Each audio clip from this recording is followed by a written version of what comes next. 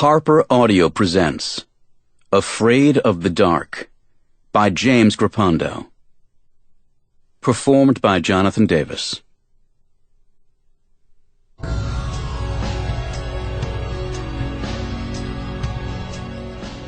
Chapter 1. KUTGW. Sergeant Vince Paulo stared at the text message on his smartphone and didn't have a clue. In many respects, Vince was at the top of his game. Good-looking and full of confidence, he'd come to the City of Miami police force straight out of the Marines after a tour of duty in the Gulf War. He was born to be a cop, and a college degree in psychology, combined with his battle-tested coolness under pressure, made him a natural for crisis management. 5 years as lead negotiator had earned him the reputation of a risk-taker who didn't always follow the conventional wisdom of other trained negotiators. His critics said that his unorthodox style would eventually catch up with him. The prediction only made Vince bolder. But this texting bullshit made him feel impotent. New acronyms popped up every hour. The coffee house had free Wi-Fi, so Vince put down his latte and Googled the definition of KUTGW. Keep up the good work. Benign enough, especially from a 16-year-old girl. Intercepting text messages between teenagers wasn't Vince's regular duty, but there was little he wouldn't do for his best friend, Chuck Mays. For years now, Chuck had partnered with Vince on a number of high-tech law enforcement projects. He was currently in Asia, looking to outsource the collection of personal information on millions of consumers and globalize his company's data mining services. His wife, Shada, and their daughter, McKenna, had stayed behind in Miami. It was an important trip, but Chuck had almost canceled it. Shada was that concerned about their daughter's ex-boyfriend. It was while Vince was giving his friend a lift to the airport that Chuck had flashed a deadly serious expression and uttered the ominous words that Vince would never forget. "I don't know the whole story, but I'm telling you, Vince, Shada is convinced that the son of a bitch is going to hurt McKenna if she doesn't stay away from him." As a cop, Vince had seen plenty of restraining orders ignored, so he didn't even suggest that the Mays family seek one. McKenna wasn't exactly cooperative anyway. She refused to let her parents monitor her cell or computer, and to Chuck's dismay, her mother had sided with McKenna. Chuck was standing on the curb outside the international terminal, 2 hours away from boarding the Miami-London leg of his flight to Mumbai, when he persuaded Vince that this was a potential safety issue that transcended teen privacy concerns. But he didn't want just anybody looking over McKenna's shoulder. Chuck provided the spy software, rudimentary stuff for a self-taught computer genius who was pioneering the personal information business. Vince agreed to review McKenna's text messages from 3 p.m. to 9 p.m. Eastern Time, hours that Chuck spent sleeping on the other side of the world. Chuck would cover the rest of the day. Vince removed the plastic lid from his tall paper cup and grimaced. More foam than fuel. That would teach him to order something other than his usual straight cup of joe. No wonder customers felt entitled to monopolize a table for hours on end. Just them, their laptops, and $5 cups of no coffee. TFANC. Time for a new coffee house. Vince spooned away the foam as McKenna's text messages continued to load on his smartphone. The wireless transfer from McKenna's memory card to his occurred in seconds. No way for McKenna to know what had hit her. Message after message, line after line, nothing but teenage babble. Vince was actually feeling pretty fortunate to be single. How do parents keep up with this insanity? Vince scrolled through McKenna's messages, coffee in one hand and a cell in the other. Reading the stuff was downright painful. OMG, LOL, CUL8R. It was the endless electronic version of Exhibit A in the case against the existence of intelligent life on Earth. One last swig of coffee, and then he froze. The most recent message hit him like a 5-iron to the forehead. It was 35 minutes old. McKenna had sent it to Jamal, the ex-boyfriend. FMLTWIA. It was alphabet soup to just about anyone who wasn't in high school. But Vince had seen the Miami Police Department's crib sheet on teenage sex and texting. Sexting.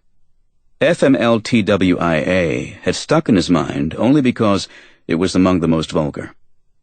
He had known and loved McKenna since she was a ponytailed little girl with half of her teeth missing, so it shocked him that she would even know what it meant. The thought of her actually sending such a message to her supposedly ex-boyfriend, made him sick to his stomach. Vince suddenly felt an avuncular need to intercede, to step in where his friend Chuck would, if he weren't 8,000 miles away. Vince dialed McKenna's cell. There was no answer, but Chuck's spyware also had GPS tracking ability. A simple punch of a button on Vince's cell would reveal the exact location of McKenna's phone, which 99.9% of the time meant the exact location of McKenna. It wasn't something he did lightly, but this kind of sexting wasn't just the high-tech version of the truth or dare games that kids used to play when Vince was in school. The on-screen coordinates told him that McKenna was at home. Vince dialed the landline for the Mays residence. No answer, which didn't mean that McKenna wasn't there, but it did mean that McKenna's mother wasn't. McKenna was home alone. Alone with Jamal. FMLTWIA. Fuck me like the whore I am. Vince didn't shock easily, and yes, it was a different world now. But if Chuck was right, if seeing Jamal was playing with fire, then this was gasoline.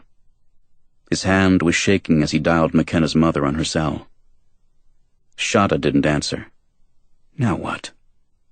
Vince had no specific instructions from Chuck on what to do if Jamal came around while Dad was out of the country. But his friend's words came back to Vince. That son of a bitch is going to hurt McKenna. And the FMLTWIA text message hardly bespoke a teenage girl with healthy self-esteem. He knew he had to do something. Fast. Vince bolted from his chair, hurried to his car, and burned rubber out of the parking lot. Steering through traffic with one hand, he speed-dialed McKenna again and again. He could tell that her phone was powered on. It took 5 rings before going to voicemail. Not the instant transfer that indicated a cell was off, but she didn't answer. Another call to her mother also went unanswered. He dialed Chuck in Mumbai, even though it was 4 a.m. there. The call immediately went to voicemail, and Vince stammered at the beep, not sure what to say. He settled on something vague but urgent. "Chuck, we've got a bit of a situation here. Call me immediately." One hell of a message to wake up to. Vince put the cell on the console and focused on driving. It was early evening, but it felt much later. Sunset came early in January, and the jungle-like canopy over Coconut Grove blocked the famous Miami moonlight, making for dark residential streets. Cyclists and joggers were out with their blinking safety lights and reflective tape. Vince was careful to avoid them as he overtook slower-moving vehicles, his car racing well above the 25-mile-per-hour limit on the winding 2-lane road to the Mays house. He pulled into the driveway and stopped so quickly that the front bumper nearly kissed the Chicago bricks. There wasn't even time to slam the car door shut as he sprinted up the walkway to the front door. He rang the bell and waited, catching his breath as he surveyed things with a cop's eye. McKenna's car was parked in the driveway. No others were in sight except for Vince's. Jamal's could have been in the garage, he supposed, beside Chuck's. He rang the doorbell again, then stepped back for a broader view of the house. As best he could tell, no lights were on inside, but that didn't mean anything. It was a 2-story house, the biggest on the block. Plenty of bedrooms and back rooms. FMLTWIA. "McKenna!" he shouted, giving the solid mahogany door 3 firm knocks. Again he waited, but with each passing second his pulse quickened. Vince had excellent cop instincts, and his gut was telling him that something was wrong, that inside the house it wasn't just a couple of high school sweethearts discovering themselves. "I'm telling you, Vince, Shada is convinced that the son of a bitch is going to hurt McKenna." Vince dialed her cell one last time, gripping his phone tightly as it rang once, twice, and then the ringing stopped. "McKenna!" No answer. but someone had picked up, he was sure of it. "McKenna, is that you?" The voice on the line was weak, but the words were unmistakable. "Help me." Vince leaped into action, kicking the front door open and drawing his firearm as he burst into the foyer. "Police!" he shouted. "McKenna! Where are you?" He switched on the lights. The stairway brightened, and Vince immediately spotted drops of blood on the beige runner. He charged up the stairs with his pistol drawn, the cell to his ear as he identified himself and called for backup. "Possible sexual assault," he told the dispatcher. "Ambulance needed." The upstairs hallway was dark, except at the very end. Outside the third bedroom on the left, the faint glow of a lamp shone through the open doorway and hovered like a ghost in the black corridor. Vince planted his back to the wall, eager to find McKenna but cautious of a possible confrontation with her attacker. "Miami police!" he shouted again. "McKenna! Are you up here?" No response. Vince moved a few steps closer to the lighted bedroom and halted. More drops of blood in the hallway. They led like a crimson trail to the doorway. From this angle he could see partially into the room. On the rug was a pool of blood. Dear God. Vince jumped into the open doorway, feet spread in the marksman's crouch, pistol aimed at any possible perp. "Freeze!" he shouted. But even that single word caught in his throat. McKenna was naked on the floor, her twisted body covered with her own blood. "McKenna!" Vince went to her, knelt at her side and raised her head from the floor. He saw no weapon in the immediate area, but the defensive wounds in her hands, her left thumb was hanging by a thread, ruled out any possibility of self-inflicted injuries. The largest wound was to a rib cage, a gaping hole that was spewing bloody foam and almost certainly indicated a punctured lung, a sucking chest wound. The internal bleeding had to be massive, but most of the blood on the floor was from the slash across the left side of her neck. A direct hit to the carotid artery would have been fatal long before, but hers had at least been nicked. Blood everywhere. So much blood. More than any human being could lose and live to tell about. Vince checked for a pulse. Weak. Almost non-existent. "McKenna!" he said, his voice rising. Her eyes blinked open. "Hold on, baby," he said. McKenna's body was going cold, so Vince pulled a blanket from the bed and covered her. He tore the top sheet into bandages. He wrapped a long strip around her chest, and he took it as a bad sign that she didn't writhe in pain. She was barely conscious. The other strip he folded into a square and applied pressure to the neck wound, careful not to obstruct her airway. Neither was much help. The blood kept coming.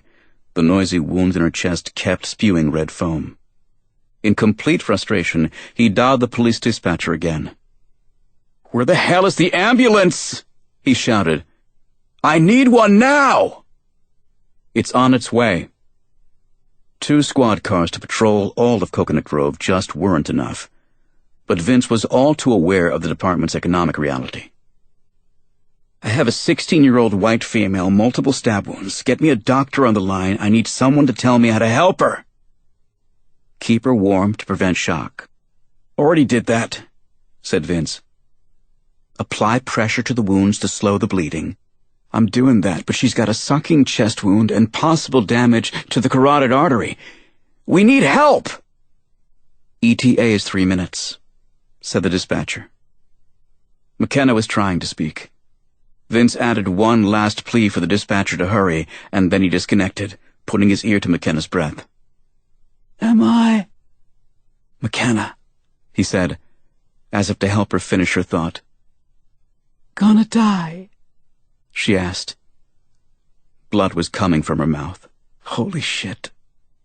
A huge part of him wanted to think only of that healthy and determined little girl he used to watch on the soccer field. The beautiful and intelligent young woman who had survived the social horrors of middle school. But as he looked into her eyes, he saw past his own denial and found himself staring into 2 darkening pools of the obvious and inevitable. Vince had seen that same look in the eyes of a fallen soldier in combat, in the eyes of his father in hospice care. McKenna was not long for this earth. He was almost certain of it. Cop instincts took over. He wasn't giving up all hope, but if the worst happened, Vince wanted to make damn sure that the low-life bastard would pay for what he'd done to McKenna. He grabbed his phone, dialed his home number, and waited for his answering machine to pick up.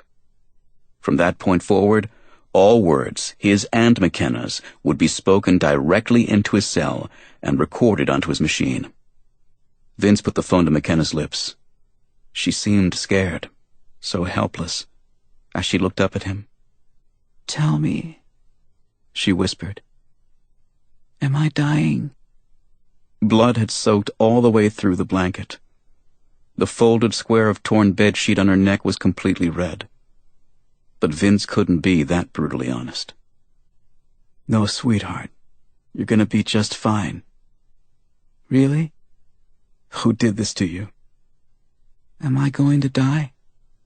"No, McKenna, you're going to be fine. Who did this?" "You really think I'm going to be okay?" "Yes. It's not your time. I saw much worse than this in Iraq, and they're all fine. Tell me who did this to you." She was fading. Vince tried again. "Who did this to you?" She coughed on the blood in the back of her throat. Vince checked the chest wound beneath the blanket. Even with the makeshift bandage, the foam oozing from the slit between her ribs emitted a gurgling noise. That hole in her chest was literally sucking the life out of her. "McKenna, tell me who did this to you." He put the cell to her mouth and her eyes closed. It was too much effort to keep them open and speak at the same time. "Jamal," she whispered. "Your boyfriend?" She tried to nod but couldn't. "My first," she said, her voice barely audible. The gurgling noise from her chest gave way to sudden silence. McKenna's eyelids stopped quivering. Vince dropped the phone, threw his leg over her body, and jumped into CPR mode. "Come on, McKenna!" he said, as he pushed against her ribcage. Frothy blood squirted from her chest wound like seawater from a blowhole, and Vince froze, not sure what to do. He tried mouth to mouth, but he was breathing into a pool of blood that had risen up in her throat. He checked her pulse. There was none. Her body was motionless. Vince tried one last series of chest compressions, and more blood shot from the blowhole. Vince fell forward, pounding the floor with his clenched fist. "Son of a bitch!" He slid his hands behind her head and supported the back of the neck. McKenna's beautiful face was dead weight in his hands. Tears filled his eyes as he took her in his arms, the blood-soaked blanket turning his shirt bright red. Sirens blared from somewhere down the block.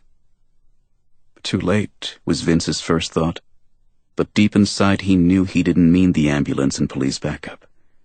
If only he had checked those text messages 20 minutes sooner. I was too late. Then he heard a noise downstairs. Jamal. He kissed McKenna's forehead, quickly pulled the blanket up over her face, and jumped to his feet. In a matter of seconds he was down the hall and at the top of the stairs. The sirens were getting closer. There was another noise. It was coming from the garage. He's still here. Vince flew down the stairs, ran through the living room, and stopped at the kitchen counter. He'd visited the Mays house many times before, and he knew that the pock-marked Pecky cypress door on the other side of the kitchen led to the 3-car garage. The sirens were loud now just outside the house. Vince should have waited for backup. But a complicated mix of emotions took over. Anger, guilt, grief, more anger. His pistol firmly in hand, he hurried across the kitchen and pushed open the door. "Freeze!" he shouted.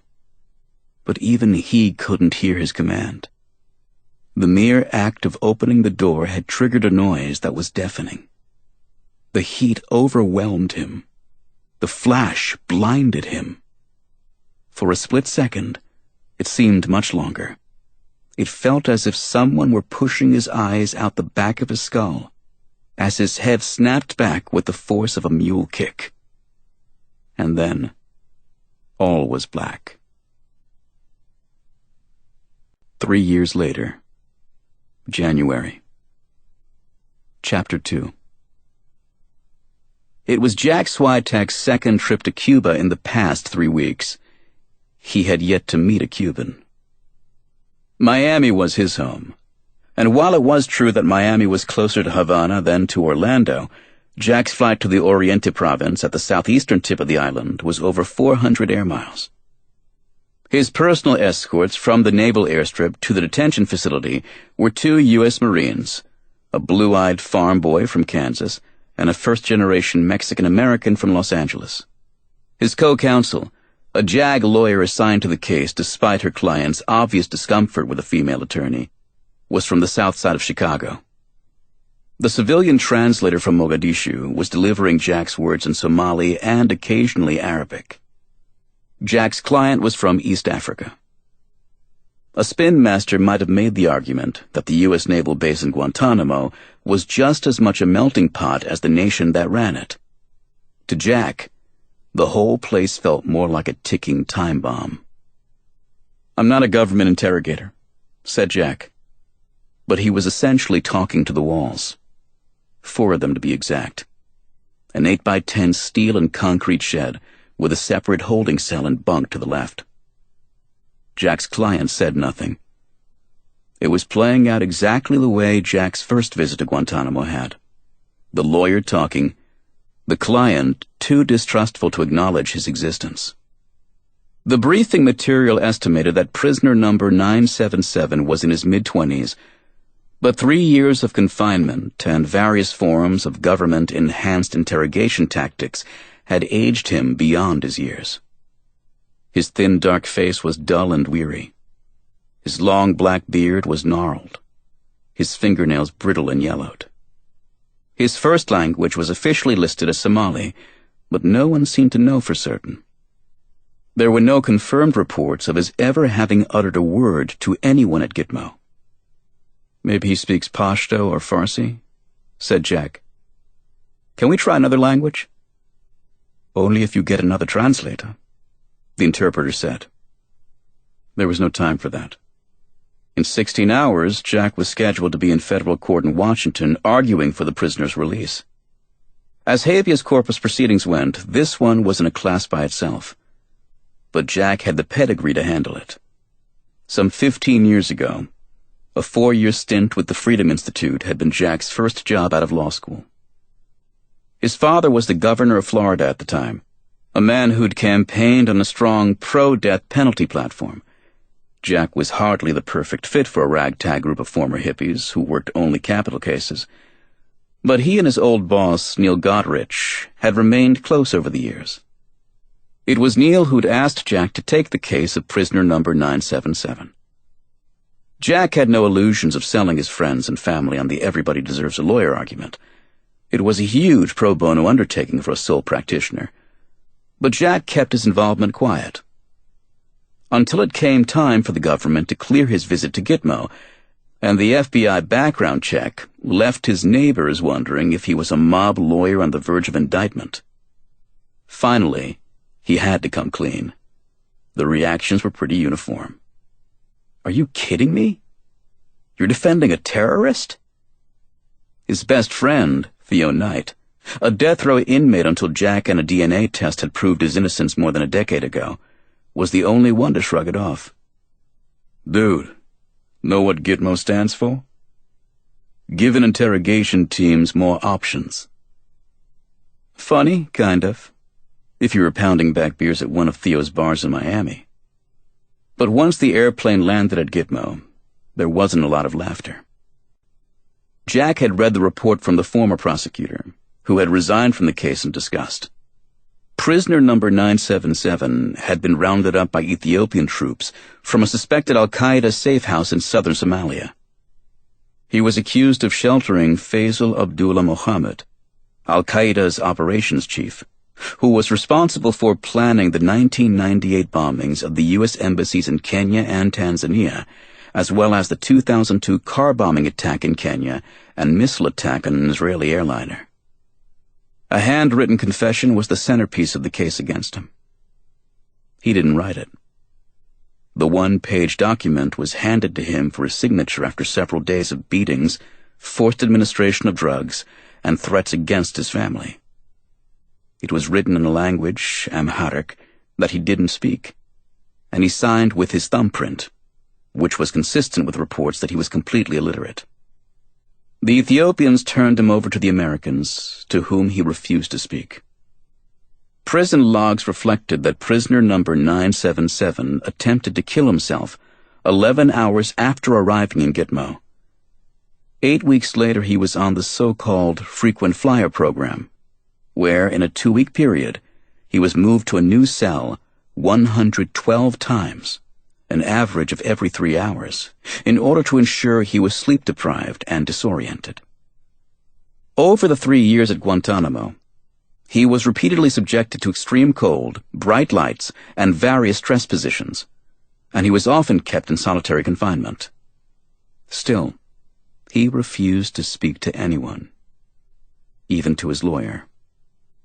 "I'm here to help you," said Jack, almost pleading now. "You have no way of knowing this, but in 28 of the 33 detainee cases heard since last January, federal judges in my country have found insufficient evidence to support keeping them in prison. Many of those men were held without charges far longer than you." The prisoner's gaze drifted away. He looked at the prayer mat, rolled neatly and resting atop his bunk, then up at the large clock on the wall, then back out to nothing. There was no reason for him to trust Jack. None. 15 minutes passed, Jack's words meeting with silence. Even on death row, Jack never had a client ignore him like this. What now? Jack glanced at the JAG lawyer to his right, then looked at the prisoner, who was now leaning back in his chair. This was going nowhere. It was absurd, really. The Yale-educated attorney sitting at a card table in a dank shed, trying to explain habeas corpus to an illiterate peasant who was chained to the floor. Jack was running out of time, and becoming anxious was not going to help. He considered his next move, then completely shifted gears. "My mother and grandmother were actually born in Cuba," Jack said. Jack paused for the translator. He knew very little about the man in shackles before him, but he knew that he must have family. Maybe they could connect on that level. The prisoner hadn't seen or spoken to his loved ones in years. With a deep breath, Jack pushed forward with his last chance at a breakthrough. "My mother left the island when she was 17, a couple years after Fidel Castro came into power. Her name was Ana. My grandmother put her on an airplane alone and sent her to live with relatives in Tampa. I can't even imagine how painful it must have been to watch her daughter go. But Abuela refused to let her child live under a dictator. She hoped to get off the island and reunite in a few months. It took much longer. She missed my mother's wedding. She missed the birth of her only grandchild, that would be me. It took 40 years for my grandmother to finally get out of Cuba. By then I was in my 30s, and my mother was long gone. Doctors didn't know much about preeclampsia back then. She died soon after I was born." The translation brought no reaction. "Forget I'm sorry." Jack didn't tell that story often, but it was the first time in his life that he told it without drawing so much as a blink of the eye. "What I'm trying to say is that I know what it must be like to be separated from your family," Jack said, and then he waited. The prisoner looked up, impassive, his demeanor unchanged. Time was running out. Jack could feel his heart beating faster, the prospect of failure strangling him. He struggled to maintain an even tone as he spoke. "I also know what it's like to be accused of something you didn't do." Jack told him about his friend Theo Knight. Arrested as a teenager, an innocent man who had wasted 4 years of his youth on death row, twice having come so close to the electric chair that he'd eaten his last meal and had his head and ankles shaved for placement of the electrodes. It was hard not to get energized when talking about Theo, and Jack's words were coming so fast that the translator was having trouble keeping up. 4 years, said Jack. That's even longer than you've been here. Now Theo is a free man. My best friend. He owns 2 bars in Miami, plays the saxophone every Saturday night at a joint he calls Si's Place in honor of his great uncle. Everybody wants to be Theo. Jack didn't mention that all of his other clients from those days were either dead or still on death row. He just let the thought of Theo and his newfound freedom hang in the gulf between them. But the prisoner was unmoved. Family, get back to family. Jack was about to start talking again, then stopped, deciding to steer clear of his famous father. Tales of the former cop, who had signed more death warrants than any other governor in Florida's history, probably wouldn't endear Jack to a man in shackles. Jack was running out of angles. He was down to Grandpa Swyteck, his father's 87-year-old father. I visited him in the nursing home a few weeks ago, said Jack. He has Alzheimer's. Jack stopped. The prisoner looked at him curiously as if, perhaps, he had been listening with interest to Jack's stories about his grandmother and Theo, and was expecting Jack to say more about his grandfather. But Jack wasn't sure what to say next. It suddenly occurred to him how little he knew about the old man. A momentary sense of sadness came over him. He was born in the Czech Republic, Jack said. Czechoslovakia was called then. Finally, a reaction. Though Jack wasn't sure what had triggered it. He simply watched as the prisoner sat up, rested his forearms atop the card table, and looked Jack in the eye. There was another long stretch of silence, and then finally, in a moment that nearly blew away Jack and everyone else in the room, the man's lips moved. I have been there, he said. In Prague. The JAG lawyer looked at Jack, then at the prisoner, then back again. He speaks, she said in disbelief. Jack took one more long look around the room, at the cell and the steel bunk and the steel toilet and the O-ring drilled into the floor attached to the man's ankles. Then he leaned forward in his chair, looking straight at the man in front of him. Yeah, how about that? Said Jack. In perfect English. Chapter 3. It was a 10-hour car ride from Miami to Pensacola, like going to Alabama. The flight in Chuck May's new Cessna took a little over 2 hours. Vince practically kissed the ground upon landing, thanking God that Chuck hadn't suffered a mid-air heart attack that would have left Vince at the controls. At the terminal, they piled into a rental car. Chuck, Vince, and Sam. Sam was Vince's golden retriever, his guide dog. Since losing his sight, Vince had heard all the amazing stories. The guy who blew his nose so violently that his eye popped out, the firefighter whose eye was left hanging by the optic nerve after a blast from a fire hose, the child who ruptured her eye on a bedpost while bouncing on the mattress. What made these cases remarkable was that in each instance, the ultimate visual impairment was non-existent or negligible, or so the tales of medical miracles went. On the other side of the coin were patients who seemed to suffer only minor ocular trauma, the globe still intact, but whose vision was lost forever. They were the unlucky ones, the Vince Paulos of the world. You are going to be amazed by this technology, said Chuck as he steered into the parking lot. Vince heard him, but he didn't answer right away. All this talk about some kind of military gadget that could effectively restore his vision had him drifting back to the day he'd lost his sight, to that pockmarked door again, the opening to his personal and permanent tunnel of darkness.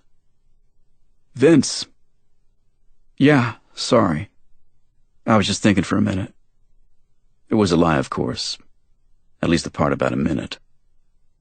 Vince had done far better than anyone had expected over the past 3 years, staying on as a full-time instructor with the police force and occasionally serving active duty as a negotiator, providing for himself, leading a surprisingly normal and enjoyable life without sight. Even so, a man couldn't help thinking and rethinking from time to time, imagining how different things might have been if he just hadn't pushed open that door. The car stopped and Chuck shut off the engine. "We're here," said Chuck. Here was the Institute for Human and Machine Cognition, IHMC, a not-for-profit research institute where Chuck had some contacts.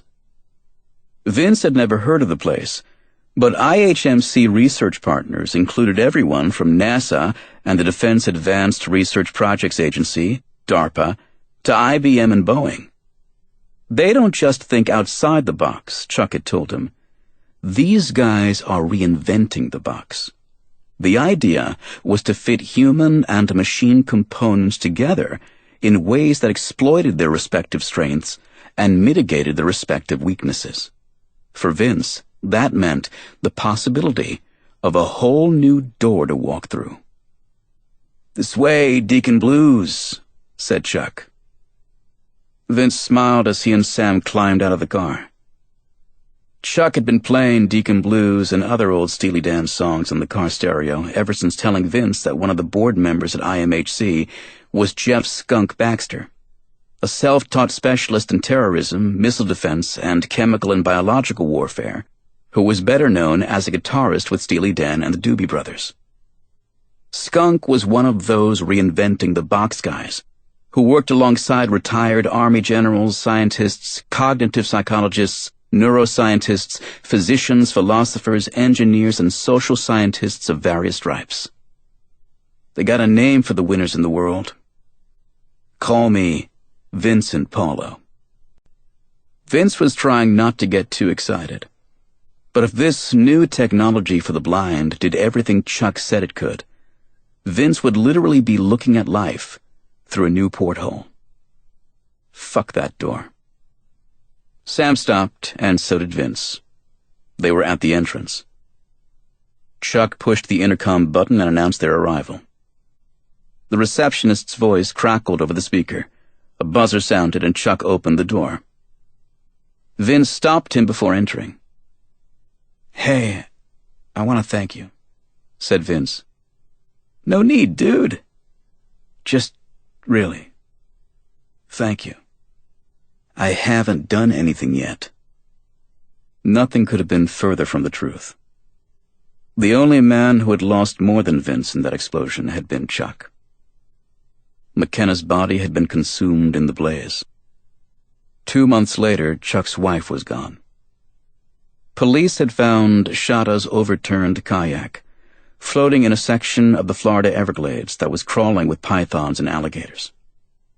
An empty bottle of Valium and a suicide note were in her car. Her body was never recovered. Not once had Chuck even hinted that Vince had dropped the ball while he was out of the country, that Vince could have done anything to prevent the tragedy. Indeed, watching Chuck rebound through his work had been a real source of inspiration for Vince. 11 months after McKenna's death, the fledgling data mining company that had been sucking cash out of the Mays family was turning a profit. 6 months ago, Chuck sold out to a media conglomerate for 8 figures and formed a new venture, MLFC Inc., which to most folks was an acronym for Mays Laser Fast Computers. It was over beers that Chuck and Vince had come up with the name, My Last Fucking Company. "You're a good friend," said Vince. "I mean that." Chuck sniffed the air like a golden retriever, then did his baritone Sam the dog voice. The shit's really getting deep here. Can I go inside and wipe my paws?" The receptionist greeted them in the lobby and took them to the computer lab. It was a room like any other to Vince. He heard the hum of fluorescent lighting overhead. He felt the cool draft from an AC duct on the wall. It was actually too cool, a sign of how many computers they were trying to keep from overheating. Yet Vince was perspiring with anticipation. Finally, Dr. Adam Feldman joined them. Feldman had a PhD in neuroscience, hours of experience with a device called Brainport, and the good sense to cut the small talk short. He quickly launched into business. "The basic premise here," said Feldman, "is that you see with your brain, not with your eyes." "Which means I've seen a lot of the inside of my skull over the past 3 years," said Vince. "I meant that all sighted species see with their brains," said Feldman. "All the brain needs is the input. In your case, the eyes can no longer transmit. That's where Brainport comes in. Could you remove your sunglasses, please?" Vince always wore them. To the office, at the beach, inside the house. He even wore them on his rock-climbing vacation last August. He heard a panting noise as he tucked the sunglasses into his coat pocket. "Is that Sam or me?" asked Vince. Dr. Feldman chuckled. Vince figured he wasn't the first blind man to get a little giddy over this device. Feldman described what he was doing each step of the way, partly to educate Vince, partly to help him relax.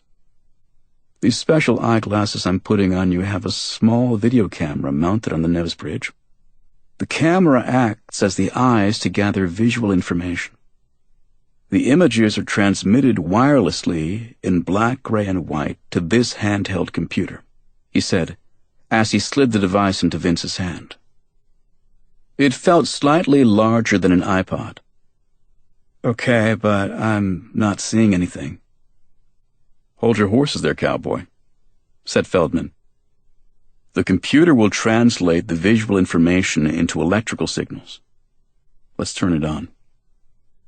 Feldman guided Vince's thumb to the switch. Vince pressed it and waited.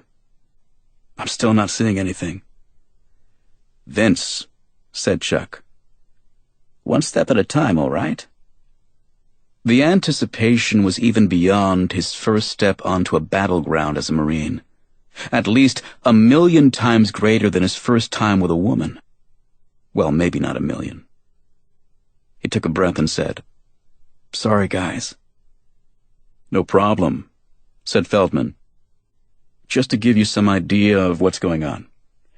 Brainport is built on the concept of sensory substitution, which means that when one sense malfunctions, another sense can compensate, serving as a stand-in. Even a blind person walking down the street with a cane is basically using a form of sensory substitution." "Been there, done that," said Vince. He reached down and patted Sam on the withers. "Don't worry, buddy, I'm keeping you." "You raise a good point," said Feldman. "I don't want to overstate the device. It's meant to supplement the cane and the guide dog. The idea is to help you perform everyday tasks that may seem simple to the sighted, such as reading street signs and searching for empty seats on a bus. A little additional information will make your life easier and safer." "Tell him how you're studying it here at the Institute," said Chuck. Vince couldn't see him, but somehow he knew Feldman was smiling. "Again," he said, "we're talking about sensory substitution. Imagine a Navy SEAL with superhuman senses similar to those of owls or snakes." "Are you saying I have to walk around sticking my tongue out at people?" "No, but you're on the right track. The tongue ultimately replaces the eyes in transmitting visual input to the brain. That camera mounted on your glasses acts as your eyes. The visual images go to the little computer in your hand, and the computer translates the visual information into electrical signals. Those signals are transformed into gentle electrical impulses that end up on your tongue." "How?" "The lollipop," said Feldman. "The what?" "It's an electrode that you hold in your mouth to receive the electrical signal. The white portions of images become strong impulses, The gray become medium impulses, and the black result in no impulses. The tongue sends these impulses to the brain, where they are interpreted as sensory information that substitutes for vision. The whole process works in much the same way that the optic nerve in the eye transmits visual information to the brain. That's great if it works. What do you think about that, Sam? The bushy tail brushed Vince's ankle as it wagged. You ready? Asked Feldman. Beyond ready, said Vince. Bring on the lollipop. Chapter 4. At noon the following day, Jack was having lunch near the federal courthouse at a Japanese restaurant called Sue Him Sue Her Sushi. Truly the kind of place that could whet the appetite of Washington lawyers, as long as the waiters avoided the obvious jokes about sharks eating raw fish. The case of Khalid al-Jawar versus the President of the United States of America was heard in the same courthouse opposite the National Gallery of Art, where, in that other world before 9/11, a grand jury had heard the sordid details of the Monica Lewinsky affair, and Judge John Sirica had sorted out the Watergate scandal. Jack had elected not to have his client testify via secure video feed from Guantanamo, arguing that it was the government's burden to justify the detention. By 11:30, the hearing had ended and the judge had issued her ruling from the bench. Neil Godrich was on his third cup of sake, furiously drafting a press release. "How's this?" asked Neil, trying to make sense of his own scribble on the yellow legal pad. Today, yet another Guantanamo detainee, Khalid al-Jawar from Somalia, was ordered released by a federal judge in Washington on the ground that there was insufficient evidence to justify his detention. While this is not the first detainee proceeding in which release has been ordered, the case of al-Jawar is particularly striking. He was just a teenager when he was shipped to Guantanamo 3 years ago. Unquestionably tortured, never accused of being a member of either Al-Qaeda or the Taliban, barely saved after a suicide attempt upon his arrival at Gitmo, and then locked in a cage indefinitely with no charges against him. The case completely unraveled after al-Jawar's lawyer, Jack Swyteck, son of former Florida Governor Harry Swyteck, presented long-concealed evidence that his client confessed to sheltering al-Qaeda operatives in East Africa, only after Ethiopian troops threatened and drugged him into submission. So unpersuasive was the government's evidence against him that the judge excoriated the Justice Department in an unusually strident and hostile tone for attempting to continue his detention. He paused, looked up, and frowned at Jack's reaction. "What's wrong?" "Too much," said Jack. Neil took another hit of sake. "All right, I'll leave your father out of it." "It's not that. I just don't like it." "But it's all true." Jack put his chopsticks aside and leaned forward, his expression very serious. "What if he blows up a building tomorrow?"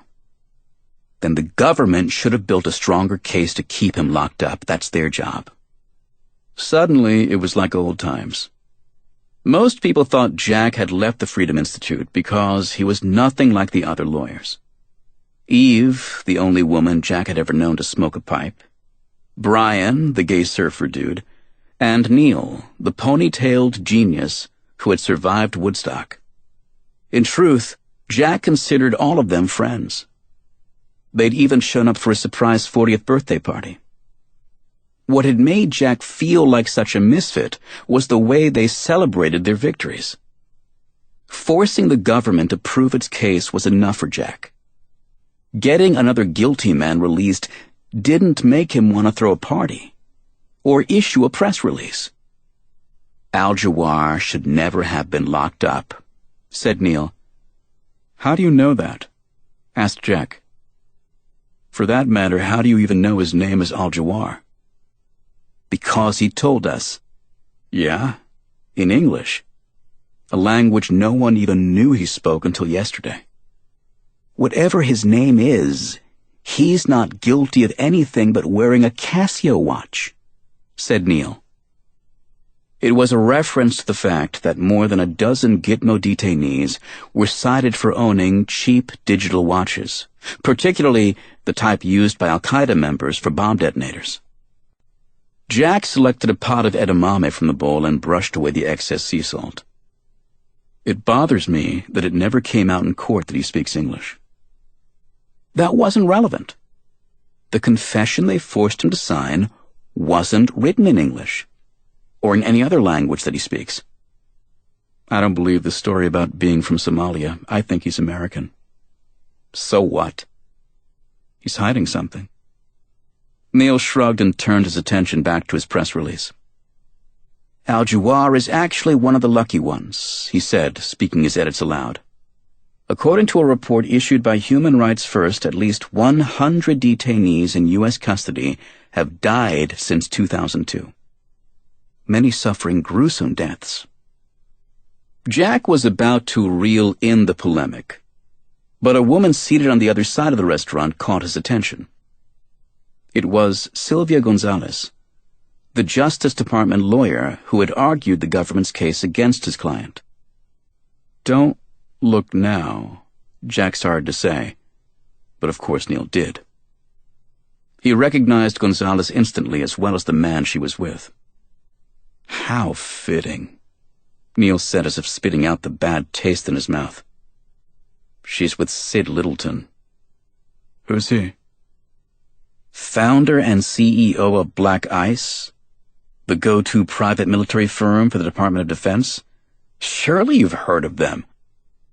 They're the independent contractors that the military hires to do things the military can't do, like shooting unarmed Iraqi civilians.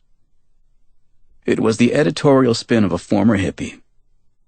But just as Jack was about to goad him into saying something really entertaining, the prosecutor spotted them. Whoops, here she comes, said Jack. Be nice. Congratulations, Gonzalez said as she offered her hand. Jack shook it. You did a heck of a job, she added. The conciliatory tone and gesture put him off balance. It was extremely professional of her. All the more reason not to issue that stinging press release. Thank you, said Jack. He quickly introduced Neil, who remained in his chair, acknowledging her only with a weak wave of the hand. For Neil, anyone who lunched with the likes of Sid Littleton and Black Ice was the enemy, and there was never any fraternizing with the enemy. I was just putting the finishing touches on our press release, said Neil. Jack sighed, wishing he hadn't mentioned it. You may want to hear what I have to say first, said Gonzalez. Neil chuckled, but Jack wasn't sure why. Gonzalez said, I apologize for interrupting your lunch, but I'd rather not put this in an email, and I think it's only fair to give you a heads up on some last-minute developments in the Al-Jawar matter. Your client is on a flight to Miami as we speak. Jack bristled. I knew he was American. Why? Custody is being transferred to the Florida Department of Law Enforcement. Neil popped from his chair, unable to contain himself. What do you mean transferred? The judge ordered his release. He is being referred to the Miami-Dade State Attorney for prosecution on criminal charges unrelated to terrorism. What? Jaywalking? Said Neil, his neck swelling. This is ridiculous. Easy, Neil, said Jack. No, this infuriates me, said Neil. Every time a judge rules for a detainee, the DOJ tries to save face with vague references to some new evidence collected by the task force on detention that may lead to a criminal indictment. It's sleazy. This is another example of the administration's defiance of a court order and its refusal to admit that there was never any legal basis to detain these prisoners. This morning, a grand jury indicted your client on 1 count of first-degree murder and 1 count of attempted murder, said Gonzalez. Neil fell silent. Jack did a double-take. And you say this is unrelated to terrorism? It's purely a local law enforcement matter, she said. Your client is from Miami. His real name is Jamal Wakefield. And 3 years ago, he killed a girl named McKenna Mays. Stabbed her to death. Jack gave it a moment to sink in. Then he looked at his old boss and said, Let's hold off on the press release, Neil. Chapter 5. Jack was back in Miami by nightfall. He was wandering around, lost in the airport's Flamingo garage, when he finally remembered that his car was in the Dolphin garage. To a Floridian, parking garages named Dolphin and Flamingo were like identical twins named Frick and Frack. All that was missing was cousin Royal Palm. A ridiculously long-moving sidewalk connected the two garages, and Jack's cell rang as he stepped onto it. The display read, Sunny Gardens of Doral. It was his grandfather's nursing home.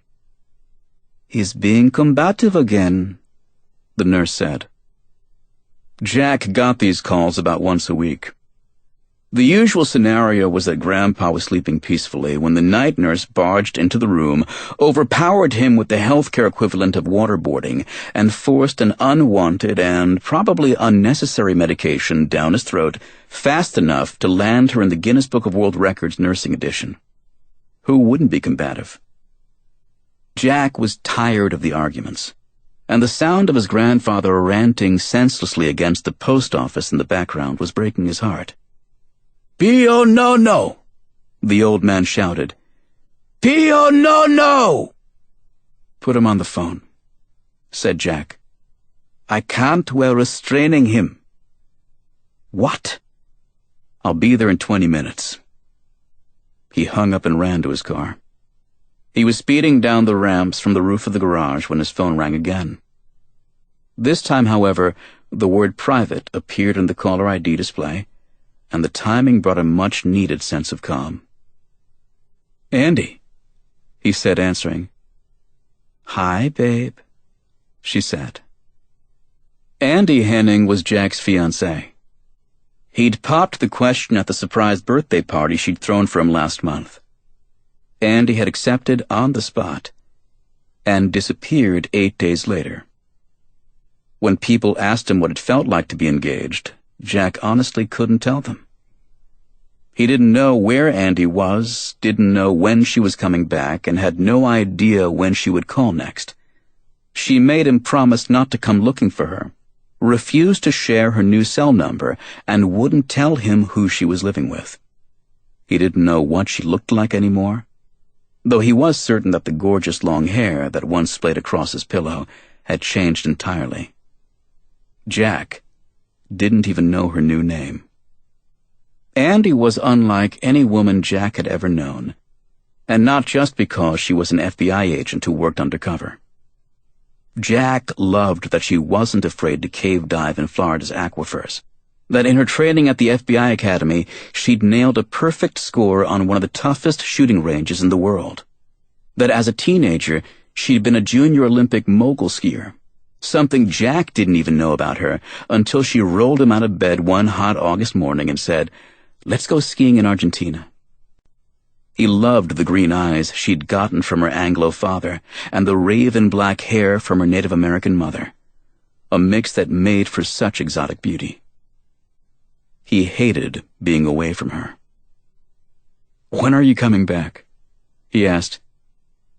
"You know I can't answer that," she said. He knew, but on days like today, he couldn't help but ask. Funny, he'd been divorced for years, perfectly fine with living alone, but Andy's enthusiastic yes had been like the flip of an emotional light switch. The thought of being away from her tonight was almost too painful. "I can't talk long," she said. "Just wanted to check in, say I love you." "Love you too." "And Jack." "Yeah?" "I'm not at liberty to say much about this, especially over the phone, but—" He waited, then prodded. "But what?" "Do yourself a favor," she said. "Stay away from the Jamal Wakefield murder case." Jack gripped the phone. It had been one of their express understandings, a solemn pact to ensure a happy marriage between a criminal defense lawyer and an FBI agent. He didn't tell her how to do her job, whether to take this undercover assignment or that one, and she didn't tell him what cases to handle. He knew it wasn't a rule she would have broken lightly. "I'll keep that in mind," he said. "Good," she said. "I'll call again when I can." "One more I love you," and she hung up. Jack tucked the phone away and stopped the car to pay the teller at the exit to the Flipper, Flamingo, String Bikini, Pina Colada, whatever garage. He tried to take Andy's advice in the spirit in which it had been given. It was eating at him so badly, however, that he almost missed his exit for the Dolphin, what else, expressway. A cab driver gave him the horn and the finger as Jack cut across 2 lanes. His train of thought switched to his grandfather shouting out random letters while trying to break out of the Alzheimer's bed restraints. But he was also thinking about Andy's advice, warning, whatever it was. Stay away from the Jamal Wakefield murder case. He knew her concern had nothing to do with the fact that the accused was a former Gitmo detainee, or that the victim was a 16-year-old girl. It wasn't even the fact that the attempted murder charge involved the blinding of a cop named Vincent Paulo. It was the fact that Jack knew Vince. Not only knew him, but owed him. He and Theo both were indebted to Sergeant Paulo big time. And now, Jack represented Before we move forward, let's take a little breather. Lean back, enjoy a peaceful tune, and get ready for the next exciting chapter. A hurricane can't keep calm when you're in my space. Heartbeats race in this endless chase.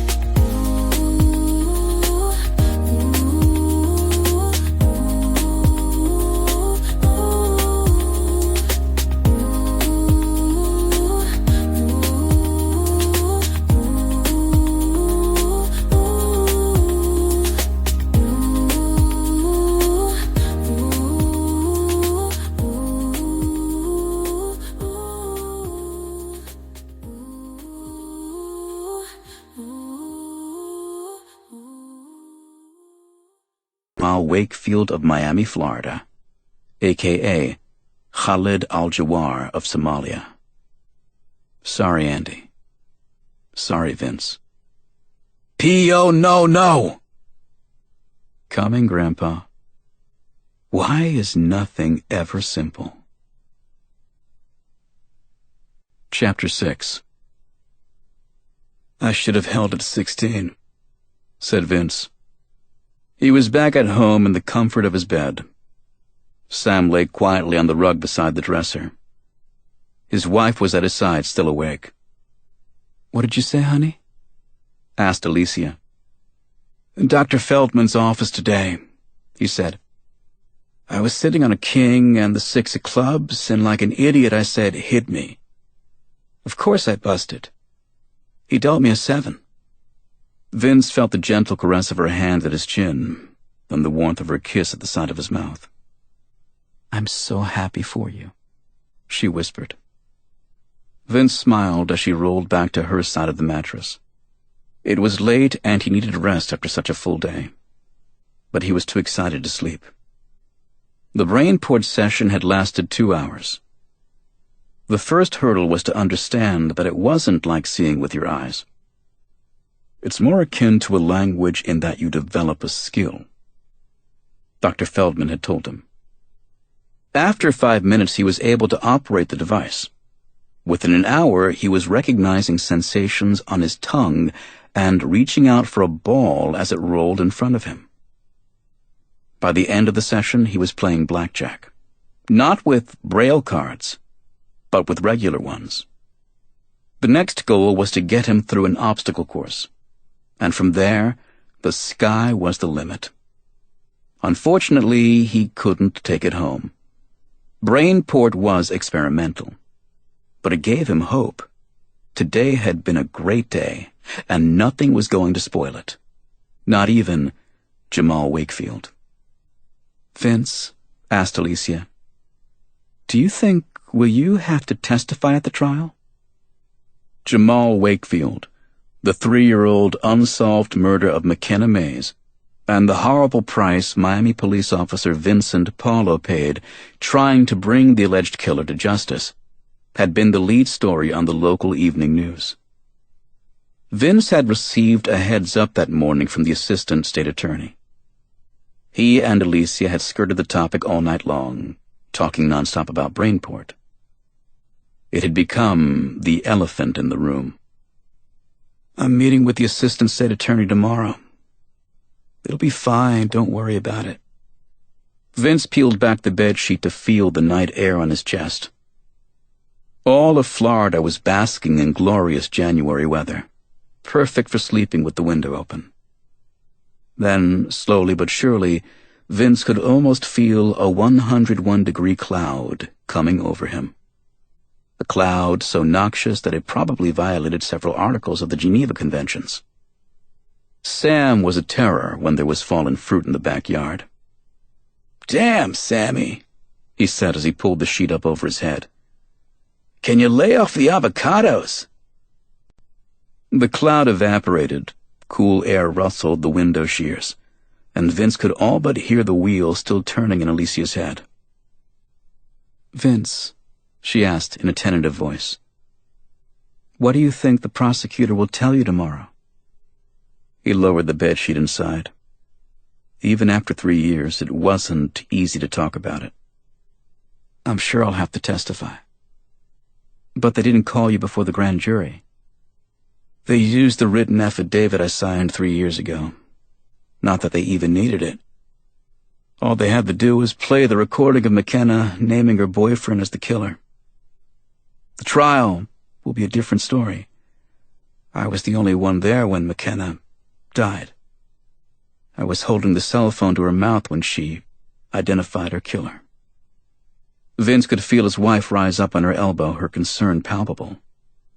"I'm scared," she said. Those words hit him hard. Alicia didn't scare easily. They'd met on the force when Alicia's father had been Miami's mayor, and she'd risen to become one of the top young cops in the department. "There's nothing to be afraid of," said Vince. "I mean, I'm afraid for us," she said. "I don't want this to take us back to the bad old days." She was talking about a stretch of time before they were married, a few weeks after he became a hero, soon after the doctors removed the bandages, when Vince came to the frightening realization that he would never again see her smile, never look into those eyes as her heart pounded against his chest, never see the expression on her face when she was happy or sad or just plain bored. That was the same day he'd told her it would be best to stop seeing each other, and the unintended pun had made them both cry. Vince held her tight. "That's not going to happen." She unwound from his embrace and pressed her forehead against his, as if willing him to look her in the eye. "Do you promise?" It gave them goosebumps, this latest confirmation of how foolish he had been to push Alicia away, assuming as he had that it was only a matter of time before a beautiful young woman fell out of love with a blind man. "Yes," he said. "I promise." A strange noise reverberated near the dresser. They froze, each one processing it in a separate darkness, and then shared a laugh as they dove beneath the sheets. "Sam!" Chapter 7. On Thursday morning, 2 hours before the scheduled arraignment of Jamal Wakefield in Miami-Dade County Circuit Court, Jack went to the pretrial detention center with just one objective. "I'm withdrawing as counsel," he told Neil. The long prison corridor was lined with iron bars, and Neil had been waiting for Jack outside one of the attorney-client conference rooms. Charged with a capital offense, Jamal was held in a safety cell, away from the drunk drivers and petty thieves, which meant that he was allowed just 2 under-glass visits per week. Inmates were allowed to meet and talk privately with their lawyers, however, and Jamal Wakefield was waiting on the other side of the locked door. Jack blurted out the words before Neil could even say hello. "I'm sorry," said Jack. "I'll do whatever I can today to transfer the case to you, but I'm out." Neil just smiled, completely unfazed. "Like old times, isn't it?" It was indeed déjà vu.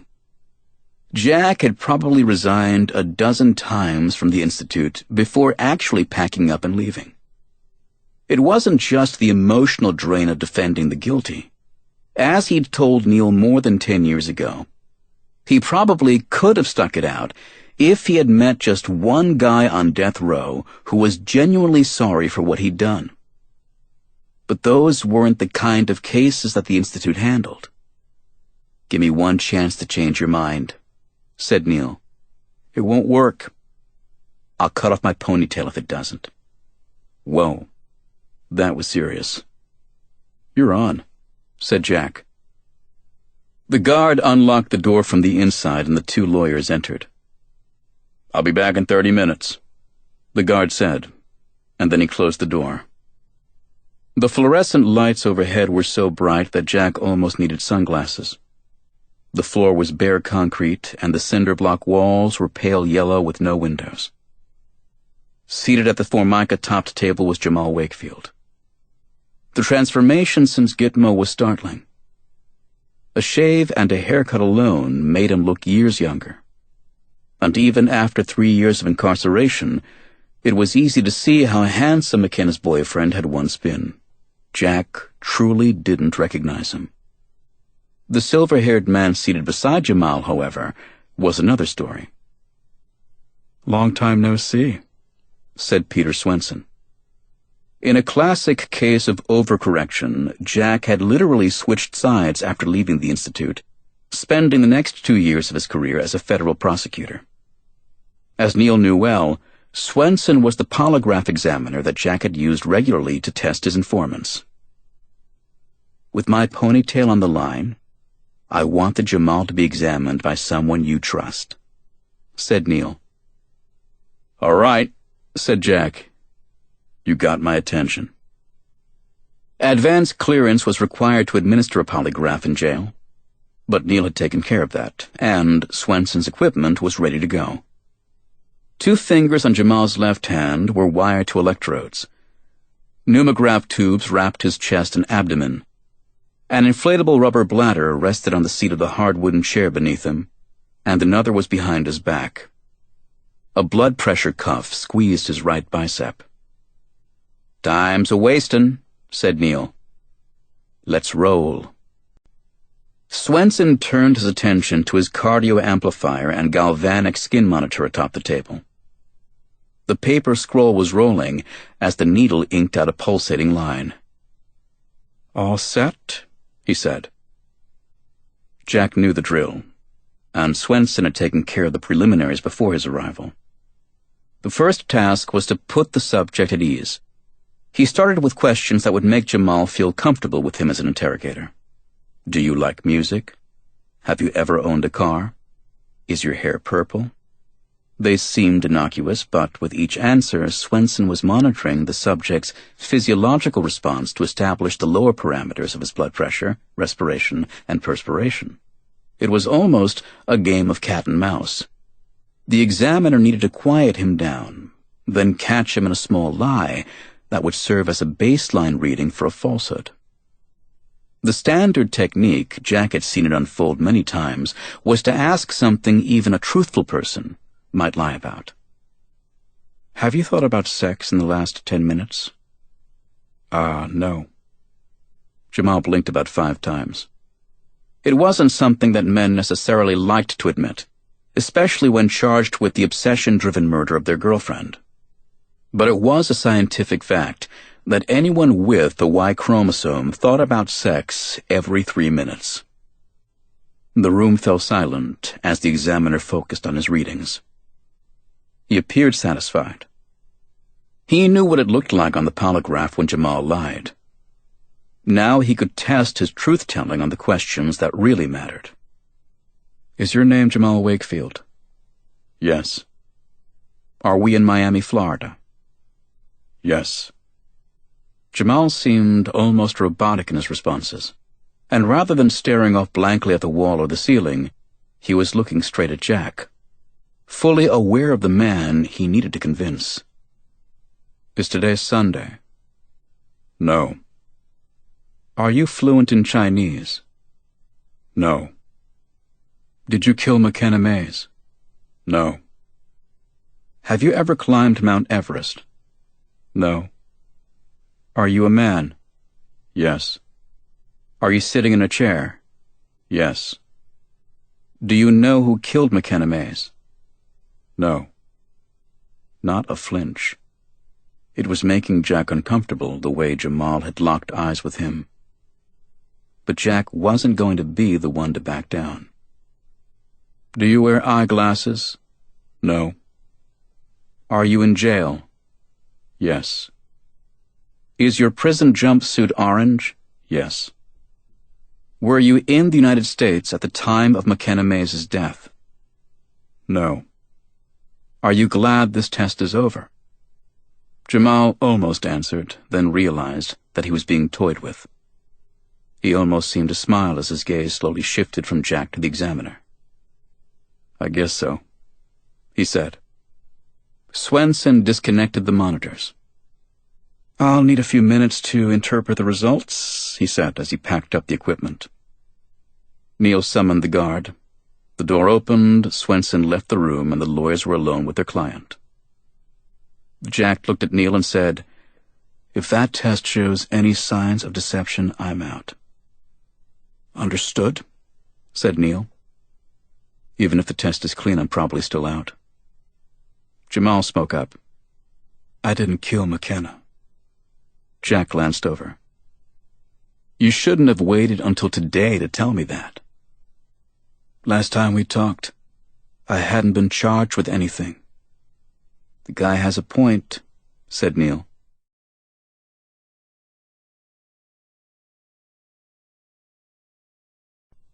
Jack and Jamal had locked eyes again. "You don't deny the fact that you were McKenna's boyfriend, do you?" "I don't deny that." "So you knew you were the prime suspect in McKenna's murder?" "Yes," Jamal said. "I knew."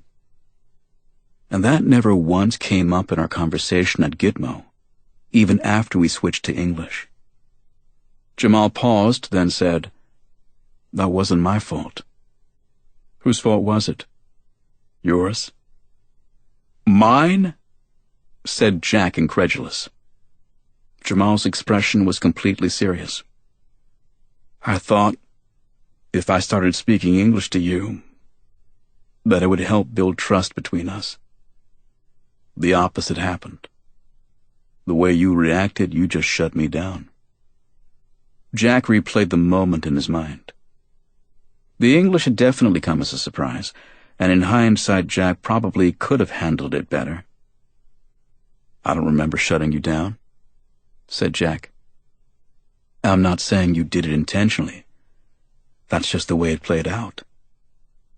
You mentioned your grandfather was from the Czech Republic, and I told you I'd been there." "You told me in English," said Jack. "And from that point on, the whole conversation was all about my native tongue. We never followed up about Prague." "What was there to follow up about?" Jamal gave him an assessing look. "That's where I was when McKenna was murdered." The words came over Jack like an Arctic front. Before he could speak, there was a knock at the door.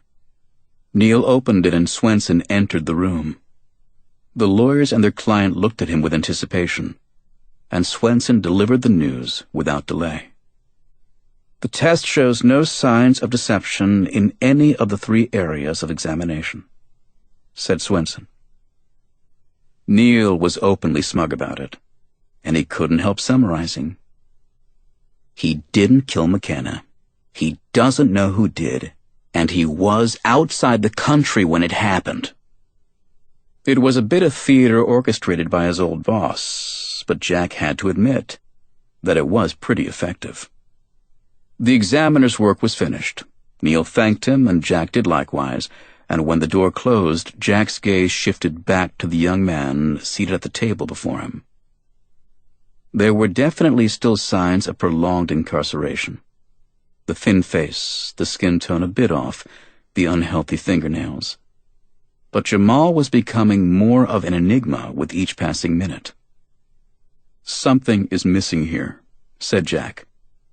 "The police have a recording of the victim saying in her dying breath that you killed her. But you were in Prague." "That's right," said Jamal. "Am I to believe that this case is as open and shut as handing over your passport to the state attorney?" "My passport won't show that I went anywhere." "Were you traveling illegally?" "You could say that." "What about an airline ticket?" "I can't help you there." "Credit card statements or cell phone records, nothing like that?" "Any photographs of you out of the country?" "No." "Travel records of any kind?" "Unfortunately, no." Jack puzzled for a moment, then asked, "Were you traveling with someone?" "Yes." "Who?" "That's not really clear." "Are you being a smartass?" "Not at all." "How did you get there?" Jamal glanced at Neil, apparently seeking a green light, as if to ask, "Do you think Swyteck is ready for this?" Jack followed the prisoner's gaze toward Neil, who simply pulled up a chair for his co-counsel. "It's a long story," said Neil. Jack didn't move. Then finally, he came to the table and took a seat. "All right," he told his client. "Let's start at the beginning." Chapter 8. "I was born in Somalia," said Jamal, "my father's homeland. My mother is a U.S. citizen, so I am too. She and my father never married, and she took me to Minneapolis when I was a baby. Lots of Somali immigrants there." "I didn't know that," said Jack. "Somali Scandinavians who can tell the difference." A sense of humor. That's new. "My father still lives in Mogadishu," said Jamal, "so I speak Somali as well as English. I lived with my mother until I dropped out of high school and got the hell out of the freezer. I hopped on a bus to Florida and took an apartment in Miami Beach. I waited tables for about a year, then finally got a job with Mr. Mays." "I presume that's how you met McKenna," said Jack. "Yup. He's a self-taught computer whiz who never finished high school. Just like me. We hit it off. He introduced me to his daughter. I was 19, she was 16, but very mature for her age." Neil popped open his briefcase. "I have pictures," he said as he laid them out on the table. The difference between Jamal's appearance then versus now was not as dramatic as Jamal the client versus Jamal the Gitmo detainee, but it was striking nonetheless. Not so long ago, Jamal had sported nothing short of movie star good looks. Even so, one's eyes naturally gravitated toward McKenna. "Pretty girl," said Jack. "Beautiful," said Jamal. "I used to kid her that she was the perfect blend of obnoxious blonde father and stunning Bahamian mother that modeling agencies look for." Jack held his next question, choosing instead to observe for a moment. Jamal wasn't able to look away from the photograph, his eyes moistening. It was the first real show of emotion Jack had seen from his client. If it was real. "Did you get along with her mother?" "It's funny. I thought we were going to get on just fine. McKenna told me that her grandfather was Muslim, like me, but I guess her mother had rejected Islam." "Did she reject you?" "It wasn't anything specific. I just got a vibe that she wasn't nuts about me." Jack checked his watch. The arraignment was less than an hour away, and he needed to speed things up. "Let's fast forward a bit," said Jack, "to the time before McKenna's death. Tell me how you came to leave the country." I was abducted. Abducted? Yes. He said with a straight face. By whom? I don't know for sure, but I believe it was the U.S. government. Okay, I'm out of here, said Jack as he pushed away from the table. No, listen, said Neil. Jack shook his head. I took this case pro bono because you were right, Neil. Everybody deserves a lawyer. But I'm a sole practitioner, and I don't have time to talk spy novels to a circuit court judge. My father is a recruiter for Al-Shabaab, said Jamal. The Mujahideen youth movement. That got Jack's attention. While preparing for the trip to Gitmo, he had heard of Al-Shabaab. Officially designated a terrorist organization by the United States in March 2008, it had been waging a war against Somalia's government to implement Sharia, a stricter interpretation of Islamic law. Yesterday, I stood before a federal judge and assured him that there was no basis to detain you at Gitmo, Jack said, his eyes narrowing. Now you're telling me that you were an Al-Shabaab recruit. I have nothing to do with them, said Jamal. But they definitely tapped into my old neighborhood in Minneapolis. Neil added, Ethiopia invaded Somalia in December 2006 to push the Islamists out of Mogadishu. It was an outrage to most Somalis, which made it an easy rallying cry for Al-Shabaab. Ever since then, they have been reaching out to young Somalis all over the world, recruiting them to fight. At least 2 of my friends from high school ended up dead in Somalia, said Jamal. Jack settled back into his chair, willing to listen a little longer. What does any of this have to do with your being abducted? 2 high school friends of mine were killed fighting in Somalia. My father was a recruiter in Mogadishu. Obviously, my name landed on somebody's list of suspected terrorists. Things were slowly starting to sound more plausible. Jack checked his watch again. Time was short. Tell me what happened, the short version. Like I said, I was working for McKenna's father in Miami. He did a lot of secret projects, some for the government, some for private industry. I never knew who the clients were, never got the details. But he had this one called Project Roundup, and I knew it was big. Big in what way? The supercomputer ability, the amount of data being gathered, the data mining capabilities, everything was out of this world. What part of the project were you involved with? Encryption, said Jamal. How to encrypt your own data or how to read through someone else's encryption? At the time I was abducted, I was doing both. Let's get back to that. When you say you were abducted, I mean exactly that, said Jamal. Some goons came into my apartment in the middle of the night, threw me on the floor, put a hood over my head, stuck me in the ass with a syringe, and then it was lights out. Did you get a good look at them? No way. Then what happened? I woke up in a dark room strapped to a table, and from then on it was like a scene out of 24. What do you mean?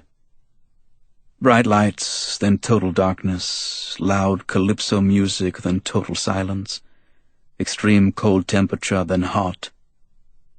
Every time I fell asleep, a sprinkler in the ceiling squirted me with ice-cold water. The only time I wasn't shackled to the floor was when they put a hood over my head, so I kept walking to the walls. They wouldn't let me use the bathroom when I needed to. Didn't feed me until I was starving. And then after I finally got something to eat, they served me another 3 meals 10 minutes apart. All of this was obviously designed to disorient me. Then the interrogation started. What did they ask you about? Project Roundup. I told them everything I knew about the encryption, but they insisted that I knew more than I was telling them.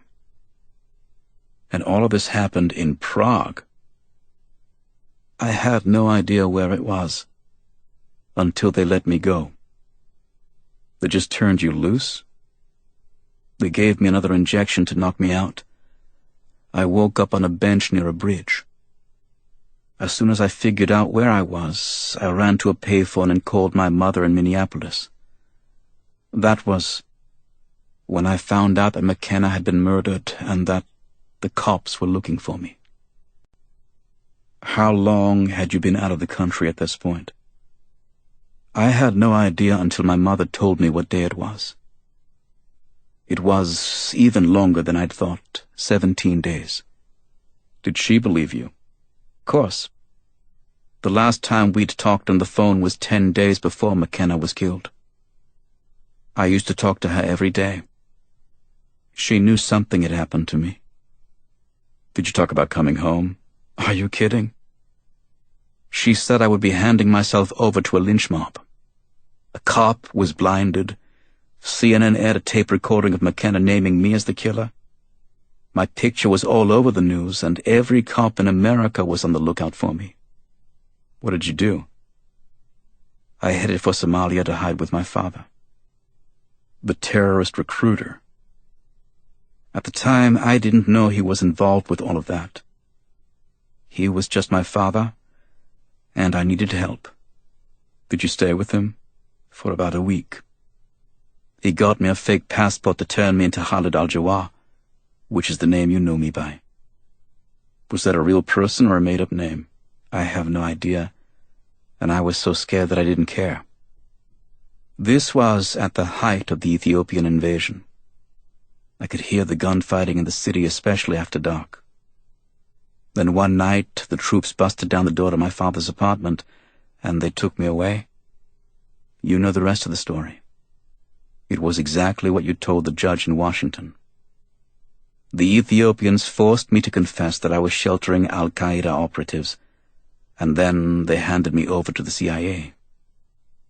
Probably for some amount of bounty money, said Neil. I'm sure, said Jamal. Next thing I knew, I was on my way to Gitmo. And you didn't bother telling them who you really were? Well, I would have been sent to Miami on murder charges. I figured that if I kept quiet, if I could play the part of a Somali peasant named Khalid al-Jawar, the Americans would have to release me sooner or later. So no one at Gitmo ever accused you of being Jamal Wakefield? Nope. Jack looked at Neil. They must have known. Fingerprints or something. Jamal glared, as if he resented having to repeat himself. They never said anything about it, said Jamal, his voice taking on an edge. Jack said, obviously the interrogators in Prague knew your true identity, right? Well, they knew everything about me there, and they used it too. In what way? Threats, mainly. They threatened you. All the time. It started mostly with threats against my mother. The things they were going to enjoy doing to her if I refused to talk about Project Roundup. Any other threats? Yeah, including one that they kept. Tell me. Jamal's expression turned very serious. They said if I didn't give them the information they wanted, they would kill McKenna. His words hung in the air as if her violent death had taken a whole new turn. There was a knock on the door and the door opened. Showtime, the guard said. Jamal's arraignment was scheduled for 11 a.m., and there was just enough time to get the prisoner downstairs for a court appearance via closed-circuit television from the jailhouse. So, asked Neil, does this mean I get to keep my ponytail? Jack had almost forgotten that Neil had bet his precious locks that Jack would stay on the case after hearing Jamal's story. But it didn't take the smartest lawyer in the world to see the problems in Jamal's case, even if he was telling the truth. For now, he said, but keep your scissors handy. Chapter 9. It was 11:04 p.m. when Jack finally got home from the office. When it came to pro bono cases, the well-established rule that no good deed goes unpunished seemed to have an exponential ripple effect, as if every hour spent working for free put you 3 hours behind on billable files. He walked through his front door and plopped on the couch just in time for the tail end of the lead story on the late local news. "Wakefield was denied bail," said the anchorwoman. "A trial date has not yet been set." Trial. The very thought made Jack shudder. Neil had offered to pay him out of the Freedom Institute's operating budget. But Jack knew how that would play out. Jack would present a bill, and Neil would wax on about all the school children who would have to go without textbooks because there was no money to sue the mayor for paying six-figure salaries to his chauffeur, his barber, and a 19-year-old waitress at Hooters who was also his secretary. Jack switched off the TV, changed into jogging shorts and a t-shirt, his standard sleepwear, and headed to the bathroom to brush his teeth. He'd been too busy all day to think much about Jamal Wakefield, but naturally bedtime brought the nagging questions to the fore. Had Jamal been out of the country when McKenna was murdered? Or did he go on the run after she was killed? Was he telling the truth about the first round of secret interrogation? Or was he making up an alibi? The polygraph examination was clear enough, no signs of deception. But that had absolutely no bearing on what was perhaps the biggest question of all. Why in the hell are you even doing this? He asked his reflection in the mirror. It sure wasn't for the pat on the back from friends and family. Grandpa Swyteck had seemed to sum up the absurdity of it all. It had taken Jack 2 hours to calm him down from his combative episode. And it had been hard to tell if Grandpa was grasping any of the things Jack was telling him about his day. Finally, he'd leveled off at a semi-lucid level. Or so Jack had thought. "My grandson, defending terrorists," he said bitterly. Apparently, he'd absorbed plenty. "Accused terrorists, Grandpa." "That's a hell of a job for a Jew." Jack had blinked hard, not comprehending. "A lot of the lawyers representing the detainees are Jewish, actually." The ceiling tiles had suddenly caught Grandpa's attention, and he was swatting at dust floaters like a man catching flies. Jack needed to reel him back in before the nurse returned to chart him as combative. "Grandpa, you know we're not Jewish, right?" "What do you mean we're not Jewish?" In truth, Jack had never known his grandfather to be of any faith, but the angry glare had taken Jack aback. "You were born in Bohemia in what used to be Czechoslovakia." "We're Czech." "Yes, Czech Jews." Jack could have spent the next 10 minutes trying to explain that even though Grandpa had never been a church-going man, his son, Jack's father, had gone to Mass every Sunday, married a Catholic girl from Cuba, and even taken communion from the Pope during his second term as governor. But Grandpa had dozed off, exhausted from his earlier struggle with the nurse. "Getting old sucks," Jack said to the 40-year-old man in the mirror. Jack heard a car door slam. He returned his toothbrush to the rack and peered out the bathroom window. But overgrown palm fronds blocked his view of the driveway. He listened. Footsteps. Someone was definitely out there. Key Biscayne was safe by Miami standards, but the last time anyone had shown up unexpectedly at his house after midnight, a couple of pissed-off Colombians had decided to express their displeasure with his courtroom performance by turning his 1966 Mustang into a charred hunk of metal. Jack went down the hall to the living room and waited. It was dark, lighted only in places by the dim glow of an outdoor porch lamp that shined through the open slats in the draperies. He listened, hearing nothing, but something, a sixth sense, told him that someone was on the other side of that door. "Who's there?" he asked. There was no answer, but as he started forward, the knock startled him. It had the familiar rhythm. Da, da, da, da, da, da. He stood in silence, waiting for the final da, da.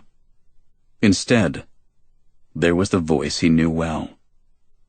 "I'm back," said Andy. She couldn't carry personal items, including a house key, when she was working undercover. Jack smiled as he hurried to turn the deadbolt and open the door. He barely got a look at her face before she burst across the threshold, threw her arms around his neck, and planted her lips on his. The passion was contagious, but finally she stopped for air. "You're blonde," he said. "You like it?" He wasn't sure, but he was glad the FBI hadn't forced her to cut her hair for her assignment. "Looks great." He laced his fingers with hers and noticed she was not wearing the engagement ring he'd given her. "Sorry," she said, attuned to his discovery. "I love my diamond, but it doesn't fit the undercover role." It was the most she'd told him about her assignment to date. "Are you going to tell me what role that is?" "If I told you, I know, you'd have to kill me." "That's the bad news," she said, smiling coyly. "The good news is, wait until I show you my preferred method of execution." "So you are going to tell me?" "No. In your case, I punish the ignorant." "You mean innocent?"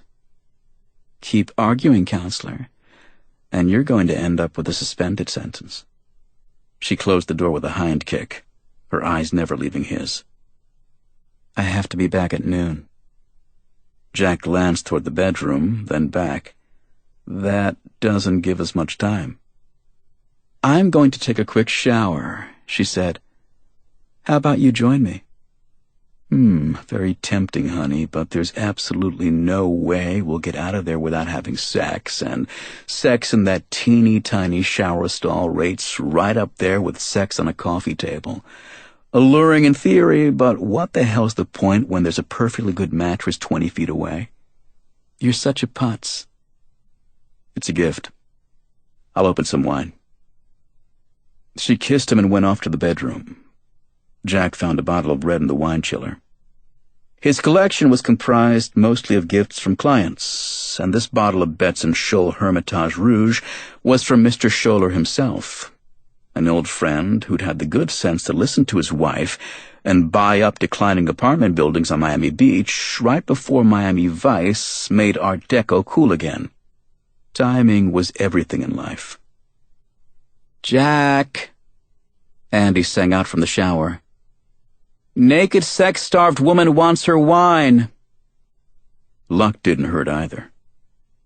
"Coming," he said, a glass in each hand. Theirs was not the perfect engagement, but Jack had given up on perfect long ago, right about the time he'd discovered that his first marriage was the perfect storm. A man didn't ask an FBI agent to marry him and then tell her not to do her job.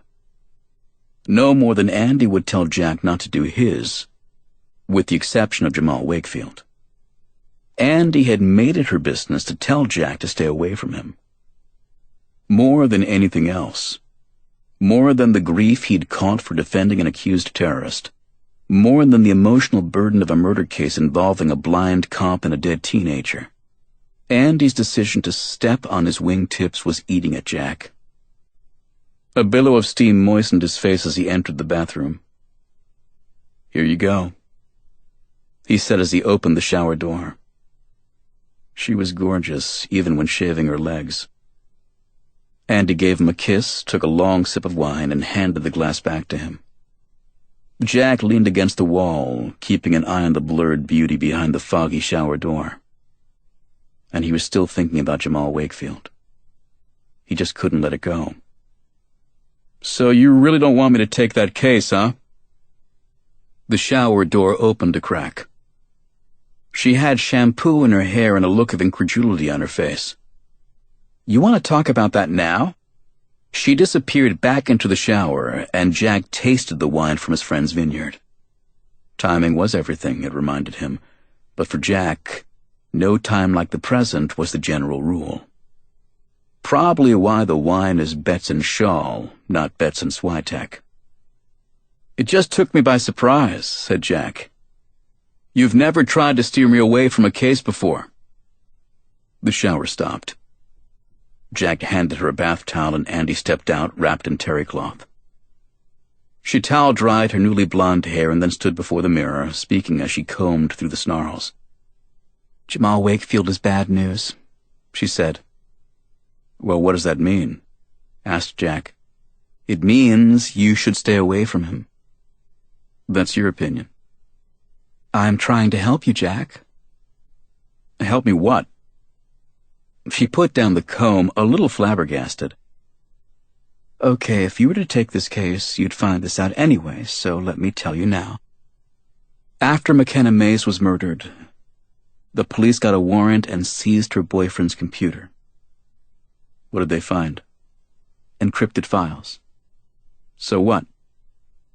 Encrypted files from known terrorist organizations, said Andy. And you know this because... Because I have friends who don't want to see you embarrass yourself. You mean embarrass you? This isn't about me. It's not. Really. Andy glared but said nothing. She grabbed her wine glass and walked out. Jack followed her to the bedroom. Look, I'm sorry, okay? Said Jack. But none of this makes sense to me. Well, exactly how much of my duty of confidentiality and loyalty to the FBI do you expect me to breach in order to keep you from making a huge mistake? I don't expect anything. I never asked your opinion. Her mouth fell open, and her chuckle of disbelief spoke more than words. Jack said, I didn't mean that the way it sounded. It's not that I don't value your opinion. Can we drop this, please? Jack breathed in and out. I wish I could. But now I'm more confused than ever. This kid spent 3 years at Gitmo. They fingerprinted him there. Surely they ran his prints through every conceivable database and discovered that he was really Jamal Wakefield.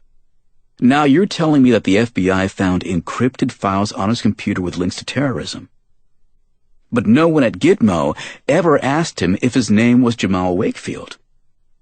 And at the habeas corpus hearing 2 days ago, the Justice Department let him walk for lack of evidence. I just don't get it. They didn't let him walk, said Andy. They played their ace in the hole. They got the state attorney to indict him for murder. Why play that ace? Why not just have the Justice Department tell the judge about his computer and keep him locked up on terrorism charges? Because if you tell the judge about the computer, someone might want to see what's in the files. Someone like me? Asked Jack. Like any defense lawyer, said Andy. Would that be the end of the world if someone wanted to find out what was in Jamal's encrypted files? I don't know, said Andy. But why risk letting that kind of information go public when you can keep an accused terrorist locked up for the rest of his life on a murder charge? It's all in the interest of national security, is that what you're saying? Yes. Jack suddenly recalled what Jamal had told him about the interrogator's threats against McKenna in Prague. And what if Jamal didn't kill McKenna? Would it still be in the interest of national security to keep him locked up for the rest of his life and keep his encrypted files secret? What are you talking about? Jack took a long breath, then shook it off. Nothing, he said. They stood in silence for a minute. Finally, Andy dimmed the light and turned on some music. The mood slowly changed. Andy walked toward the bed and Jack ogled her like a sailor on shore leave as her towel dropped to the floor and she slid beneath the sheet. Andy had a telltale way of arching one eyebrow, and it always got Jack's motor running. Are we going to talk all night? She asked, peering across the room at him. Jack swallowed the rest of his wine, then smiled. God, I hope not. Chapter 10. Andy was gone by Friday at noon. Jack barely had time to ponder where her undercover assignment might have taken her. At 3 p.m., he was in courtroom 2 of the Richard E. Gerstein Justice Building. The media seemed to hover perpetually around the criminal courthouse, poised to capture the arraignment of a federal prosecutor caught biting a stripper, the verdict on a high-priced call girl who claimed that nymphomania made me do it, or some other trial of the century Miami style. At the government's request, however, Judge Flint had closed his courthouse to the public. The prosecution sat at the mahogany table to Jack's left, closer to the empty jury box. Neil Godrich was at Jack's side. Together, the defense had almost 50 years of trial experience, and greener lawyers surely would have felt outgunned by such an unusual pairing of government lawyers. William McHugh on behalf of the state of Florida, the assistant state attorney said, announcing his appearance for the record. With me today, for purposes of this emergency motion only, is Sylvia Gonzalez of the United States Department of Justice, National Security Division. The judge peered out over the top of his reading glasses. I must say that it isn't every day that I see a lawyer from the NSD's counter-terrorism section in my courtroom. Gonzalez rose to address the court. This case presents special circumstances, Your Honor. Special circumstances, said Neil, rising. Gee, and I thought enhanced interrogation was the government's only euphemism for torture. Beneath the table, Jack ground his heel into his partner's big toe, and Neil struggled not to yelp. Gonzalez had been a consummate professional at the habeas proceeding in Washington, and Jack shot his co-counsel a look that said, tone it down. Neil Godrich of the Freedom Institute on behalf of the defendant, he announced. With me is Jack Swyteck, who has yet to decide if he has the set of you-know-what to take this case to trial. But he has agreed to assist me at this emergency hearing. Not sure what to do with Neil's remark, the judge simply cleared his throat and moved on. I have before me the government's emergency motion to prevent the defense from pursuing a frivolous alibi, specifically the defendant's claim that at the time of the commission of the crime, he was held by the U.S. government in a secret interrogation site in the Czech Republic prior to his transfer to Guantanamo Bay, Cuba. Neil rose, eager to speak, even if he was out of turn.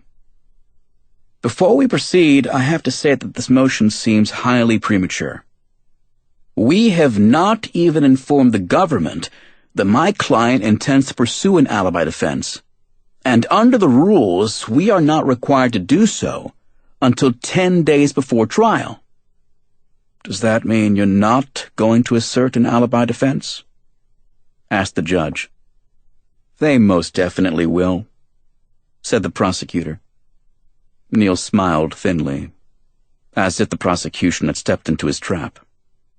I'm not sure how the government would know that, since Mr. Wakefield has never before stated publicly that he was detained in the Czech Republic, unless, of course, the government knows from its own records that my client was, in fact, held at such a site.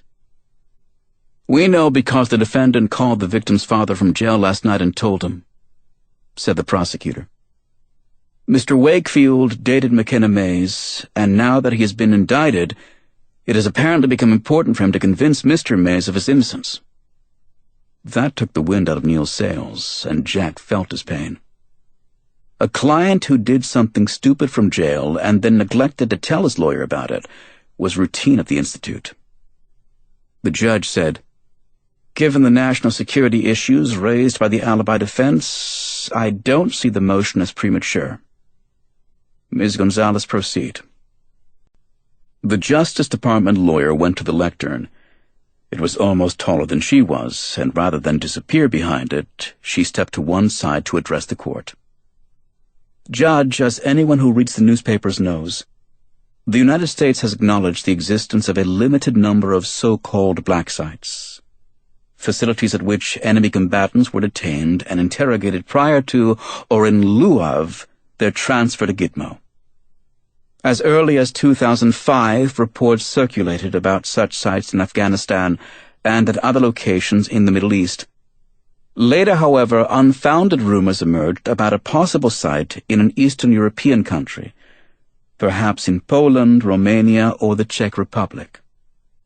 Here, Mr. Wakefield claims that he was held in a secret facility in Prague. It is important for this court to understand that no one has ever produced a shred of evidence that a black site existed in the Czech Republic. The United States denied it. The Czech Republic has asserted that such reports are libelous. The Department of Justice has asked the state of Florida to file this motion because we anticipate that Mr. Wakefield's attorneys will subpoena intelligence officers and demand classified documents to establish his alibi. If that happens, the Justice Department will file an action in federal court under the Confidential Information Protection Act to quash those subpoenas. That will only delay the trial. And we are sensitive to the fact that Mr. Mays, who lost his daughter, and Officer Paulo, who lost his eyesight, have already waited long enough for justice. Granting this motion would avoid further delay. Denial of this motion and allowing the defendant to pursue this alleged alibi would be tantamount to turning NASA upside down to show that he was abducted by aliens and taken to another galaxy. Neil rose, again a little too eager. Judge, that is simply not true. Although the government refuses to admit it, there have been numerous reports about sites in Eastern Europe. Rumors, said the prosecutor. No proof. The judge raised a hand, putting an end to the cross-debating. Let me ask you this, Mr. Godrich. Is it true, as you just stated, that your client has never stated publicly that he was detained in Prague before going to Gitmo? Well, yes, that is true, said Neil. So am I to infer that Mr. Wakefield never told anyone that he was held in a secret detention facility until he spoke with the victim's father last night, until after he was indicted for murder? Neil froze, seeing where the judge was headed. I can't answer that question without breaching the attorney-client privilege, he said. Jack did a double-take. The implication was clear, and Jack didn't think Neil really wanted to go down that road. The judge leaned forward as if he were cross-examining Neil. Are you affirmatively representing to this court that prior to his indictment, Mr. Wakefield told you that he was detained in Prague? Neil paused, and Jack could almost hear him tap-dancing. I'm simply saying that I am unable to give a yes or no answer to that question without breaching the attorney-client privilege. That's nonsense, the prosecutor said. Mr. Godrich filed a detailed memorandum in federal court setting forth the entire history of his client's detention. He wrote in detail about his apprehension by Ethiopian troops in Somalia and his alleged forced confession. He wrote in detail about his transfer to and detention at Gitmo. In fact, Mr. Wakefield pretended to speak only Somali for his entire 3 years in captivity until he was charged with murder. If Mr. Wakefield had been detained in Prague, we would have heard of it by now. Neil fell silent, realizing his mistake. Jack rose. Judge, may I speak? No, I've heard enough. Shit, Neil said under his breath. I pissed him off with that attorney-client smokescreen. The government's motion is granted, the judge said. The defendant will be allowed to testify at trial about his alibi if he so chooses. But until you show me more than Mr. Wakefield's own belated claims of a secret facility in Prague, the defense will not have the subpoena power of this court to compel government officials to testify or to produce records about an alleged secret facility. But that's my ruling, the judge said with a bang of the gavel. All rise, said the bailiff. Jack and Neil climbed to their feet as the judge made his way to his chambers. The side door opened, the judge disappeared into his chambers, and the lawyers gathered their papers. Neil looked as if he'd just been shot in the chest, or worse, as if he'd shot himself in the foot. "I'm sorry," he said. "I have never dropped the ball like that in my life. What in the hell was I thinking?" Jack wasn't one to judge, especially when it was someone as talented and ethical as Neil. Besides, Jack suspected that something else was at work, something much bigger than a misstep by his co-counsel. "No worries," said Jack. "Swyteck," said the prosecutor, "may I talk to you privately for a minute?" Jack and Neil exchanged glances. "I'll meet you downstairs," said Neil. He closed up his briefcase and headed for the exit, leaving Jack alone with the prosecutor. "Here's the deal," said McHugh. "Wakefield pleads guilty to both counts, first-degree murder and attempted murder. And I won't seek the death penalty. Life without parole. That's not much of a deal. We're talking about a teenage girl brutally murdered and a cop who was blinded trying to save her. You should be pitching this deal to Neil Godrich. I'm not offering it to him. In fact, I'm only giving it to you because—" The stop was abrupt. And as the silence lingered, the reality washed over Jack, making his blood boil. "Because my fiancée asked you to?" McHugh didn't answer, and his body language was anything but a denial. Jack glanced across the courtroom toward the lawyer for the Department of Justice, the same agency that Andy worked for. She averted her eyes. "I'll give you until Monday," said McHugh. "After that, it's the death penalty.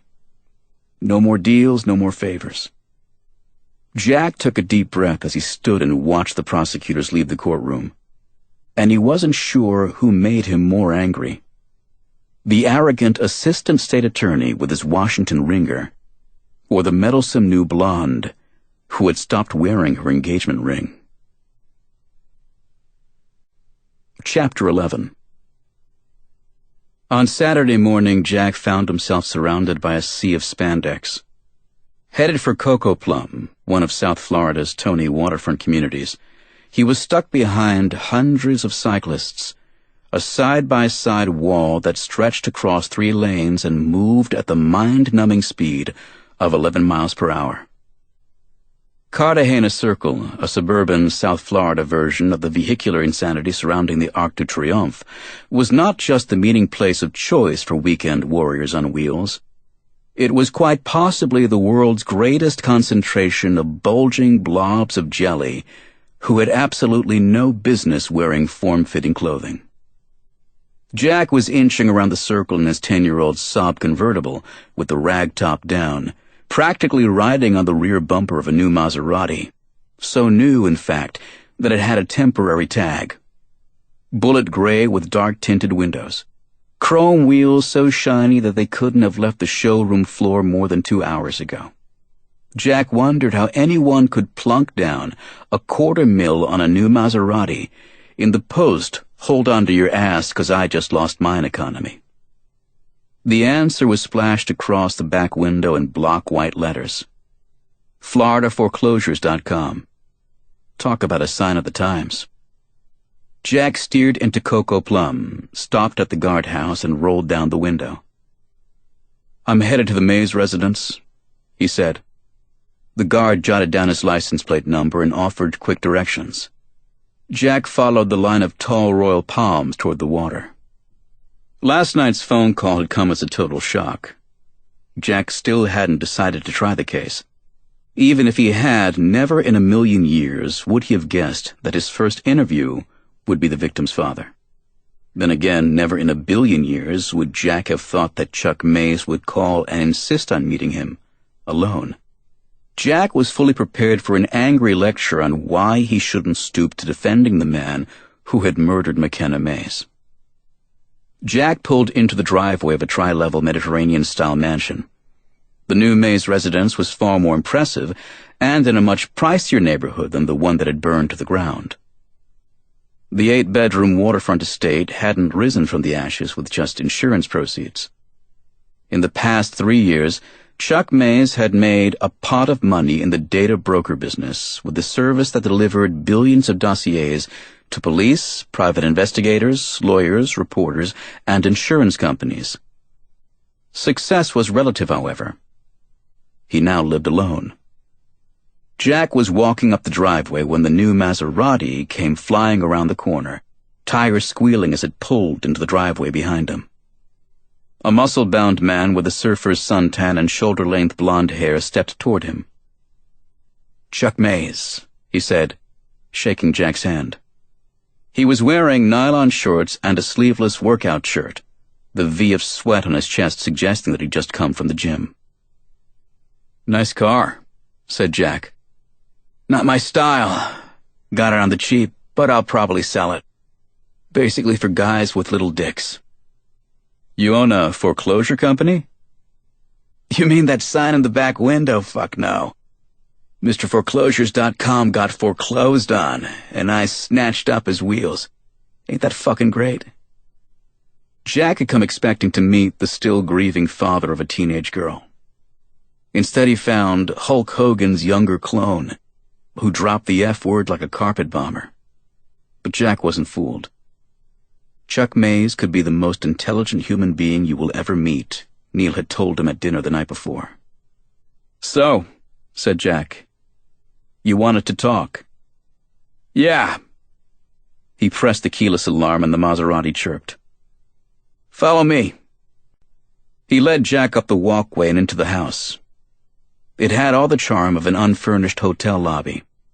20-foot ceilings, enormous crown moldings, bare marble floors, and naked white walls, not a rug, painting, or framed photograph anywhere. The chandelier in the foyer still had the price tag hanging on it. "How long have you lived here?" asked Jack. "Moved in after Shada passed away," Mays said. Jack had of course heard about his wife's suicide. Lose a daughter, then a wife. And who could give a rat's ass about decorating a new house? Jack followed him toward the kitchen. Mays offered him a bar stool at the granite counter and went to the refrigerator.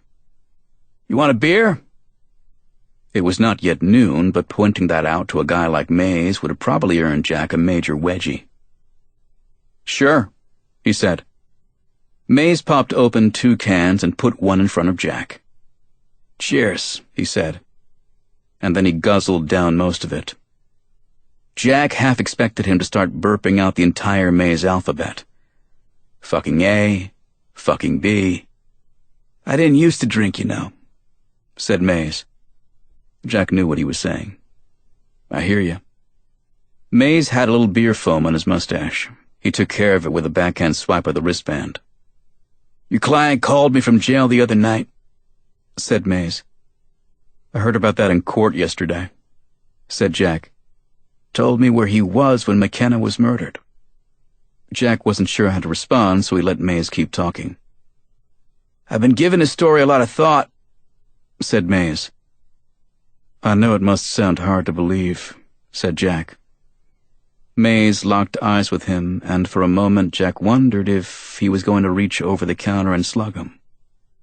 Finally Mays stepped away, took a file from a stack of papers on the kitchen table, and laid it on the countertop in front of Jack.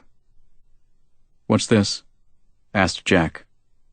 "Payroll records for my company. It's from 3 years ago, when Jamal worked for me." Jack opened the file and found his client's name on the list of employees. Mays said, "We had automatic deposit for Jamal's paychecks to go to his bank every week." Jack glanced at the transaction dates on the ledger. "So is it a coincidence that he was off the payroll for the 2 pay periods before your daughter was murdered?" "Jamal stopped showing up for work, so I stopped paying him. Tried calling him, got no answer, went to his apartment, nobody there. Called his mother in Minnesota, no idea where he was. She even filed the missing person report." Jack looked at him, confused. All that actually supports Jamal's claim that he was abducted before the crime. "I realize that," he said. Jack studied his expression. The guy was no easy read. "Why would you help me defend the man accused of killing your daughter?" Mays drained the last of his beer, then crushed the empty aluminum can in his bare hand. "Jamal Wakefield was sitting in Gitmo for 3 years. Well, nominally at least it was Khalid al-Jawar. That's exactly my problem," said Mays. "Those fuckers knew they had Jamal, but no one told me. They just let me go on thinking for 3 years that the man who killed my daughter was still on the loose, never going to be brought to justice." "I can see where you'd be angry. This isn't about anger. I'm just saying they have a different agenda. And I understand that. They think Jamal's a terrorist and they want to keep him locked up." "The Justice Department did take an unusual position in court yesterday," said Jack. "What do you mean?" "Normally when a criminal defendant wants access to classified information, the feds make him jump through all the hoops under the Confidential Information Protection Act. The government doesn't care how long it takes. But in Jamal's case, they're suddenly all concerned about the swift administration of justice." "You see what I'm saying?" said Mays. "It doesn't really matter if he killed McKenna. So long as he ends up behind bars, it works out either way for them." "But it matters for you." "I just want the truth. I think you do too. Which is why you're on the fence about taking this case to trial." "Who told you that I was on the fence?" He shook his head, as if Jack were naive. "My supercomputers can search 8 billion files in an instant, tell me where you lived when you were in college, and pull up the social security number of every man, woman, and child who ever lived in the same zip code. Give me another minute, and I can do the same for 270 million other folks, and not a single one will have the slightest idea that he was being checked out. Then, if you like, we can compile a complete personal dossier for every high school graduate who earns 6 figures, smokes Marlboros, uses the name of his childhood pet as his preferred online password, and has a landlord named Bob." Jack hesitated, but he knew Mays wasn't kidding. "You can't click a mouse and know how I feel about a case." "No, I'm not quite there. Yet," Mays said with a smile. Then he turned serious. "But I do know this. You wouldn't be anywhere near this case if something wasn't telling you that Jamal is innocent." Jack didn't respond. "Vince Paulo is a friend of mine," said Mays. "I know he's one of your personal heroes, and why shouldn't he be? He was the lead hostage negotiator who stopped a raving lunatic from killing your best friend." Jack couldn't deny the facts. Mays said, "You'd have to be one incredibly cold and ungrateful son of a bitch to defend the guy who blinded him." "It's a tough one," said Jack. "Damn right it is. But we both know one thing." "What?" "If Jamal is innocent, that means the man who murdered my daughter and took Paulo's eyesight is still out there, a free man. That's why you're on this case, isn't it?" "I'm not comfortable having this conversation," said Jack. Mays grabbed him by the wrist, his move lightning quick.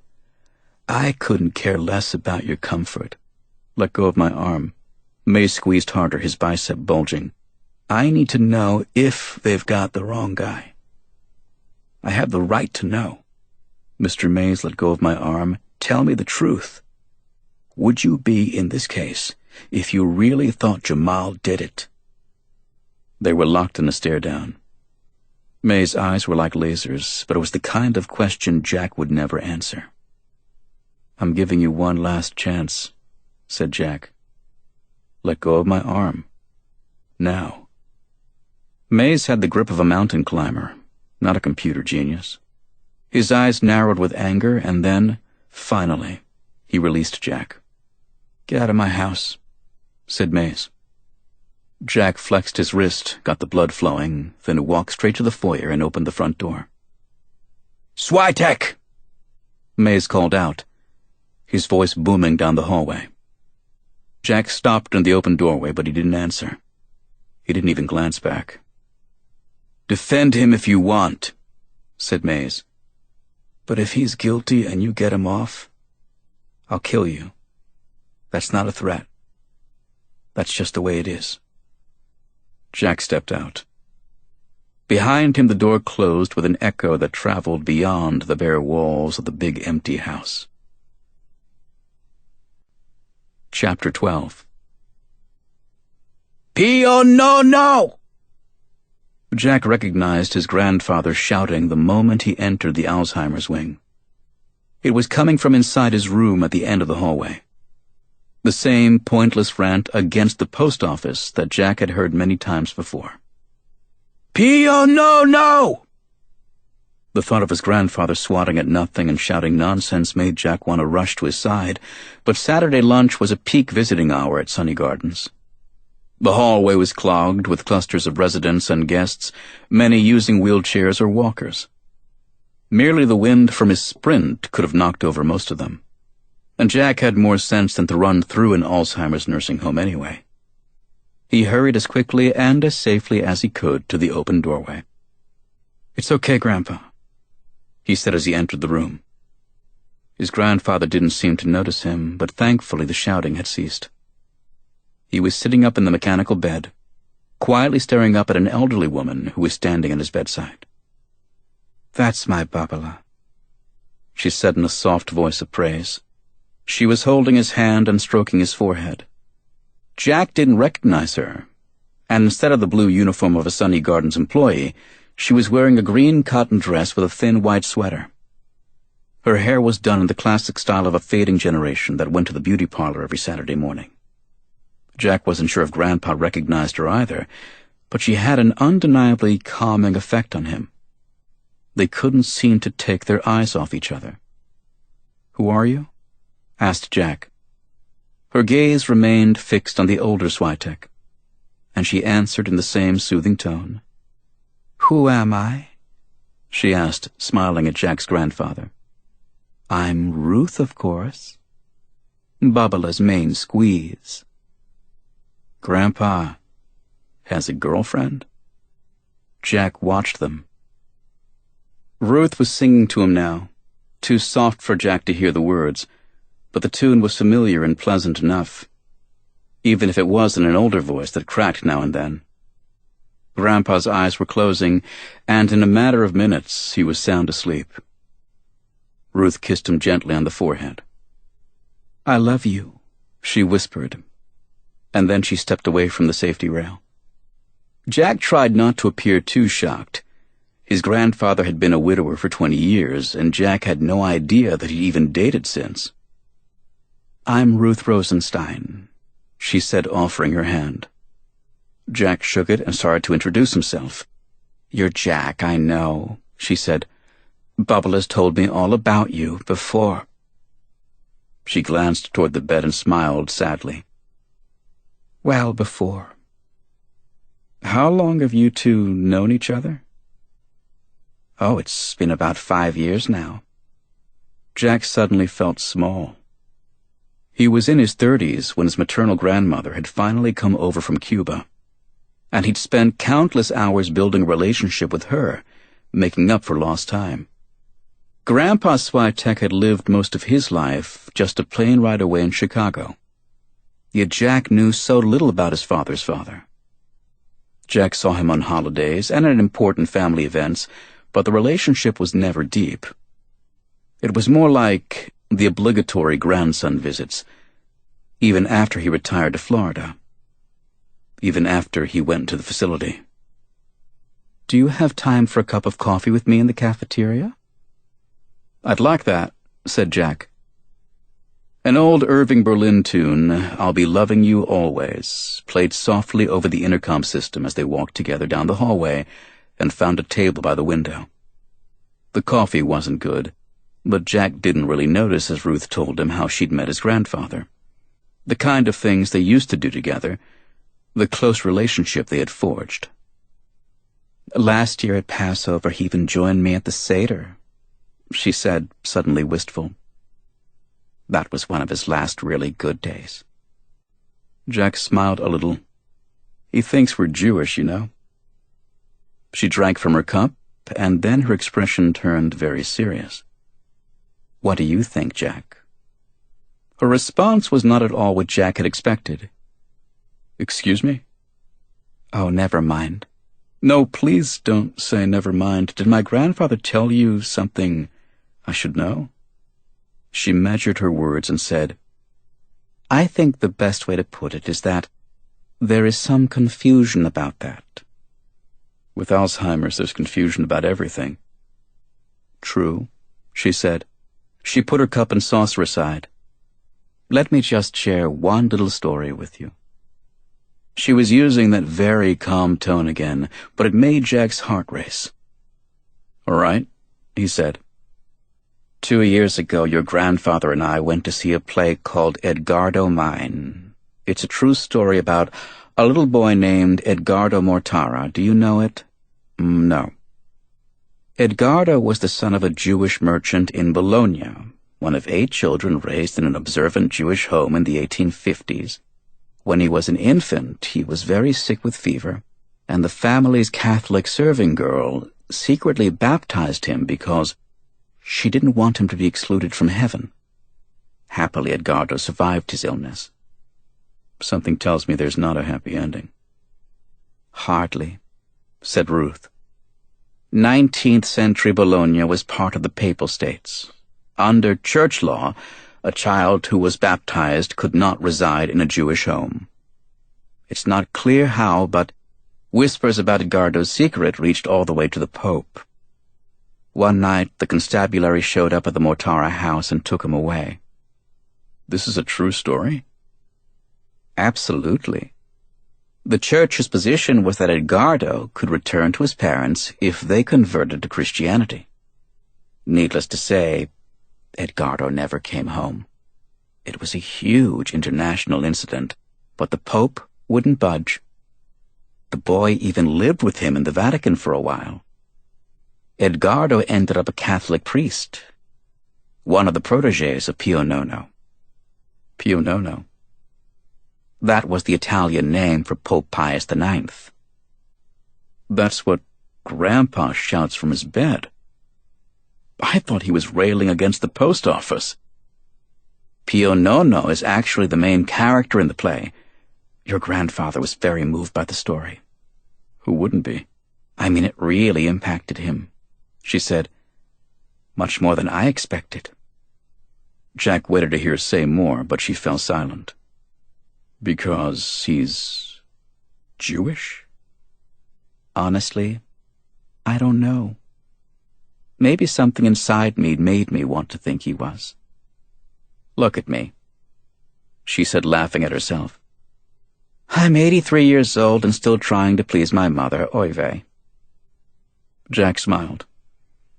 It was easy to see how his grandfather had enjoyed her company. His cell phone rang. Jack didn't recognize the number, so he didn't answer. "I'm not saying it's so," said Ruth, "but the last thing I want to do is create an identity crisis for you. But I have heard of people, literally on their deathbed, telling their children or grandchildren the truth about their ancestry. And you can't always dismiss as crazy everything that comes out of the mouth of someone with Alzheimer's." Jack's phone chimed with an incoming text message. He glanced at it, then froze. "It's Pio Nono," it read. "Call me. Now." "Is something wrong?" asked Ruth. Jack shook off the chills. "Will you excuse me 1 minute?" Ruth seemed concerned, as if she might have said something to anger him, but Jack had no time to explain. He hurried out of the cafeteria and found a quiet place to return the call from a dead pope. Chapter 13. Jack ran to his grandfather's room. It was creepy the way the message had referenced Pio Nono, and Jack feared it was a threat, aimed not just at him, but also at the man who had been shouting those words at the top of his voice. "Are you okay?" he asked as he rushed toward the bed. Grandpa was breathing but was out like a light, his mouth wide open. Ativan, Jack presumed, one of the anti-anxiety medications made famous by the Michael Jackson homicide. better known in nursing homes as the day shift relief drug. Load up the patient at lunchtime, chart him as non-responsive through sunset, and let the night shift deal with him. Jack would have a word with the prescribing doctor later. He pulled up a chair beside the bed, retrieved the number from his cell history, and returned the call. After 2 rings, there was a voice on the line. "Got your attention, I see." "Who is this?" asked Jack. "Someone you need to talk to." "How did you know I was in the middle of a conversation about Pio Nono when you texted me?" "I heard you," the man said, his cough crackling over the line. "Is there any other way?" For all the concern over confused residents wandering out of the building, Sunny Gardens wasn't nearly vigilant enough about checking visitors. "Are you in the building?" "That's enough questions. Just shut up, relax, and listen. I'm not calling to threaten you or blackmail you. I'm calling to help." "Help me what?" "Defend Jamal Wakefield." An aide knocked and entered to clear away Grandpa's lunch tray, making enough noise to wake anyone who wasn't over-medicated. Jack stepped into the bathroom for privacy, closed the door, and turned on the exhaust fan to cover his voice. "How are you going to help?" asked Jack. "I know things." "What kind of things?" The man paused, then said, "I know where Jamal was when McKenna Mays was murdered." Jack gripped the phone even tighter. "Where?" "Exactly where he said he was." Yesterday's court hearing had been closed, so the alleged black site in the Czech Republic was not yet public information. Jack wasn't going to supply the answer for him. "And where would that be?" he asked. "Prague," the man said. "In a warehouse 2 kilometers from the airport, to be exact." It was the kind of detail that added credibility.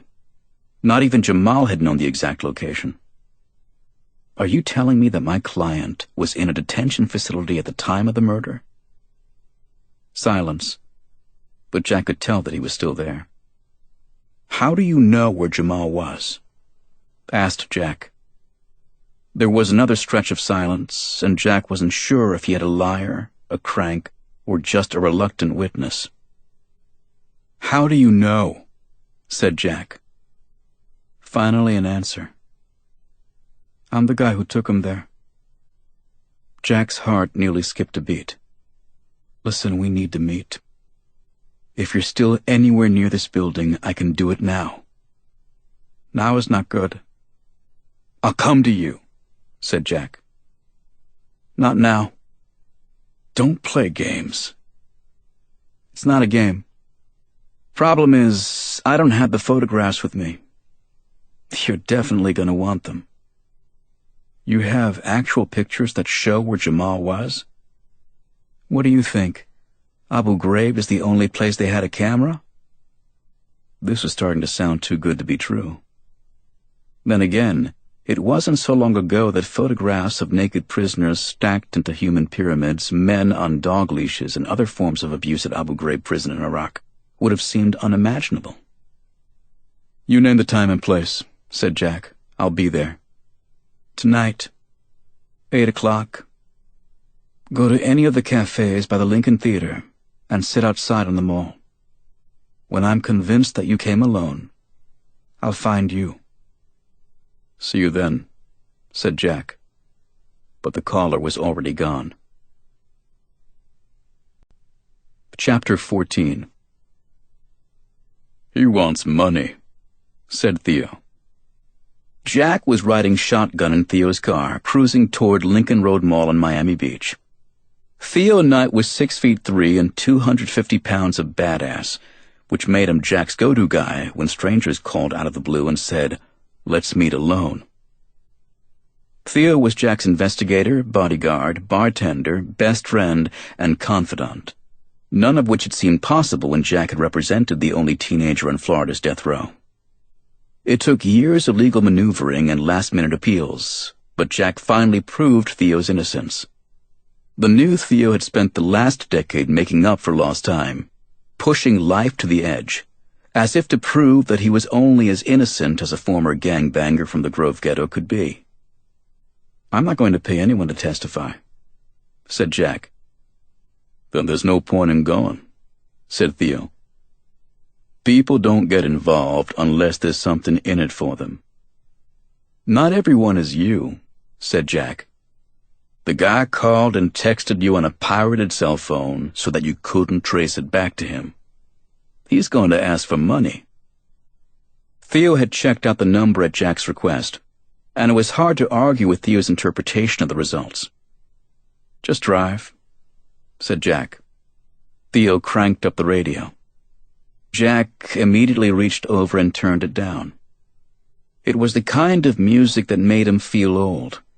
He just didn't see the poetry in it, even if it was on some level remarkable that so many words could actually be rhymed with suck and bitch. "Just trying to get you into the South Beach state of mind," said Theo. Jack glanced out the passenger side window. The real crowds wouldn't show up until after midnight, but the sidewalks were beginning to bulge with the usual mix. The obvious tourists and a few couples, but mostly 20-somethings who had largely ditched the art of normal face-to-face conversation and preferred to hook up for sex via text messaging. Even just a year ago, it might have made Jack wonder if he'd been born 20 years too soon. Now, he just felt glad to be engaged. Good God, I really am 40. "Let me out here," said Jack. "Dude, all right already. I'll put on some jazz." "It's not the music. The caller said to come alone. Just park." The only option was valet, and Theo steered toward the curb. Reaching into his wallet, Jack did some quick math and figured that the hourly parking rate added up to $18,000 a month. He was suddenly thinking of his old friend Scholl again. Mystery solved as to how he'd built a world-class art collection and a winemaking empire. "Wait here for 2 minutes," said Jack. "Then find a place in the mall to hang out where you can watch me. If the guy turns out to be some kind of nut job, I want you close by." "Got it, Chief." "And wish me luck," said Jack as he started away. "Dude," said Theo. Jack stopped and looked back. "That client of yours, Jamal, what's his name?" "What about him?" "He probably dreams about strapping on a vest and blowing up Lincoln Road Mall." Jack paused. For a time, the one person who had seemed to shrug off Jack's representation of a Gitmo detainee was Theo.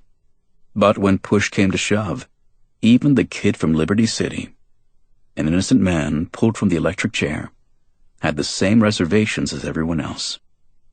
Jack had them too. "That's the buzzkill," Jack said. "But my money still says he didn't kill McKenna Mays." Jack headed up the sidewalk toward the mall, leaving Theo behind in the crowd.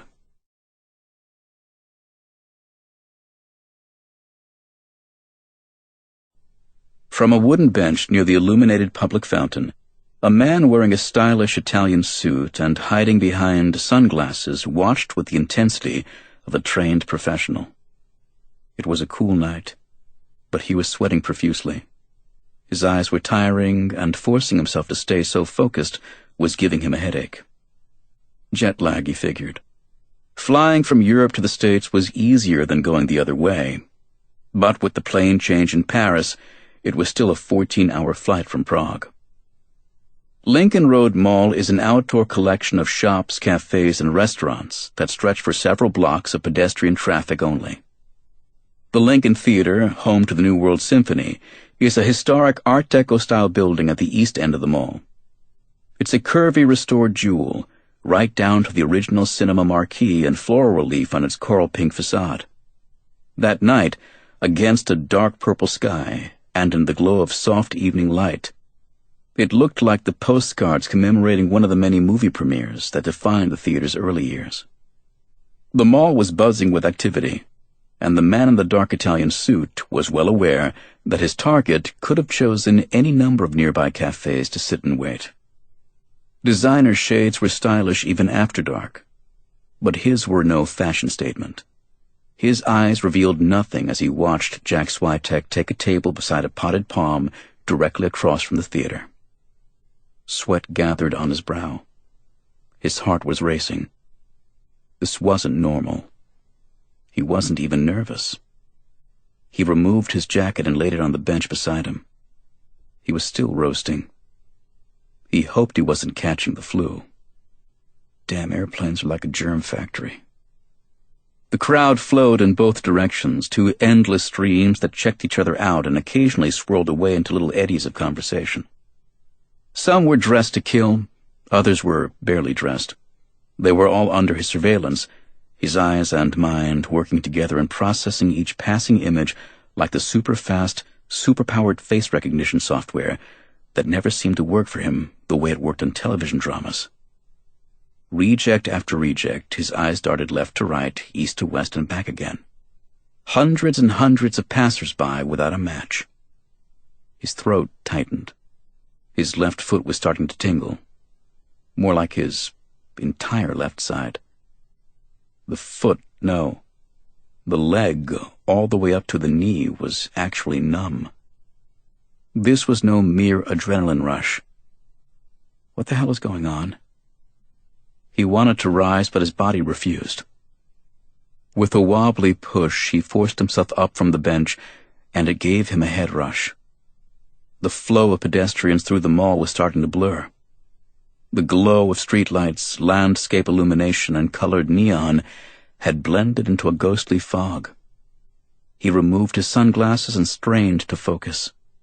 His gaze tightened, and for a split second, things came clear to him. He'd seen them before. Just an hour earlier, another pair of eyes hiding behind sunglasses after dark. And his mind replayed the brief and seemingly meaningless encounter. It wasn't so much the face he remembered, as that long, white mobility cane approaching at a surprisingly fast clip. It was a needle-like missile that had emerged from the crowd, guided by the hand without sight, and no matter which way he turned, he couldn't get out of the way. He jerked one way, the stick followed, and in the ensuing head-on collision, that mobility stick had jabbed into his ankle like a jousting stick. I can't feel my foot. He glanced back at the cafe table by the potted palm across from the theater. Swyteck had no idea who he was even looking for, no reason to know what was happening to the man he was supposed to meet. His gaze shifted back toward the white walking stick in the crowd, but it was gone. Or maybe it was still there, and the image wasn't registering. I can't see. Can't breathe. He wanted to scream. No voice. He tried to run, but he felt nothing from the chest down.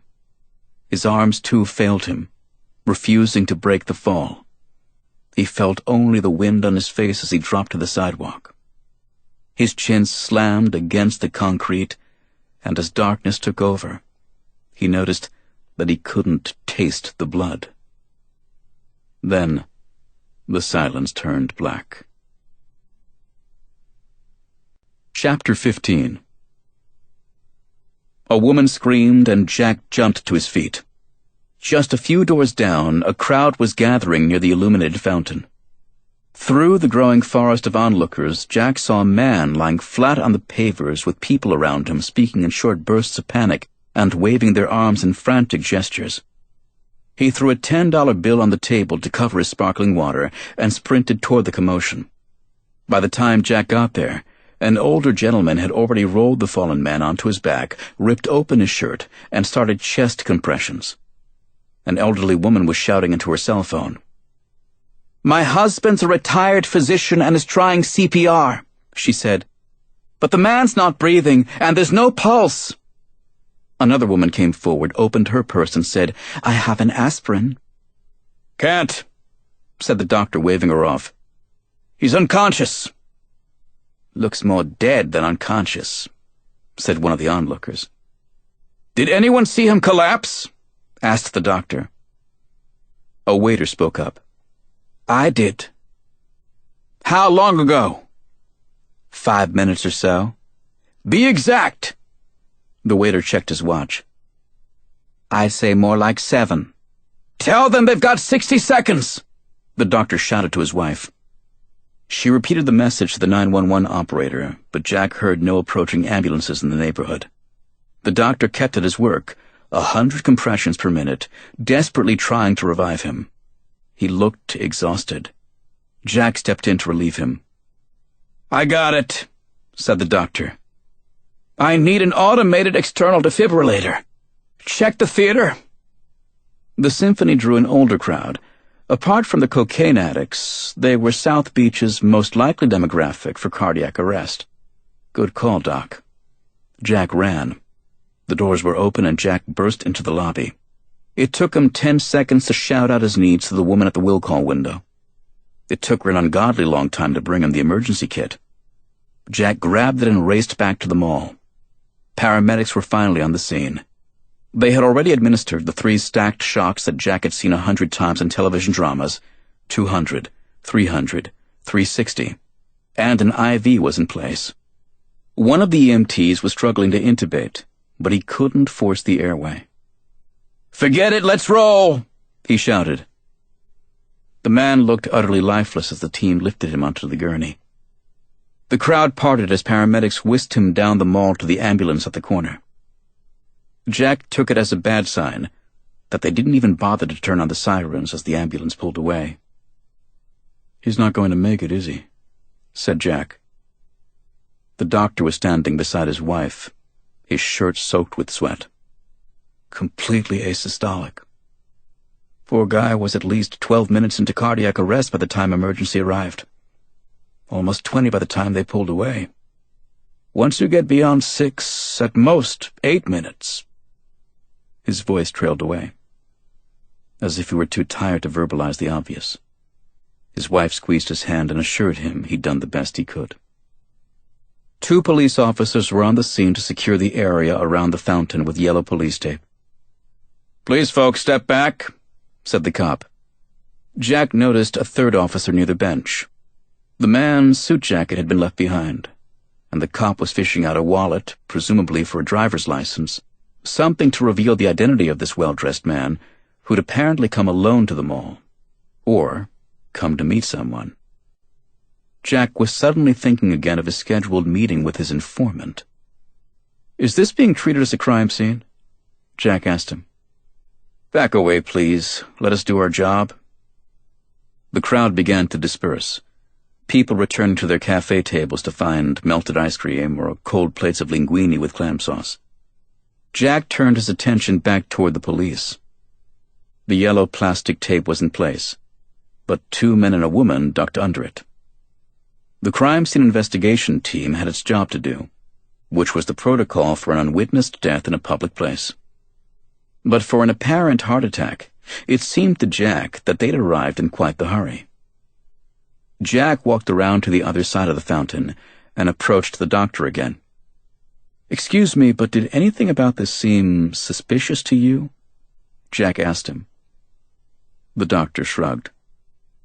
"Not really, other than the fact that he was in his late 20s, maybe 30. Pretty young to have a heart attack. I'd be surprised if the toxicology report doesn't show something." Jack thought back to the earlier phone conversation in his grandfather's bathroom. The voice on the line had definitely not been an older man's. "Yeah," said Jack. "Something." Jack checked his watch. 8:10 p.m. The meeting time was to have been 8 o'clock. Jack took one more look at the busy crime scene, then walked away and returned to his table at the cafe. The fizz had gone out of his sparkling water, but it couldn't hurt to sit and wait a little longer. Deep down, however, he knew that his informant would be a no-show. A quick glance at the napkin confirmed it, and Jack felt chills. On the white paper napkin beneath his water glass was a hand-written note, and Jack was certain that it hadn't been there before. With the CSI team nearby, Jack had the presence of mind not to touch the napkin or the glass. Condensation from the melted ice had blurred one of the words, and the penmanship wasn't that good to begin with, but he was still able to read the entire message. "Are you afraid of the dark?" "Is everything okay?" asked the waiter. Jack was still staring at the napkin, absorbing the final 2 words of warning. Back off. "Sir, is everything okay?" Jack glanced toward the crime scene, then back at the waiter. "Did you see anyone come by this table while I was away?" "No, but to be honest, I was off watching the paramedics just like everyone else." "Almost everyone else," said Jack, his gaze returning to the napkin. Part of him wanted to get up and scour the mall for clues, but he would make it his job to protect this message from contamination until it could be properly collected and checked for fingerprints and forensic analysis. "Do me a favor," he told the waiter. "Ask one of those cops to come over here, and tell him to bring an evidence bag." Chapter 16. Vince and Paulo hated Sunday nights, always had. It was the thought of Monday morning that dragged him down. Tonight, however, the culprit was Saturday night. The fallout from what had happened yesterday evening at Lincoln Road Mall, to be exact. "Are you coming to bed?" asked Alicia. It was almost 11, and he was seated in a rocking chair on the screened-in porch facing their backyard. Crickets made their music in the bushes. Water gurgled from the fountain in the garden. Vince was on his 3rd beer, since the Miami Heat had fallen hopelessly behind in the 3rd quarter of the LeBron James show. "In a little while," he said. His wife waited, and he sensed her concern. Finally, her footsteps trailed away to the kitchen, and Vince returned to his thoughts. Actually, when Vince was a little boy, it wasn't just Sunday nights that he'd hated. Bedtime in general was a problem. Vince was afraid of the dark. He would lay awake for the longest time, for hours it seemed, the covers pulled over his head, too scared to make a move. "Just close your eyes and go to sleep," his mother would say. But Vince couldn't do it. The Scooby-Doo nightlight was of some comfort, but closing his eyes would have meant total darkness. And it was in that black, empty world that monster sprawled. Ironic, he thought, that he now lived in that world, and that it was indeed a monster who had put him there. Over the past 3 years, Vince had tried not to think about the day he'd lost his sight, or at least not to dwell on it. Hindsight could eat you up, even on the small stuff. Going blind was definitely not small stuff. How many people could say, "If only I hadn't opened that door, I would never have lost my eyesight"? Of those, how many could actually live with the result, truly live with it, as in, live a happy life? Vince was determined to be one of those people. There had been major adjustments, to be sure. For a time, he'd given up active duty completely to teach hostage negotiation at the police academy. Of all the skills that made a talented negotiator, sight was not chief among them. He was still a good listener, with sharp instincts, common sense, and street smarts. He could still intuit things from a hostage-taker's tone of voice over the phone, or from a mere pause in the conversation. In fact, losing his sight had seemed to strengthen those other, more important skills. Proof of that had come just a few months after his return to work, when, in his first job as a blind negotiator, he'd talked down a homeless guy from a bridge. That feat paled in comparison to the subsequent crisis that had put him in the national spotlight. A delusional and well-armed gunman took 4 people hostage in a motel and demanded to speak with the mayor's daughter. One of those hostages was Theo Knight, Jack Swyteck's best friend. And now Swyteck was returning the favor by defending Jamal Wakefield. "You're welcome, asshole." Alicia came up behind him and slid her arms around his shoulders. "Why are you so quiet tonight?" He took a long pull from his beer bottle, as if to tell her that he was in no mood to talk. "Mind if I join you?" she asked, but he didn't answer. "I'll get a couple more beers," she said. "I'm good," he said. "Then I'll get one for myself," she said, as she started toward the kitchen. It was hard for Vince to imagine life without Alicia, even if he had broken off their relationship after the accident. They'd reunited and then married only after Vince was convinced that there was no pity in those beautiful eyes he could no longer look into. At the first sign that she had stood by him out of sympathy, he would relieve her of that obligation and move on with his life, and he would be happy. That was a solid place to be, emotionally, and it had taken him many months, years, to get there. The apprehension of Jamal Wakefield had sent him tumbling back to square one. "I brought you a frosted mug," she said. "I said I was good," he told her. He heard Alicia put the mug on the coffee table and settle into the rocking chair beside him. "Knock the Biggest Loser-sized chip off your shoulder, Vince." She was right, and he knew it. "Sorry." Apology accepted. Somewhere in the yard, bullfrogs croaked in the night. The cool breeze through the screen felt good in his face. Alicia reached over and touched his hand, which felt even better. "Are you going to make me drag it out of you?" she said. "Or are you going to tell me how your meeting went with Detective Lopez?" Lopez was the unit supervisor of the crime scene squad at Miami Beach Police Department, and he was working the suspicious death on Lincoln Road Mall. Vince's meeting with him had lasted almost an hour that morning, while Alicia was in church. "Dead guy's name is Ethan Chang," said Vince. "A 29-year-old expat who was living in Prague." "What was he doing over there?" "No idea. Probably chasing Czech fashion models. Probably the same reason he went to Miami Beach last night. Only if he works fast. He flew into MIA yesterday and was ticketed on a return flight to Prague tonight." As if on cue, the rumble of a jet at 30,000 feet cut through the night sky. Vince waited for the distant noise to fade away completely, then said, "He had pictures of Jamal Wakefield with him." "Pictures?" "He had a cell phone, too. Jack Swyteck's number was in the call history." "He talked to Swyteck before he died?" "Turns out Swyteck was at a sidewalk cafe about 50 feet away when the guy dropped dead on Lincoln Road Mall. Detective Lopez took a statement last night." "Is Swyteck a suspect?" "No. His story is that an anonymous informant called him yesterday and told him to meet at 8 o'clock on the mall. The guy promised to bring Swyteck some photographs to support Jamal Wakefield's alibi." "What alibi?"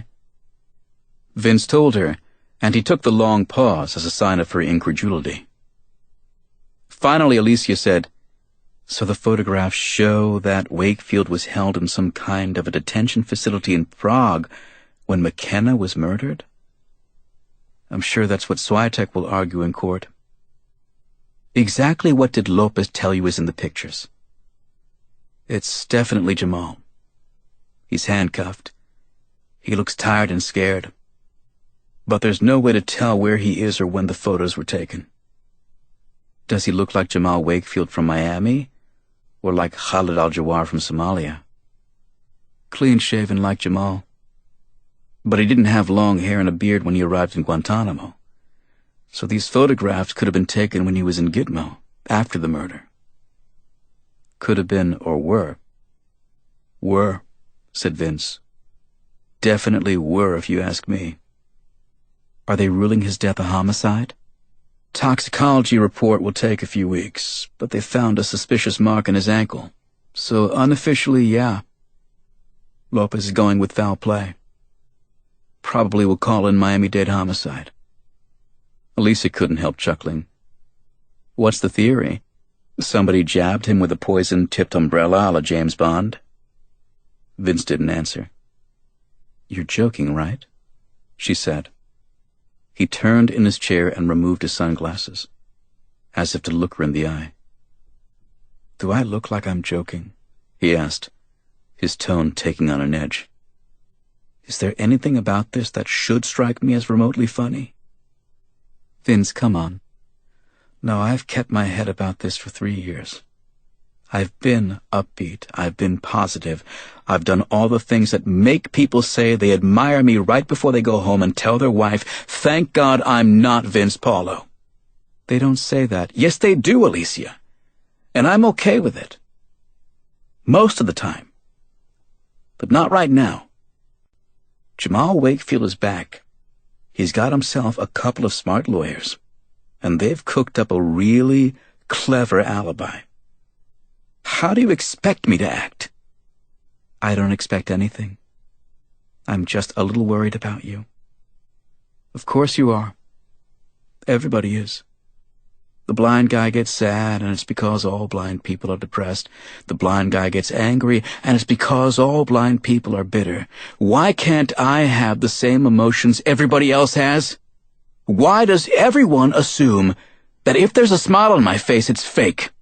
And if there's no smile on my face, it's because I hate my life. I hate Jamal Wakefield. That's what I hate. And there is nothing wrong with my wanting to nail the son of a bitch who butchered McKenna Mays and left me like this. He felt her touch again, but he pulled his hand away. Vince, I don't think I like what I'm hearing. Then go to bed, he said, as he reached for his cell phone. Who are you calling? Jack Swyteck, he said, dialing. Vince, don't. You've been drinking. He kept dialing. It's after 11, said Alicia. Vince ignored her. On the third ring, Swyteck answered his cell. Swyteck, it's Vince Paulo. Jack hesitated, obviously caught off guard. How are you, Vince? Been better. I know it's late, but there are a couple of things I just need to get off my chest. Okay, said Swyteck, some trepidation in his voice. I'm listening.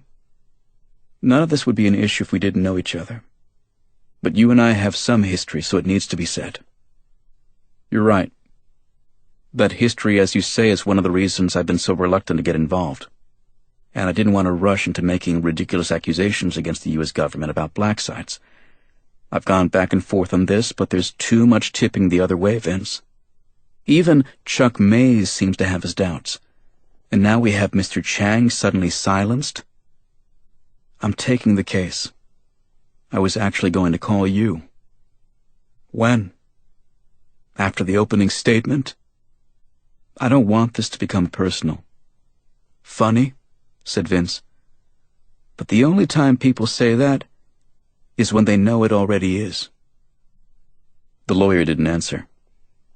Vince said, Chuck Mays told me about the conversation he had with you at his house yesterday morning. I figured he would. I know you two are friends. But friends don't always agree, Vince said. You understand what I'm saying? I think I do. Well, let me spell it out for you. You mentioned Chuck as a reason for taking the case. If in any way Chuck conveyed some concerns about indicting the right man, I want you to know that I don't share his doubts. That's your view.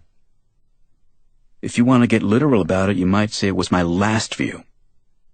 I was the one who found McKenna in her room. I was holding McKenna in my arms when she tried to look up and told me who did it. But all that will come out at trial. It will, which is why I don't think this conversation is... No, you need to hear what I have to say. You go ahead and represent Jamal Wakefield. I don't care. The truth is, I want him to have a good lawyer. Because I want him convicted. And I don't want him filing appeals for the next 10 years claiming that his counsel was ineffective. I want the conviction to stick. I understand. No, you don't understand, Swyteck. You can't possibly understand. I want it to stick. And I will do what it takes to make it stick. Count on it. Vince hung up. And it was only then that he realized how tightly he was squeezing the phone. He breathed in and out, then massaged the pain between his eyes. Vince, don't say it, he told her. Alicia reached out and laced her fingers with his. I love you, she said. Vince let out another deep breath. That's the best news I've heard all day. Chapter 17. Jack was still stinging on Monday morning. The phone call from Vince Paulo hadn't gone as badly as he thought it would. It had been even worse.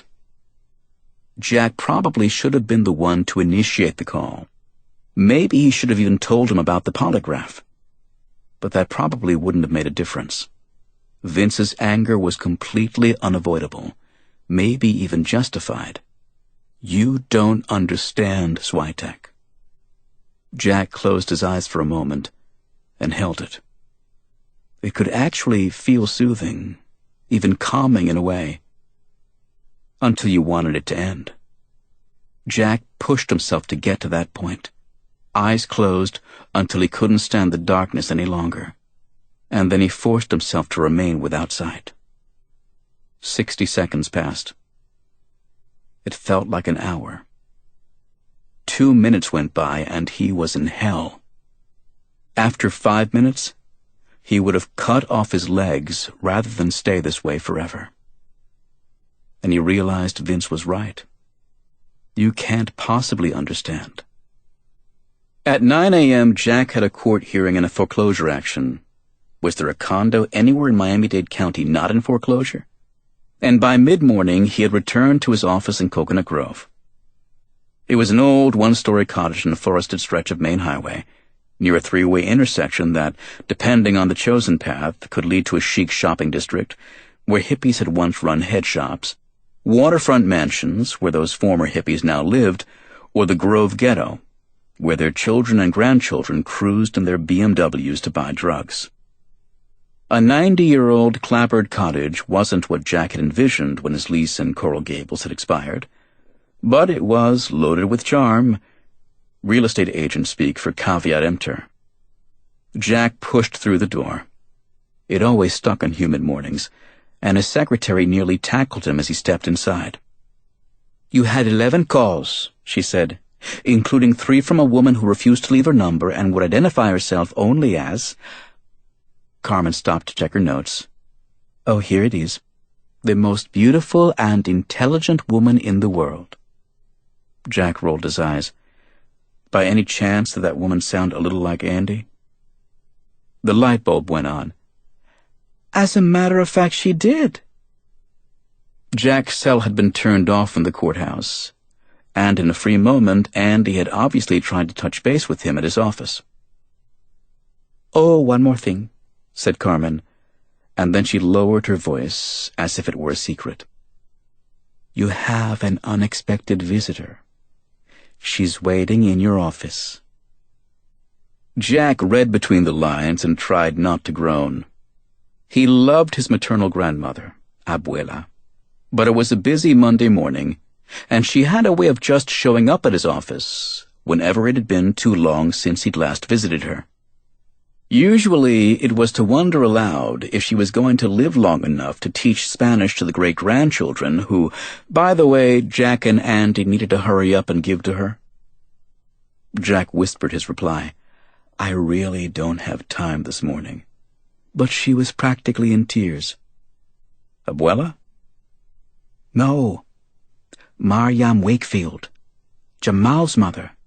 She came all the way from Minnesota." "You put her in my office? I don't even know the woman. Where else could I put her?" Jack glanced at the tiny waiting area, but it was packed with dozens of exhibit boxes from a 5-week trial in a bank fraud case, no place for anyone to sit. Just 6 months into a new lease, and he'd already outgrown the space. "All right, hold my calls." Jack stepped around a few boxes and entered his office. Mariam Wakefield rose from the armchair, quickly introduced herself, and immediately apologized for having arrived unannounced. "To be honest," she said, "I hadn't planned on coming to see you. I'm in town to visit Jamal. In fact, I just came from the—" Her voice cracked. For Jack, she was hardly the first mother to get emotional about a son in jail on charges of first-degree murder. That first look at a loved one on the other side of the glass was rarely a comfort. "Please have a seat," said Jack. She lowered herself into the chair, and her eyes begged for a tissue. Any experienced criminal defense lawyer kept plenty around. "This is such a roller coaster," she said, taking the Kleenex. It's like someone calling to say, "Good news, Mrs. Wakefield. After 3 years, we finally found your son. The bad news is that he's in jail, and with any luck, he might not get the death penalty." She dabbed away a tear, though few were left after her visit to the jailhouse. Mariam Wakefield was not much older than Jack, probably no more than 20 years old when she'd given birth to Jamal. She was an attractive woman with a few strands of gray, but the strain of the past 3 years had aged her, and the tired eyes and sad expression seemed almost permanent.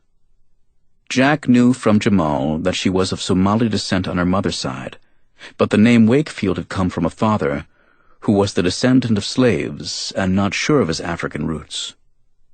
"Anyway," she said, "the reason I came is Jamal told me how hard you have been working for him. I'm not rich by any stretch, but it's important for Jamal to have a good lawyer," she said, her hand shaking as she pulled her checkbook from her purse. "If you can hold this check until my daughter's disability check clears next Thursday, and then hopefully I can write you another one after I sell off some of my—" "Put that away," said Jack. "I volunteered for this case. The only person to thank is Neil Godrich at the Freedom Institute." "Will he take a check?" Jack couldn't help smiling. "Yes, but usually it's from rich people who didn't see him sneaking up at a cocktail party and missed their chance to turn and run."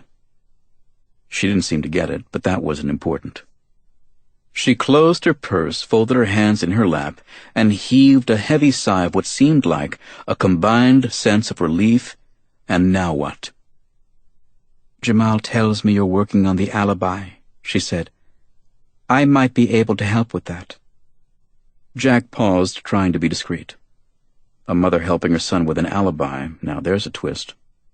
Mariam continued, "I know what you're thinking, but Jamal was crazy about McKenna. He called me when she broke up with him. He sounded devastated." "On a help scale of 1 to 10, said Jack, "I'd have to rate that as not so much." "I realize that it cuts both ways." "Obsession usually cuts only one way," said Jack. "You don't understand.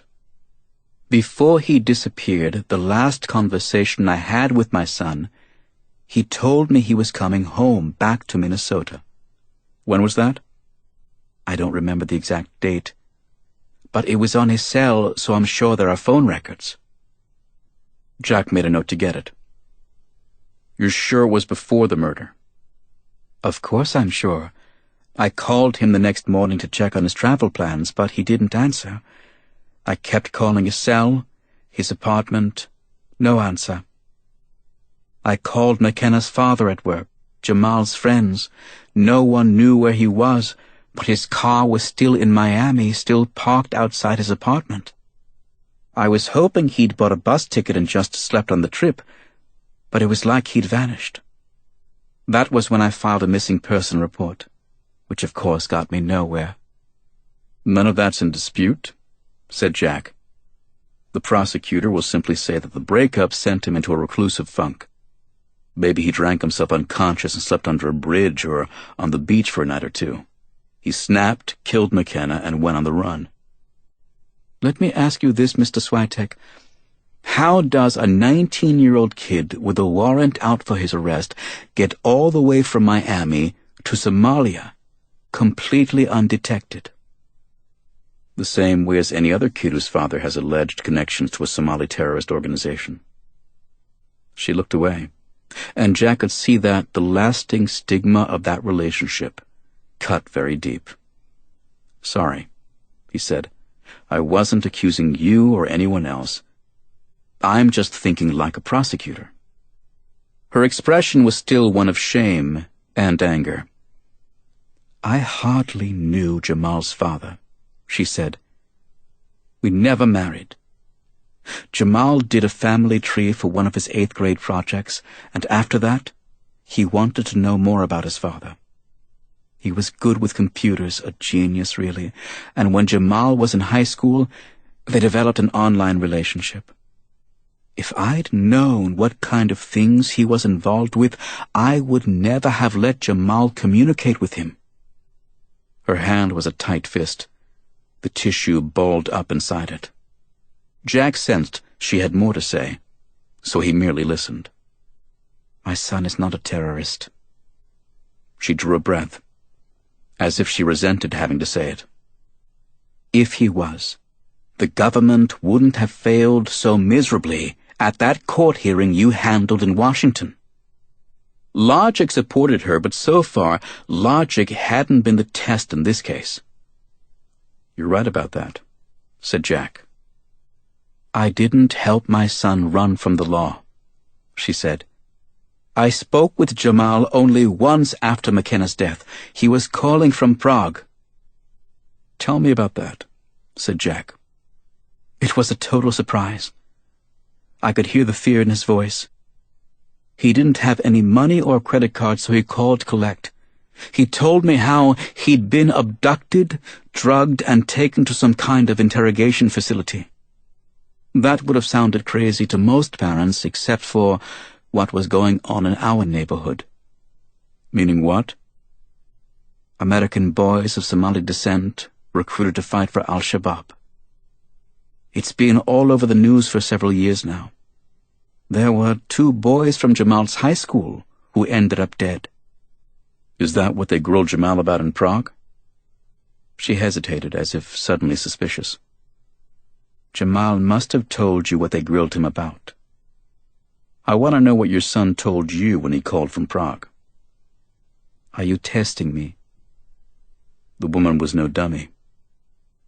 "No," said Jack. "I'm testing him." Again she paused, as if she didn't see the difference. "He told me that they wanted to know about his work for McKenna's father. The encryption stuff. Isn't that what Jamal told you?" It was, but Jack didn't answer. "What else did he tell you?" "Nothing. That was when I told him about McKenna. The only thing that shocked him more was when I told him he was wanted for her murder." "Did he deny killing her?" She looked up at him, meeting his gaze. "Of course he did. I told him to come home to Minnesota, but he was too scared. I had no idea what he was going to do. Only after you got involved did I find out that he contacted his father, who managed to get him to Somalia under the name Khalid al-Jawar. You know the rest." Jack came around the desk, trying to soften his approach.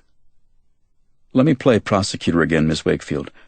How do you know that your son didn't just make up all that stuff about being abducted and interrogated in Prague?"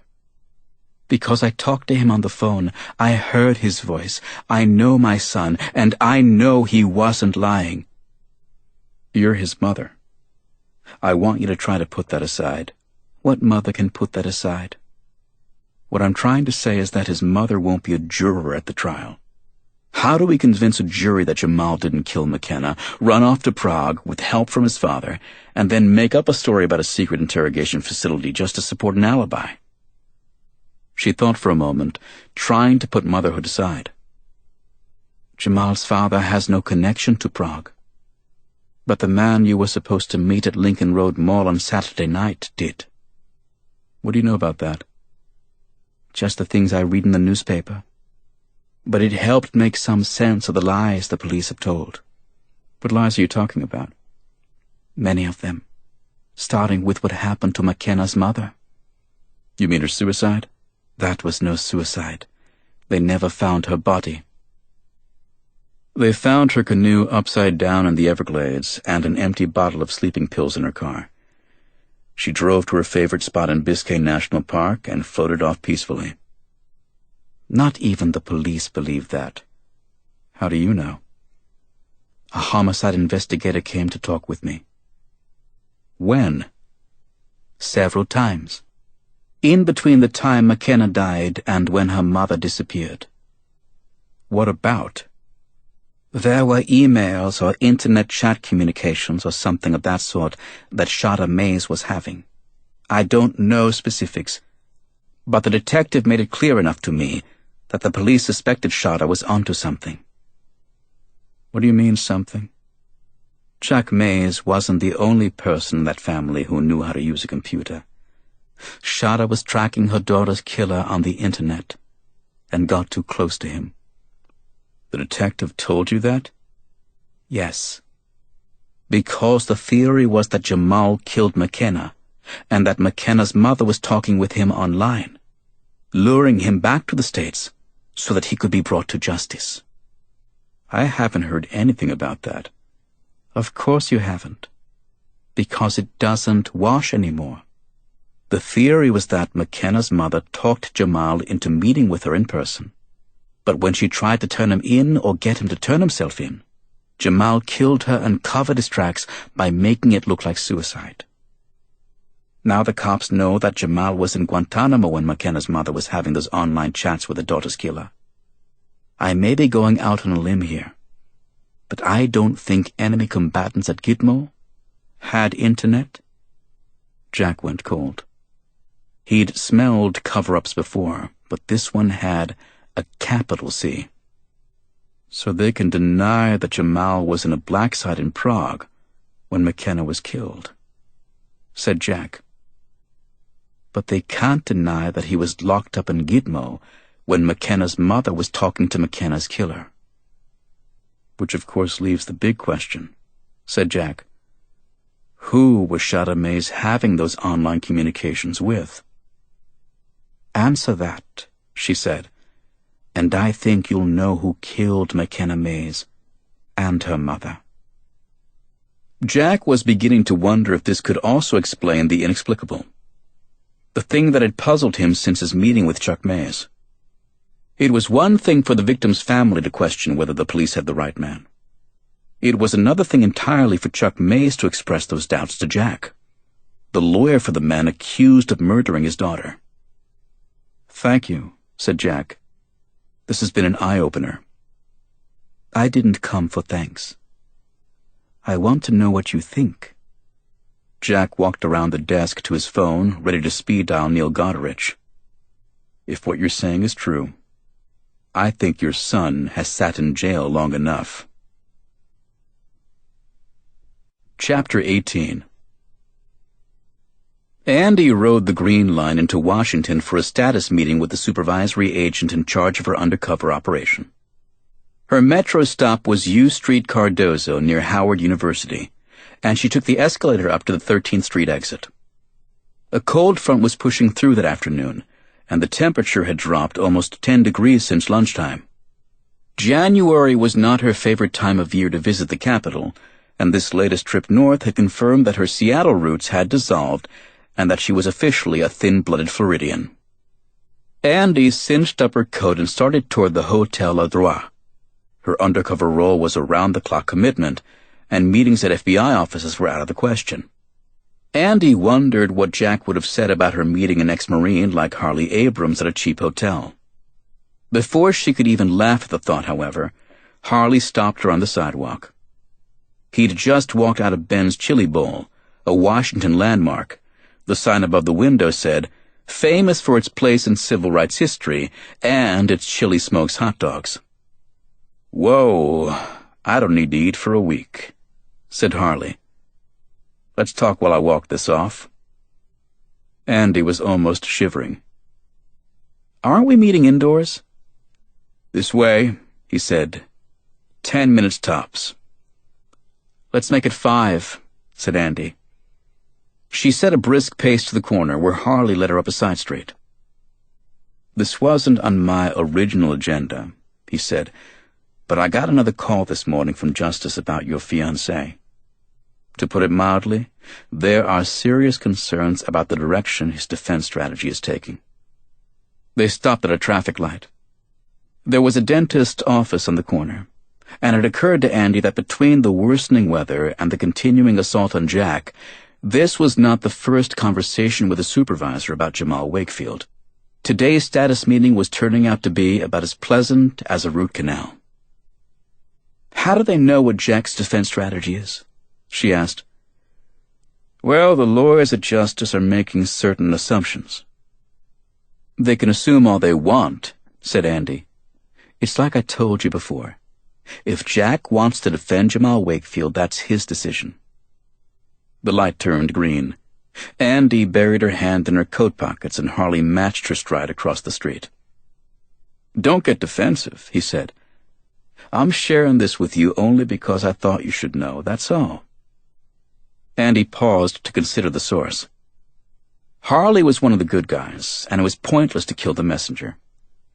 "Okay, sorry. I appreciate the heads up." Harley stopped midway down the block. Andy was eager to find warmth inside a comfortable lobby, but there wasn't a hotel in sight. In fact, the neighborhood had turned questionable. "Don't tell me you got us lost," said Andy. They were standing in front of a hardware store, but Harley's gaze had drifted toward a small shop across the street. The plate glass windows were blacked over, but the sign on the door, Capital Pleasures it read, featured a tall blonde in tight black leather with strategically placed nickel studs. "Harley, this seems inappropriate." "That's why I'm going to let one of our female agents handle this. Sherry Donna from the Washington field office is sort of an expert in this field. She'll be here any minute, take you inside and show you around. Then the two of you will meet in private. She can explain everything." "Explain what?" "Let me put it this way," he said. "Your undercover role is entering a new phase." Andy let it sink in. She'd played a prostitute on her first undercover assignment in Seattle. But this was her first venture into the world of leather and chains. "Are you asking me to play some kind of dominatrix?" "I would have volunteered myself, but does anybody really want to see me in a getup like that?" Andy shook off the thought in a hurry. "Definitely not. But relax," he said. "I was just kidding about wearing the stuff. It's more of an education into a lifestyle and certain male fetishes that Agent Donner will introduce you to." She took another quick look across the street, wondering what Jack would say about her visit to Capital Pleasures. "Honey, do you like the riding crop with the rhinestones or without?" "You're okay with this, right?" he asked. "Sure, I'm fine. There's just one thing." "What?" "Don't expect me to whip my husband into dropping his case," she said, as she thumped him on the chest. Chapter 19. On Monday evening, Jack got his first taste of Somali cuisine. It was at Cafe Nema in Washington, D.C. Proving that Jamal had been held at a secret detention center in Prague was step 2 of the alibi defense. Step 1 was proving that a facility had ever existed in the Czech Republic in the first place, an even bigger hurdle. The defense team needed a heavy hitter, and it was Neil who had arranged for them to meet with Stan Haber, a corporate litigator who believed that everyone deserved a lawyer. That belief was incompatible with profit. Over the years, Haber and his powerful Washington firm had logged thousands of billable hours trying to convince juries that big tobacco didn't know cigarettes were addictive. Lately, he'd spent his time defending Gitmo detainees free of charge. "Who ordered the sambusa with basmati rice pilaf?" the waitress asked. Flaky fried triangles of dough filled with curried vegetables weren't exactly exotic, but Cafe Nema was more about the experience. At the basement level, a few steps below U Street, the dimly lit room was ripe for conversation, a cozy mix of foreign expats and hip U Streeters. Battered brick walls displayed a collage of brightly colored oil paintings, and a large Somali flag hung on a section painted fire engine red. Photos of Miles Davis and Duke Ellington hung above the worn wooden bar, where counter and stools bore the nicks, scratches, and other badges of use. Older men spoke French and Arabic, savoring plates of kibbeh, a torpedo-shaped pastry filled with beef and onions. Students from nearby Howard University gathered at tables to kibitz or send text messages from their cell phones. Jazz music set the mood without interfering with the buzz of voices. "Sambusa's mine," said Jack. The waitress served the platters and quickly brought another round of beers. Neil steered the conversation back toward business. Stan has been on top of black detention sites ever since the Washington Post broke the story in 2005. Jack already knew all that, but Neil's brief segue was all the encouragement Haber needed to remind them that he had been among the first volunteers to visit Guantanamo, and that he'd played a key role in securing the game-changing decision of the Supreme Court that detainees must be treated in accordance with the Geneva Conventions. "Obviously, we'd love to have someone like you on board," said Jack, "but here's my concern. Our job is to get Jamal acquitted on charges of first-degree murder. Nothing more. I don't want to turn his case into a foreign policy battle where my client is collateral damage in a war against the CIA."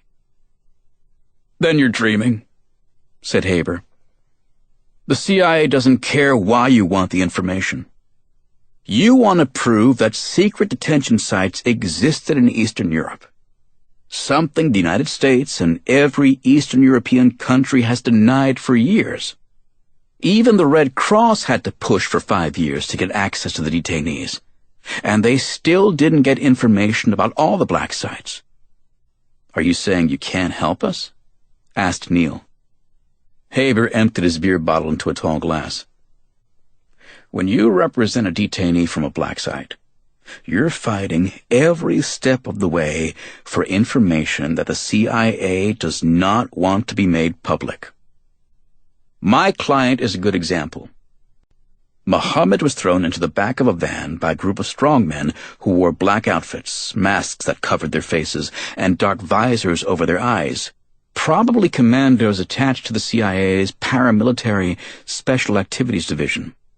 He was hogtied, stripped naked, photographed, hooded, sedated with anal suppositories, placed in diapers, and transported by plane to a secret location.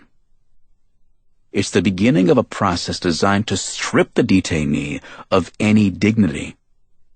"Sounds like what Jamal described," said Jack. "Disorientation is also a big part of it. For my client, it was 20 days in a pitch-black cell with Eminem, Slim Shady, and Dr. Dre blaring nonstop. Then it was day after day of ghoulish Halloween sounds, always in total darkness, always in solitary confinement. They'd chain him to the ceiling, hanging by his wrists, so that his toes could barely touch the ground. Then they'd bring him down for waterboarding. He spent hours in something called a dog box, which, as the name implies, isn't big enough for a human being. These are all tactics that were used effectively by the KGB. But you have to remember that the KGB was interested in securing false confessions to crimes against the state, not the gathering of reliable intelligence. It got to the point where my client tried to kill himself by running his head into the wall. Didn't work. He just knocked himself unconscious. He's probably much better at flying airplanes into buildings," said Jack, and he'd shocked himself, the words having come like a reflex. "Whoa," said Neil. Jack's mouth opened, but the explanation was on a slight delay, as if his brain needed extra time to process what was going on. "It's not that I make light of torture," he said, still trying to comprehend. I think I had an Andy moment." "A what?" "My fiancée," said Jack. "She's an FBI agent. You kept going on and on about the treatment of these black sites, and suddenly I could almost hear Andy whispering into my ear, 'Before you get all ACLU on me, remember what most of these guys would do if given the chance.'" The other men exchanged glances, and Neil tried to lighten things up. "These things happen with Jack. Not many guys spend 4 years at the Freedom Institute before jumping ship to be a federal prosecutor." "Ah, a wolf in sheep's clothing, are you?" said Haber. "A sheep in wolf's clothing, if you ask my fiancée. I lasted only 2 years at the U.S. Attorney's Office." Haber drank from his beer and nodded. "I guess none of us is easy to figure out. Look at Neil and me. A couple of Jews defending Islamic extremists." "Funny, Grandpa Swyteck said the same thing about me," Haber looked confused again, so Jack explained. Since getting Alzheimer's, my grandfather thinks that he's Jewish. Where's he from? Chicago? Both of his parents were born in Bohemia, somewhere around Prague. Are there any Czech Jews named Swyteck? Asked Haber. I don't know, said Jack. The name is another one of those Ellis Island disasters. For your grandfather to be Jewish, it really matters what his mother was. Her maiden name was Petrarch, said Jack, which I checked out on the internet. It means Peter the Rock, as in the Apostle Peter being the first pope, the rock upon which Christ founded his church. That doesn't sound too Jewish, said Haber. You never know, said Neil. A lot of Eastern European Jews had good reason to assume a Gentile surname, even before the Nazis. How do you think Goldsmith became Godrich? Jack hadn't thought of that.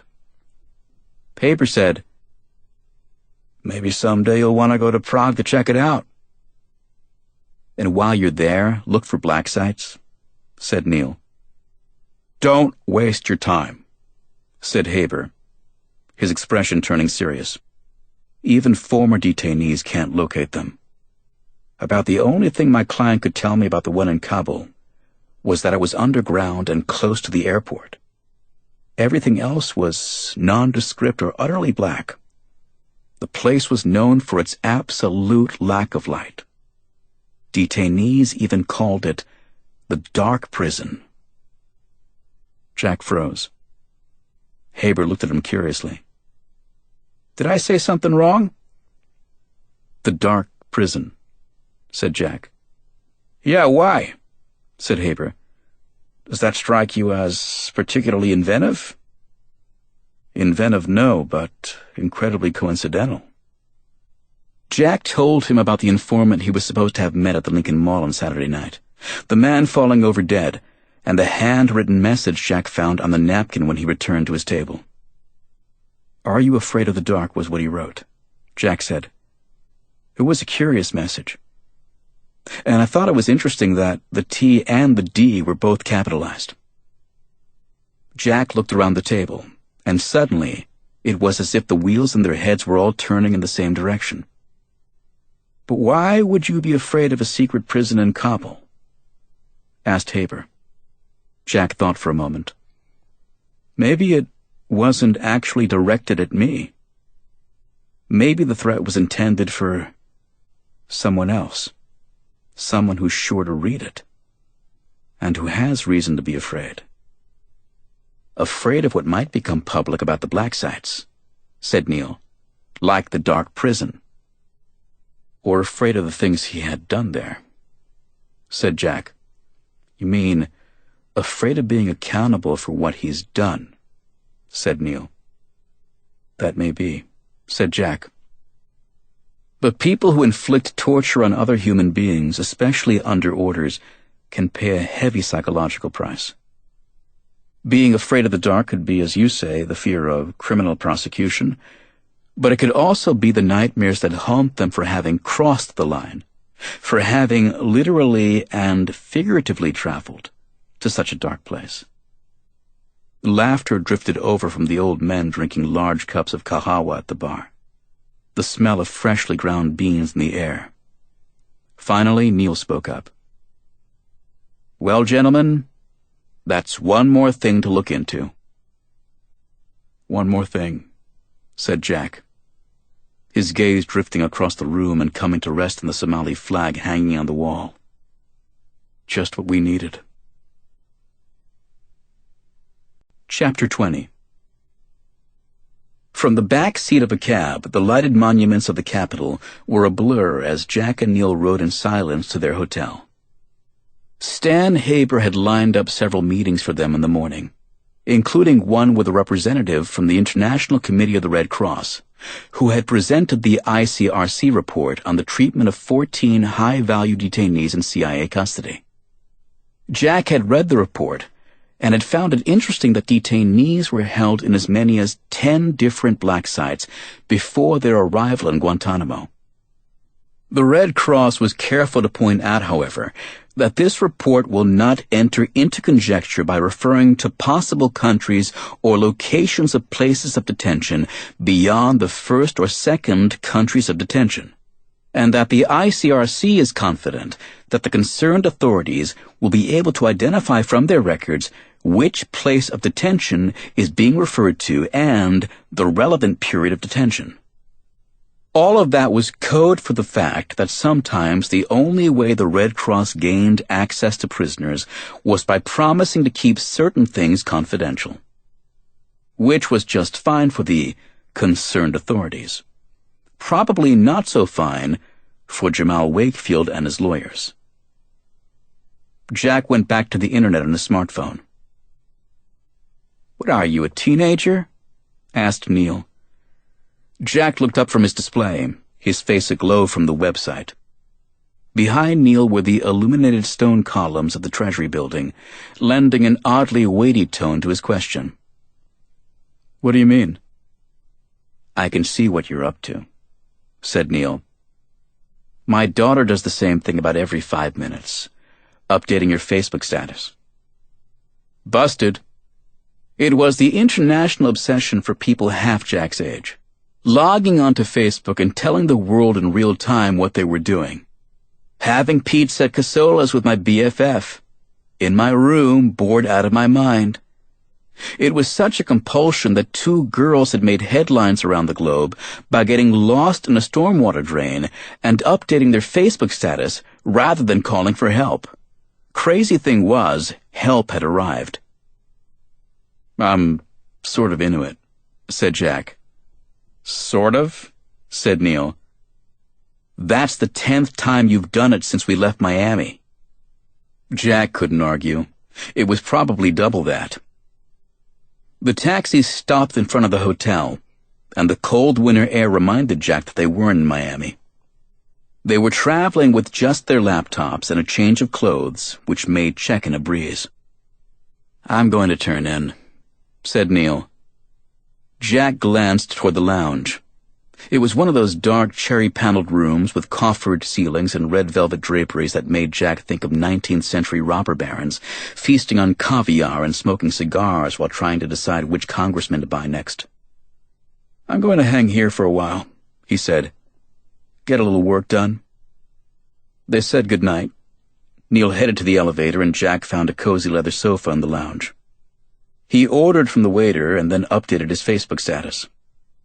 Alone in the lobby with a glass of port.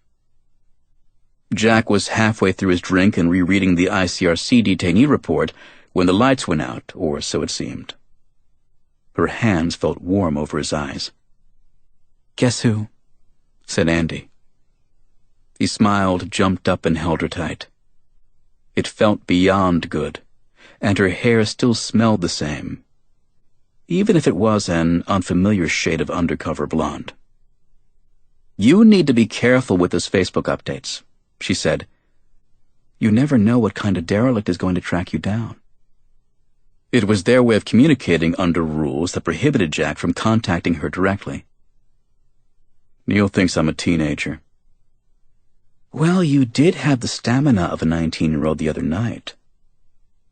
That triggered some nice memories. "How long can you stay?" "Just a few minutes. Sorry. My sexually deviant boyfriend is around the corner waiting in the car." Not the kind of thing your fiancé wants to hear. She sat beside him on the couch, and Jack felt that empty silence that was becoming too much a part of their relationship. It lasted only a few seconds, but it was there whenever Andy worked undercover. The hesitation as Jack checked his train of thought, knowing that he couldn't even ask how her day had gone, much less what the hell was up with the sexually deviant boyfriend. "Did you get my phone messages this morning?" she asked. "Yes, of course I knew it was you." She took his hand, but her touch was a little stiff. "Is something wrong?" he asked. "Not between us," she said. "But there is something I need to tell you." Jack braced himself for another one of those FBI agent to lawyer lectures. Please don't try to talk me out of representing Jamal. I'm more committed than ever. I know, and that's your business. But what? She created some separation on the couch, positioning herself so that she could look him in the eye as she spoke. What I'm about to say, you can never tell anyone that you heard it from me. He hesitated. Andy, I don't want to hear anything that puts you in an uncomfortable position with the Bureau. I'm fine. This isn't classified. Some of it's even been in the newspapers. All I'm doing is helping you put two and two together so that you can make the right decision about Jamal Wakefield. I think I have made the right decision. Everything I'm learning about this case tells me this guy is innocent. It was the first time Jack had said it aloud, and it rang so true that it actually surprised him. That's what I want to talk about, said Andy. Obviously, you know about certain black sites run by the CIA. But have you heard anything about the insurance policies? No. What kind of insurance? After it became public that the CIA had these black sites, some CIA officers started to get nervous about it. Imagine that, said Jack. Just listen. They were worried that they would need lawyers to represent them in civil or criminal lawsuits, or maybe even congressional hearings. So the government set up a private insurance plan that they could buy into. Wait a minute. You're saying that while the administration was denying the existence of these black sites, the Pentagon was setting up an insurance plan to protect the interrogators in case they were accused of torturing the detainees? Stop editorializing. But to answer your question, yes. The waiter came by. Another port, sir? Jack was massaging the pain between his eyes, still trying to get his head around Andy's news. Got any aspirin? Said Jack. I can check, he said. Andy waited for him to leave, then continued. The important thing here is that the insurance is private, which means you have people outside the CIA involved. People who theoretically you could talk to. You mean people who could confirm that there was a black site in the Czech Republic? I mean theoretically.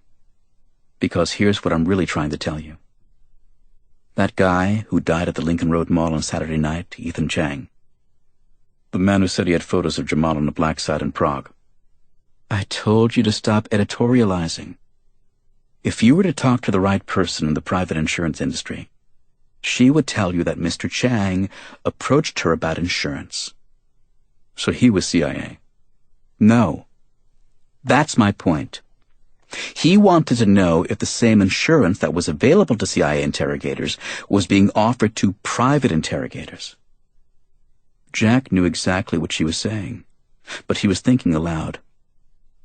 The site was run by one of those private contractor security firms, he said. Like a Blackwater. Blackwater is now called XE Services, but there are others. Armor Group North America, Inter-Risk, to name just a couple. That makes things even tougher. Jack, I'm not telling you this so that you'll go the extra mile and prove the existence of a black site run by a private security firm. Don't you get it? The CIA has deniability.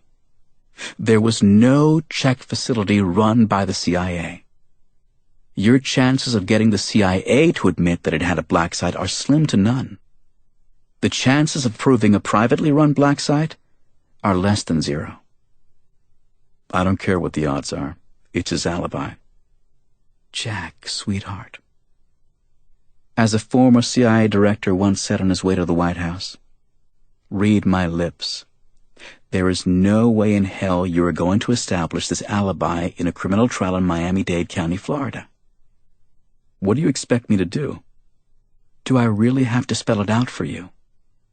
No, but do it anyway. And say it so I believe it. She leaned closer, looked him in the eye. Find another way to win your case, Jack. Or your client is looking at the death penalty. Chapter 21. Vince squeezed the trigger and caught his breath. He'd been at it for almost 40 minutes. Since losing his sight, this was the first time he'd discharged his Glock 9mm pistol without a sound beacon attached to the target. "Nice shot," said the firearms trainer. At first, his supervisors had scoffed at the idea of target practice for the blind. But Vince had made them believers. A series of slow rhythmic beeps from the target worked best for him. He'd learned to measure the pulses in each ear until the sound was equal in the left and right, which meant that the beacon was centered on his nose. From there, it was all about technique, focus, and instinct. Square your shoulders, draw an imaginary line from your eyebrows, heart, and shoulders to the target. Raise the gun slowly to check the alignment from your heart to your palms holding the gun, and finally, using your mind's eye, picture the gun's barrel before you and the target beyond, and when you can see one last imaginary line from your center of gravity between your wrists and along the image of the gun's sights. Pow. Brainport changed the game entirely. Vince worked as a training advisor on human issues with the Academy detail, but the new Miami Police Training Center in downtown Miami had been built after his accident. He'd never had an actual look at the new firearms unit. His role was to teach courses on mental preparation and ethics and professionalism with the Officer Survival Detail, and to conduct advanced multi-jurisdictional sessions on crisis negotiation skills, which covered everything from outright hostage-takings to convincing an armed drug addict not to commit suicide. Stimulating work, but it was still just a classroom. He longed to get out, and a morning at the firearms detail with Brainport was a big step in that direction. "I never would have believed it, but you could very well get to a passing level on stationary targets at close range," the trainer said. "Moving targets, well, we'll wait and see." Vince focused the Brainport camera lens on a black and white target peppered with gunfire. The stated policy of the Institute for Human and Machine Cognition was never to let the device leave the Pensacola campus. But Chuck Mays had a way of making things happen. It made Vince's heart race with excitement to see, literally, the results.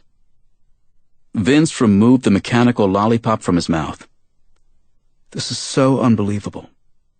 He hated to shut down the device, but he was authorized to use it only in controlled environments like the police training center.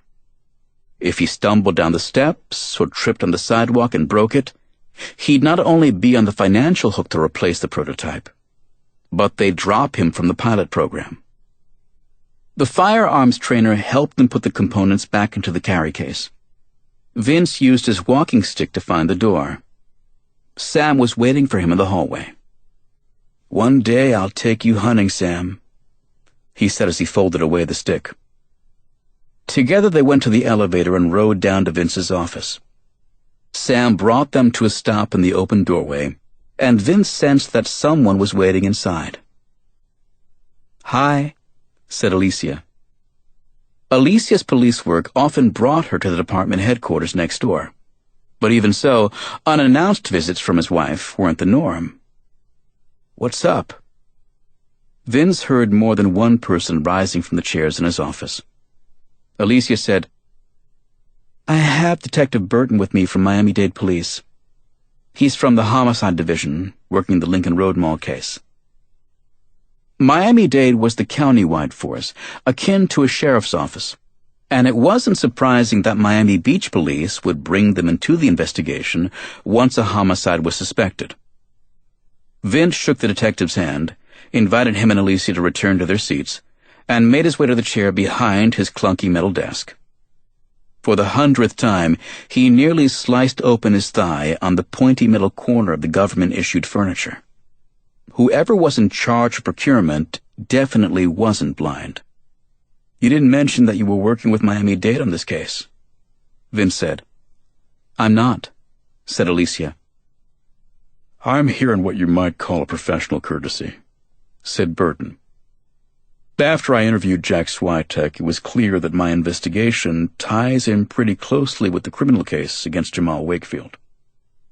It seemed appropriate for you to be informed, given given what happened to you.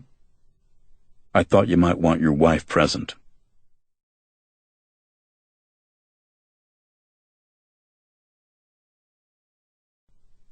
Vince didn't make an issue out of it, but the detective's actions were so typical. You go blind and the world thinks you can't do anything alone. Still, Alicia knew better. She should have told Burton that there was no need for her to tag along. Why did she come? There are a couple of things you might like to know, said Burton. Okay, shoot.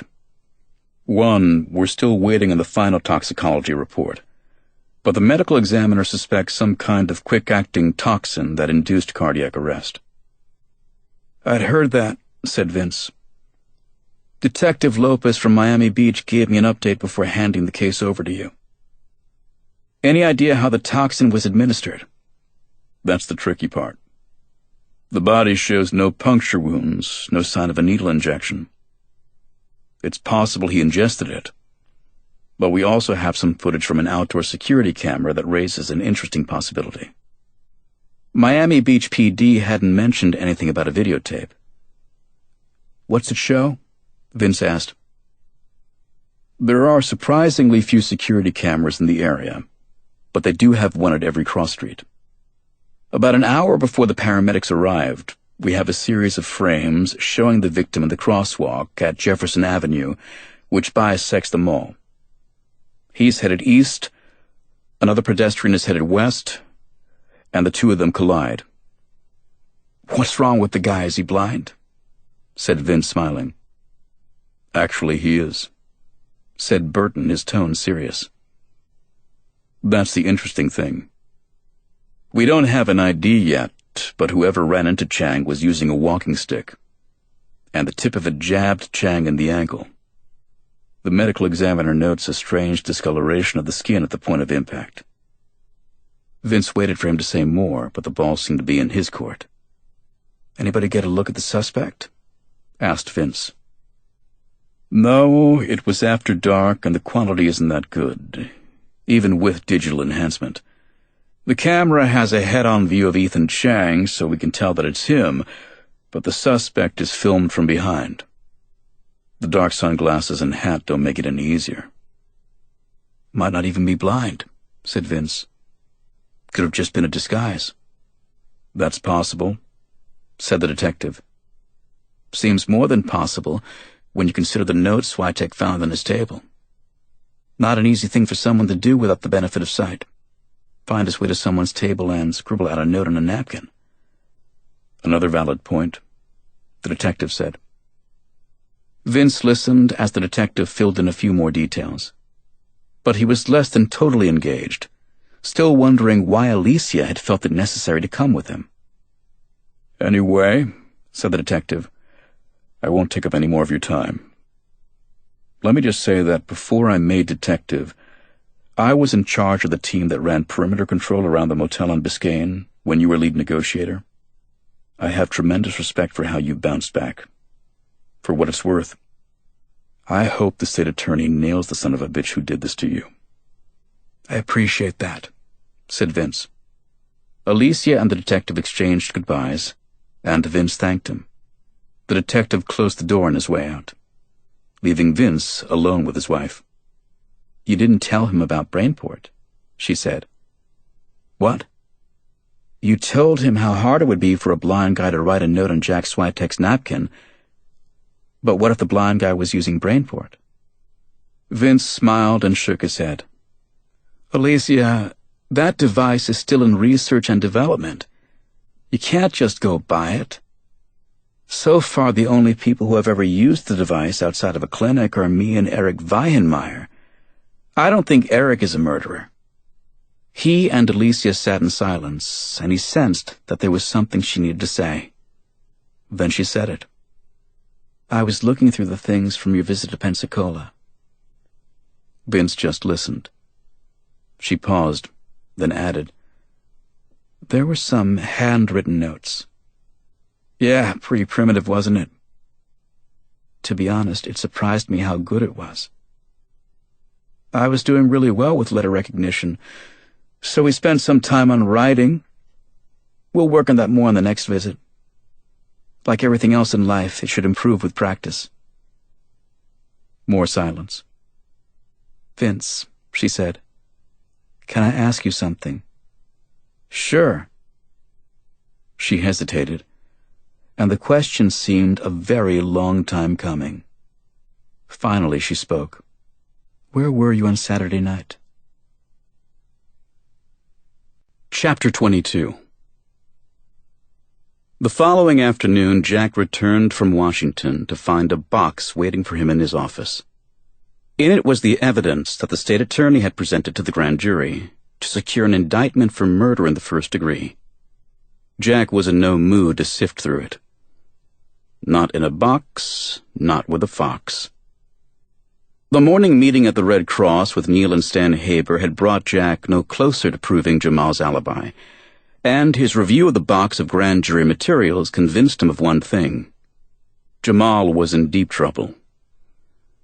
The recording from Vince's answering machine was especially powerful. Jack listened to it once, and when the chills stopped coursing down his spine, he played it again. At moments like these, when he was alone in his office and there was no need to hide his emotions from a judge or the jury, it didn't matter how many murder cases he'd taken to trial. There was nothing, absolutely nothing, like the sound of a teenage girl struggling to name her killer as her young life drained away. Tell me, he heard McKenna whisper. Am I dying? Jack envisioned her lying on her bedroom floor, her body limp and wrapped in a blood-soaked blanket, her vision fading as she looked up into Vince's eyes and heard his lie. No, sweetheart. You're going to be just fine. No videotape was needed to see Vince switching it to cop mode. Unable to save McKenna, but finding the wherewithal to build the case against her killer. Who did this to you? A weak cough was her response, the end nearing. McKenna, tell me who did this to you. It took a moment, but then came the one-word answer that was the heart of the state's case. Jamal, she whispered. Your boyfriend? My first, she said, her voice barely audible. There was no rhythm to her breathing, the noise more like a gurgle of fluids in her throat. Then there was silence, followed by Vince's emotional outburst. Jack hit the stop button, knowing how it had ended, unable to listen a second time to Vince's efforts to revive her. 2 hours passed before Jack looked at the clock again, and it was well past dinner time when he finally got through the rest of the evidence in the box.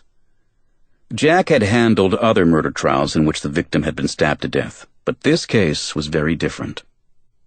There were no photographs of the victim. The crime scene was literally a pile of ashes, and the forensic and investigative reports read more like a prosecution for arson than homicide. Investigators had isolated the propane tank that was believed to have caused the explosion. It was the fire marshal's expert opinion that it was gunfire, probably an errant shot at Vince by the attacker that had ruptured the tank. The ensuing fire had consumed virtually all physical evidence relating to the homicide, including McKenna's body.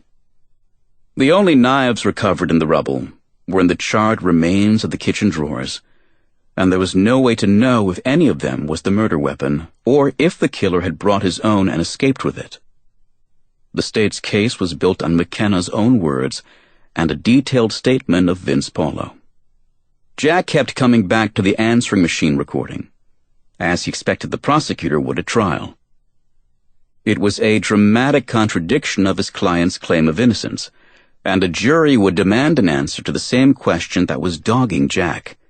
If Jamal didn't do it, why did McKenna say it was him? Jack packed up the box of evidence, called it a night, and met Neil for a late bite at Cy's place in Coconut Grove. They sat on stools at the long mahogany bar, the television on the wall tuned to ESPN. Cy's place was better known for its late-night jazz than its food, but if Jack didn't eat there at least once a week, He risked serious bodily injury at the hands of the owner. "Try the fish sandwich," said Theo. "The dolphin were practically jumping into the boat. I caught him myself this morning." Having spent the morning in meetings trolling for evidence to support an alibi, Jack was wrestling with another "why can't I be Theo" moment. Fishing in the warm waters of the Gulf Stream was one of the many reasons to live in South Florida, especially in January. But Jack hadn't been out since September. If it weren't for Theo's "what's yours is mine" philosophy, Jack's boat would have rotted on the dock. "Make it 2," said Neil. "And a couple cold drafts." "Cool," said Theo. "Yours is on the house, Neil." "What about mine?" said Jack. "You are charged double." Neil laughed, but Jack knew he wasn't kidding. "What did I do to piss you off?" Theo went to the tap and started pouring. "Vince Paulo basically saved my life 2 years ago," he said. "And now you're defending the guy who blinded him." Jack was all too aware of that dilemma. First of all, Neil asked me to help with the case. Second of all, he's more convinced of Jamal's innocence than I am. So why is his food free? Theo set up the beers in front of them. "Neil can't help himself. He thinks everyone is innocent. You know better." "He has a point," said Neil. "Stay out of this," said Jack. He tasted his beer, and an idea came to him. "I'll tell you what, Theo. You can bill me double for a month if you can explain one thing to me about this case." "I assume you mean the month of March, not February." "All right, 31 days. "Hold on," said Neil. "You can't discuss the case with a bartender." "Theo is my investigator," said Jack. "This is a privileged conversation." "It's more like a bet involving the price of fish sandwiches," said Neil. "Then let's do this by the book. Theo, in accordance with the rules of criminal procedure as approved by the Supreme Court of Florida, I hereby retain you as a certified expert on phony alibis and bullshit accusations. Tell me what you think of this one." Theo came closer, resting his arms on the bar top. "Let's hear it, dude." Jack took a minute, his smile giving way to a very serious expression. The $64,000 question that had popped from the box of evidence from the state attorney was still eating at him, and he was no longer just kidding around. "Answer me this," said Jack. "Why would a girl like McKenna Mays tell a cop that her boyfriend stabbed her if he didn't?" "Easy," said Theo. "The guy who did it told her he'd come back and slit her throat if she named him. She's bleeding, scared, confused, and blurts out the first name that comes into her head." "Doesn't exactly line up," said Neil. "The girl was dying. No reason to fear her attacker coming back to hurt her." "Maybe he threatened to come back and kill her entire family. Or maybe she didn't know she was going to die." The last point had Jack and Neil exchanging glances.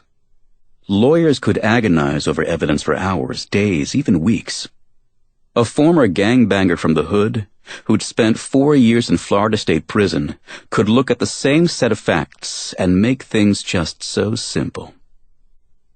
"Take it one step further," said Jack. "It's not that she isn't sure if she's going to live or die. Maybe she's absolutely convinced that she is going to live." "Convinced by someone she knows and trusts," said Neil. The lawyers were silent, but Jack didn't need ESP to know where the other legal mind at the bar was headed. "I don't want to go after Paula directly," said Jack, shaking his head. "I can't blame you a bit for that," said Neil. "But you know as well as I do that trying to prove up a secret detention facility in Prague is headed nowhere fast. So here's the thing. "Tell me." He glanced at Theo, then back at Jack. "It's like I told you before. They got the wrong man. which means that whoever stole Vince Paulo's sight and killed McKenna Mays is still out there. The way I see it, you're actually doing Paulo a favor." Jack lowered his eyes, talking into his beer. "Yeah, a favor," he said with a mirthless chuckle. "I'll probably get a thank you note from the whole damn department." Chapter 23. On Friday afternoon, Jack and Neil were back in the Justice Building. Seated between them at the nicked and scratched defense table was Jamal Wakefield, who looked almost boyish in his orange prison jumpsuit. The prosecutorial team sat closer to the empty jury box. Once again, Assistant State Attorney McHugh had brought along the lawyer from the National Security Division of the Department of Justice. "Good morning," said the judge, and Jack did not take that as a good omen. It was 3 p.m. "Good morning," said the lawyers, no one pointing out his error. It was an unwritten rule in Judge Flint's courtroom: suck up or shut up. Bail hearings were not usually closed to the public, but this hearing was unusual for many reasons, not the least of which was the fact that, in Florida, there was no guaranteed right to bail in a first-degree murder case. The accused could be released only after an Arthur hearing, named for one of the Florida Supreme Court's most famous decisions of the early 1980s, which, for the record, had absolutely nothing to do with Dudley Moore, Christopher Cross, or getting caught between the moon and New York City. In theory, the burden was on the prosecution to establish that the proof against the accused was evident, and the presumption of guilt was great. In State v. Jamal Wakefield, a case tinged with national security concerns, Jack was practical enough to realize that the defense would have to put on evidence to establish a right to pretrial release. The prosecutor spoke first. "Judge, we have a defendant who was picked up in Somalia after the commission of the murder and is a clear flight risk. This is a frivolous motion and a colossal waste of this court's time. For purposes of this hearing, the state of Florida relies on the evidence that it's already presented to the grand jury." "Thank you," the judge said, and his appreciation seemed sincere, as if he were still under the impression that it was morning and that he had an important lunch date. "Mr. Swyteck, the ball is in your court." Jack rose. "Your Honor, in due time will explain how Mr. Wakefield ended up in Somalia. But first, the defense will show that the case against Mr. Wakefield is a weak one, and that he should therefore be released on bond pending trial." The judge groaned as he rocked back in his tall leather chair. "Let me be upfront about this, Counselor. I am not going to allow you to try this case twice. Your client has a right to a speedy trial where you can present your evidence soon enough. We may need just one witness to call the prosecution's case in question," said Jack. The judge seemed pleased by that announcement. "I'm going to hold you to that, Mr. Swyteck. Proceed." "The defense calls Vincent Paulo." Jack's voice carried across the empty seats in the public galley and almost echoed off the rear wall, a bit too loud for a courtroom with no observers. The double doors in the back of the courtroom swung open, and Sergeant Paulo entered. He wore a business suit and tie, his eyes hidden behind a pair of dark sunglasses. In his right hand was a white walking cane. His wife was standing at his left, a strong and beautiful woman, which made it seem all the more tragic that Vince could no longer see her.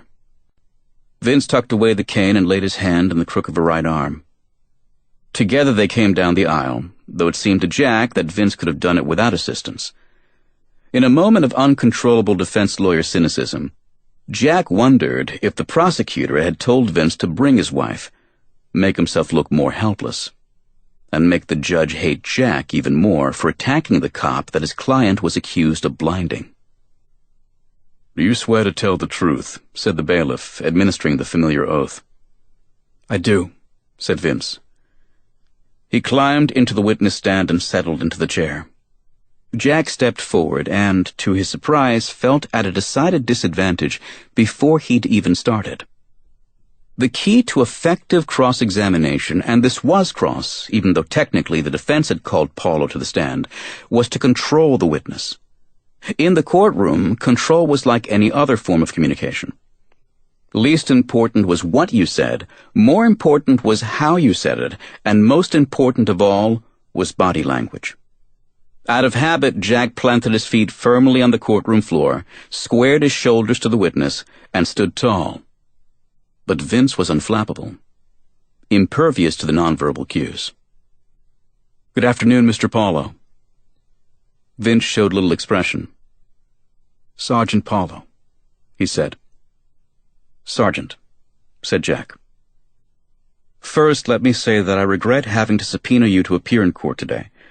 I know," he started to say, then stopped himself, thinking of their phone conversation. "I can only imagine how difficult this must be." Vince did not reply, and for Jack, the silence was somewhat unnerving. Jack continued. "I've read the sworn affidavit of your testimony that the prosecutor presented to the grand jury. I've also listened to the recording of your last words with McKenna Mays on the day she died. I understand that you were a police officer at that time, but just to be clear, you were not on the scene in response to a call for help, were you?" "No, I was not." "I believe you stated in your affidavit that Mr. Mays was out of town and you went to the Mays residence to check on McKenna." "Actually, Mr. Mays told me that he was concerned about—" "Excuse me, Sergeant. Judge, what Mr. Mays told the witness is inadmissible hearsay." The prosecutor rose. "Is that some kind of objection?" Even without a jury, judges were human too. Jack couldn't let the witness testify that McKenna's father feared Jamal might come around while he was out of town. "Your Honor, what I'd like is simply an answer to my questions." "The witness will answer the questions asked," said the judge, "without mention of what others may have told him." "Let me restate it," said Jack. "You went there to check on McKenna, but not on official business." Vince shifted in his chair, and it obviously pained him not to be able to take a shot at Jamal. "Basically, yes." "You and McKenna's father were friends?" "Yes." "How long?" "At that time, I'd say about 7 years." "Since McKenna was in elementary school, then?" "That sounds right." "Would you describe your relationship with McKenna as close?" "She used to call me Uncle Vince, if that answers your question." "Would you say that she regarded you as someone she could trust?" "Of course," said Vince. "Someone she could rely on?" "There was nothing I wouldn't have done for McKenna." "Someone who would tell the truth?" "Objection," said the prosecutor, rising. "Overruled. The witness will answer." Vince paused, but Jack didn't read it as any kind of confusion as to courtroom procedures. It was the question that had given him pause. Vince's acute awareness that defense lawyers didn't ask questions without a hidden agenda. "She certainly had no reason to think I was a liar," said Vince. "Exactly," said Jack. "McKenna Mays had no reason to believe that her Uncle Vince would lie to her, correct?" Again he hesitated, but Jack had left him little wiggle room. "I would say that's true." Jack faced the judge. "With the court's permission, I would like to play the answering machine recording of McKenna Mays. It's the key piece of evidence in the state's case against my client."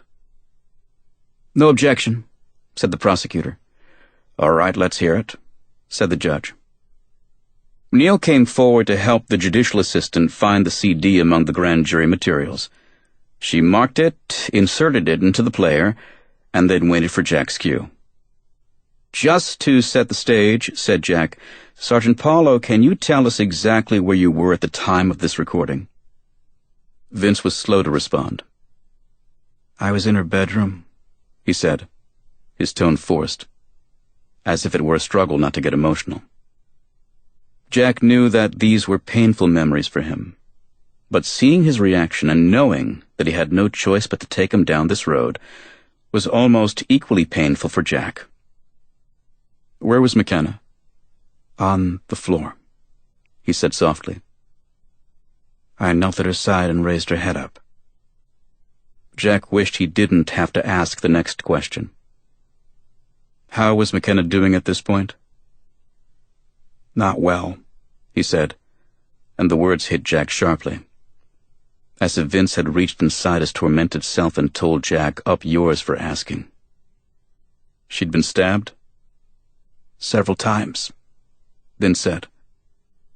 His voice almost cracked, but he drew a deep breath, and he sounded like a cop again.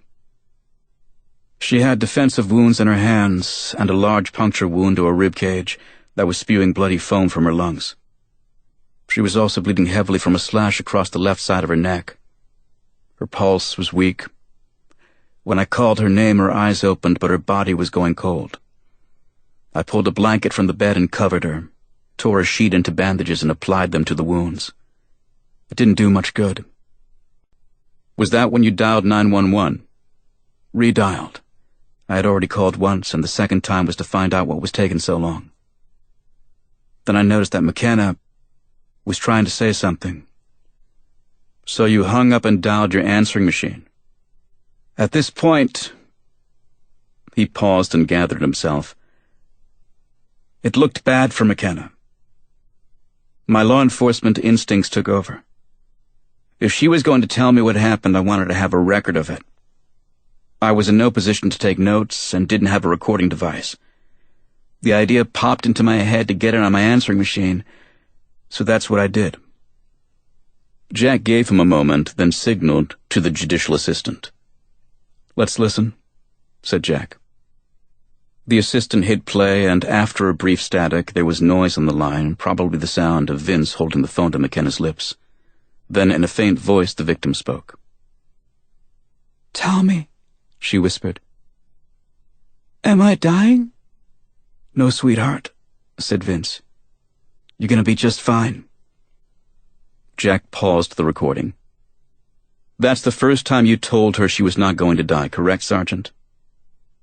Vince seemed momentarily confused, as if he hadn't expected the question.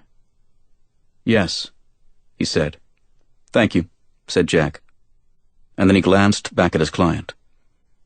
Jamal was staring at the carpet, his forehead resting on the table's edge, as if it were all unbearable. The recording resumed. "Really?" said McKenna. "Who did this to you?" said Vince. "Am I going to die?" "No, McKenna, you're going to be fine. Who did this?" Jack paused the recording again. "Sergeant, am I correct that this is the second time you told her she was not going to die?" "Yes." "Thank you," said Jack, and the recording continued with McKenna's ever-weakening voice. "You really think I'm going to be okay?" "Yes, it's not your time. I saw much worse than this in Iraq, and they're all fine. Tell me who did this to you." Jack hit pause once more.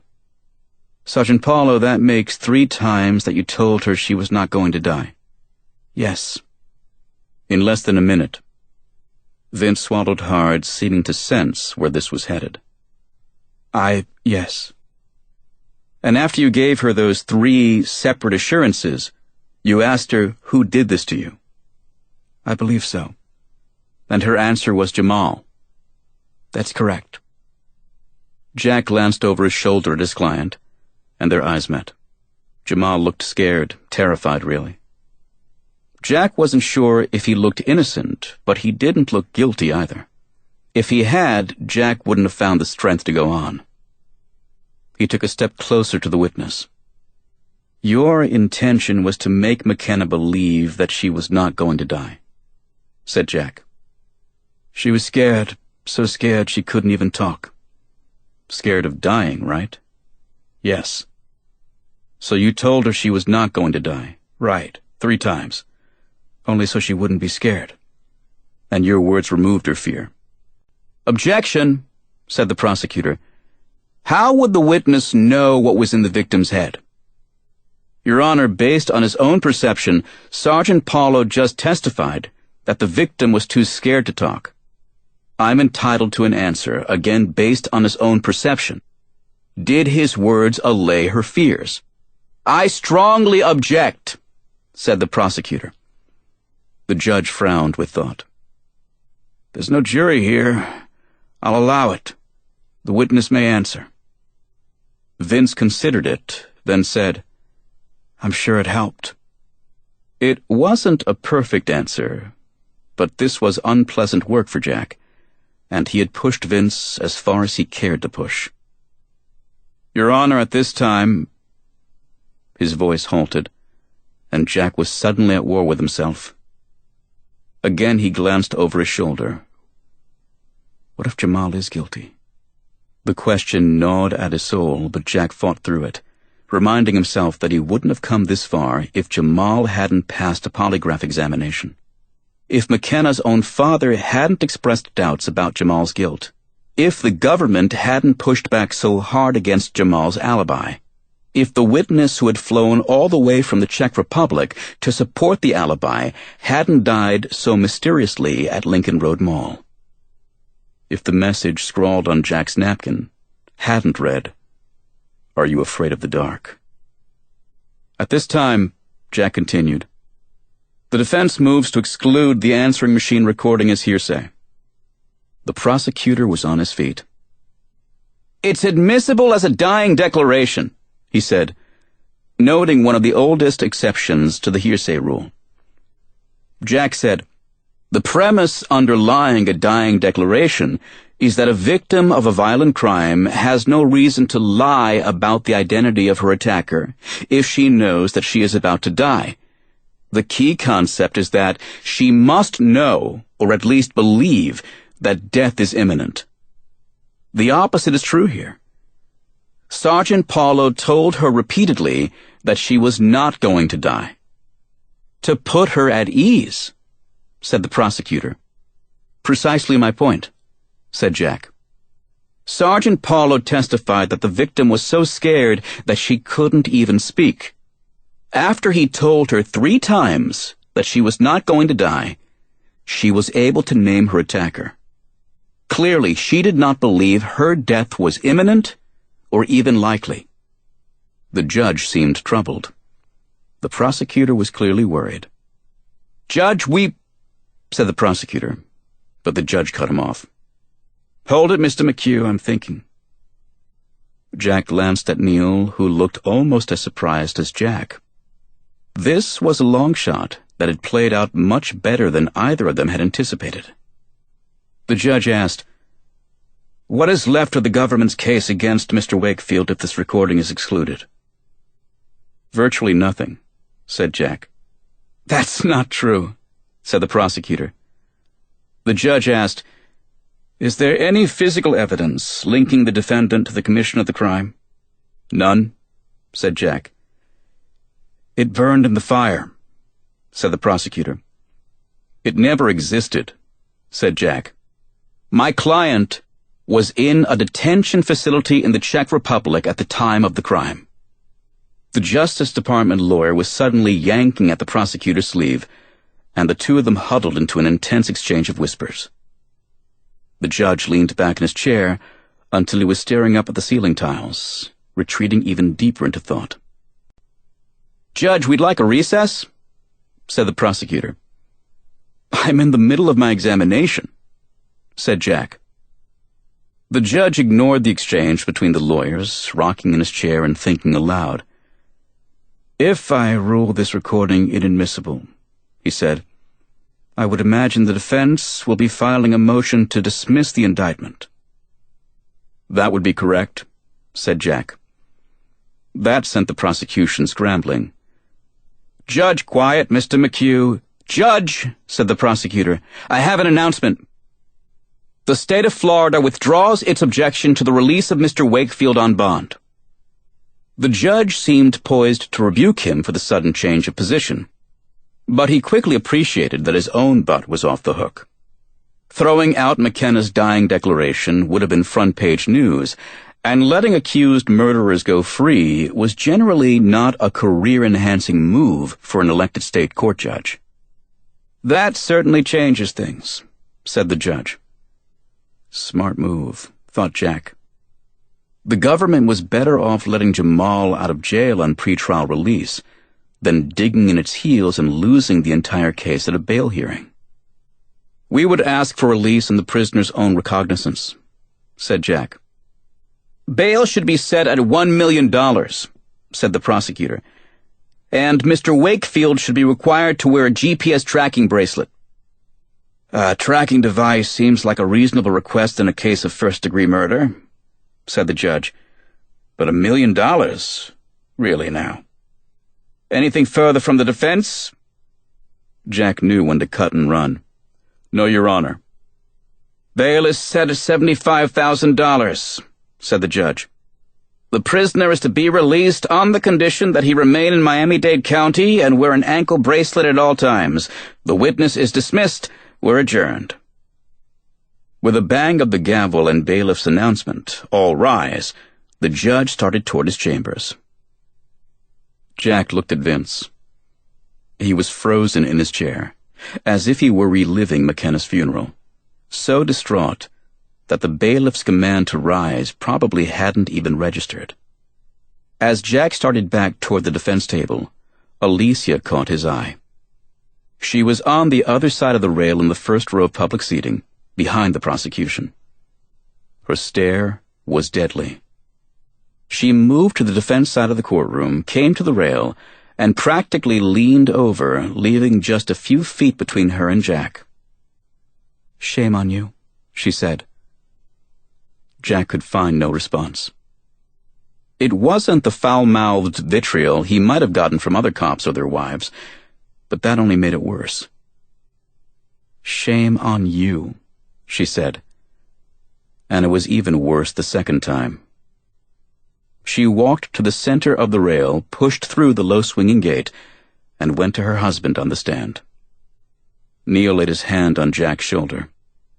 "That was a great piece of lawyering, my friend. I'm proud of you." The words were lost on Jack. His client attempted to shake his hand in gratitude, but Jack's gaze was fixed on the witness stand. Vince was still in a state of shock, his wife trying to console him. At that moment, Jack hated his job. Chapter 24. For the first time in 3 years, Jamal Wakefield was a free man. His mother had come up with the 10% fee for F. Lee Bail Me, Inc., the only bail bondsman in Miami with a sense of humor, to post the $75,000 bond. It was just pre-trial release, and he was a long way from an acquittal. But that was not going to spoil his Saturday night on South Beach. A 5.3-ounce OmniLink ankle bracelet was a small concession in the big scheme of things. Some chicks might even think it was cool. Jamal the bad boy, computer genius, smarter than the losers in law enforcement who monitor ankle bracelets, smarter than the guy who invented the damn device, smarter than the interrogators who had thought barking dogs and waterboarding would make him talk, smarter than Vince Paulo, the prosecutors, and his defense lawyers put together, smarter than anyone he'd ever met, except Chuck Mays. "Looking hot," Jamal said to a couple of young women who were too busy to notice him. They were dressed to kill and pleading their case to a rock-solid bouncer who was the keeper of the gate to the hottest new dance club on South Beach. The waiting line extended down the sidewalk, around the corner, and halfway up the block again. Most of the hopefuls would never see beyond the bouncers. Fat chance for the khaki-clad conventioneer from Pittsburgh who was dressed to sell insurance. The Latin babe in the staccato heels was a shoo-in. Most of the rejects would shrug it off and launch Plan B. Others would plead and beg to no avail, only embarrassing themselves. A few would curse at the bouncers, maybe even come at them, driven by a dangerous combination of drugs and testosterone, only to find out that the 18-inch biceps weren't just for show. After 3 years of incarceration, Jamal wasn't wasting any time. He walked straight to the front of the line. "Hey, good to see you, my friend," he said, as he slid a wad of cash into the bouncer's hand. The guy was a tattooed pillar of Brazilian marble, but money always talked. "Next time, don't pretend to fucking know me," he said, as he tucked away the cash and pulled the velvet rope aside. The main doors opened, and Jamal was immediately hit with a flash of swirling lights and a blast of music. Club Inversion was once known as Club Vertigo, a hot nightclub that Jamal and McKenna used to hit with fake driver's licenses that had made them of age. It had a new name and a new owner, but the look and feel of the place was the same. The inside of the 4-story warehouse having been gutted and completely reconfigured with a tall and narrow atrium. The main bar and dancing were on the ground floor, and several large mirrors suspended directly overhead at different angles made it difficult at times to discern whether you were looking up or down. With even a slight buzz, the pounding music, swirling lights, and throngs of sweaty bodies were enough to give anyone a sense of vertigo. The sensation worked both ways, with hordes of people-watchers looking down on the dance crowd from tiered balconies. Jamal wasn't sure why they'd changed the name to Club Inversion, but it seemed a bit ironic. You want inversion? Try it with your face completely covered by a wet cloth that they keep soaking and soaking with a steady stream from a canteen until your breathing is so restricted that you're sucking nothing but water into your lungs, and it hurts so much, and you're so sure you're going to die that you'd confess to any. Jamal shook off the thought. A woman at the bar was checking him out, peering over the sugar-coated rim of her cocktail glass. She appeared to be alone, which was a little strange, since women in South Beach typically arrived in groups. Maybe her girlfriend had already hooked up for the night and she was on her own. Jamal made eye contact but kept cool about it. She was a dark-haired beauty wearing a clingy white dress and a gold necklace that played off her brown skin. He could feel the pulse of the music beneath his feet, almost smell the mix of perfume and perspiration wafting up from the crowd. Albino Girl was on stage at the other end of the club, a Vegas-style act in which a dancer managed to keep time to the music, while a 13-foot lemon-yellow albino python coiled around her sculptured body. The woman at the bar tossed her hair and then glanced again in Jamal's direction. 3 years of detention had made him rusty, but not oblivious. He walked toward her. She smiled and said something as he approached, but it was impossible to hear her over the music. He could have texted her, but after being off the hookup circuit for so long, he wondered if it was no longer cool to text someone who was standing right next to you. He gestured toward the dance floor and she followed, leaving her drink at the bar. They danced to Lady Gaga, and Jamal liked what he was seeing. It was bizarre to think that if it weren't for Jack Swyteck, he might be in prison tonight. And he wondered how many other guys in the club were wearing ankle bracelets with GPS tracking. Probably more than anyone would guess. "I'm thirsty," she said, shouting into his ear. Jamal led the way through the crowd, and she had her thumb in his belt loop as they headed back to the bar. Then she gestured toward the restroom and shouted something. After a momentary delay, it registered. "Order me another drink." He nodded and walked back to the bar. Her half-empty cocktail was exactly where she had left it, but there was another beside it. He could only surmise that some other dude had ordered her a fresh drink, and Jamal wondered who the competition was. Then he looked closer and he froze. The new drink was resting atop a paper cocktail napkin, and the napkin came with a handwritten note. "Are you afraid of the dark?" His gaze swept across the bar, but it was a sea of unfamiliar faces. He turned the napkin over, and the message continued on the other side. "You should be," it read. The music pounded, and the crowd around him was into it, but Jamal could barely breathe. The capital letters, the T and the D, were a familiar signature, even if this was the first time he'd seen it in over 3 years. He glanced toward the ladies' restroom, where his best shot at a hookup for the night was making herself even sexier. He liked this girl, and he wanted her badly as any man fresh out of prison would. But if the dark was here, it was better to leave her out of this. Jamal stuffed the napkin into his back pocket and headed for the exit. Chapter 25. Jack kissed his grandfather goodnight at 11. The west wing of Sunny Gardens of Doral was entirely for Alzheimer's patients, Jack's grandfather lived on the ground floor with other mild to moderate residents, those with no track record of wandering off in the middle of the night. Soothing colors brightened the interior walls, sound-absorbent carpeting quieted the floors, and calming music played in the hallways.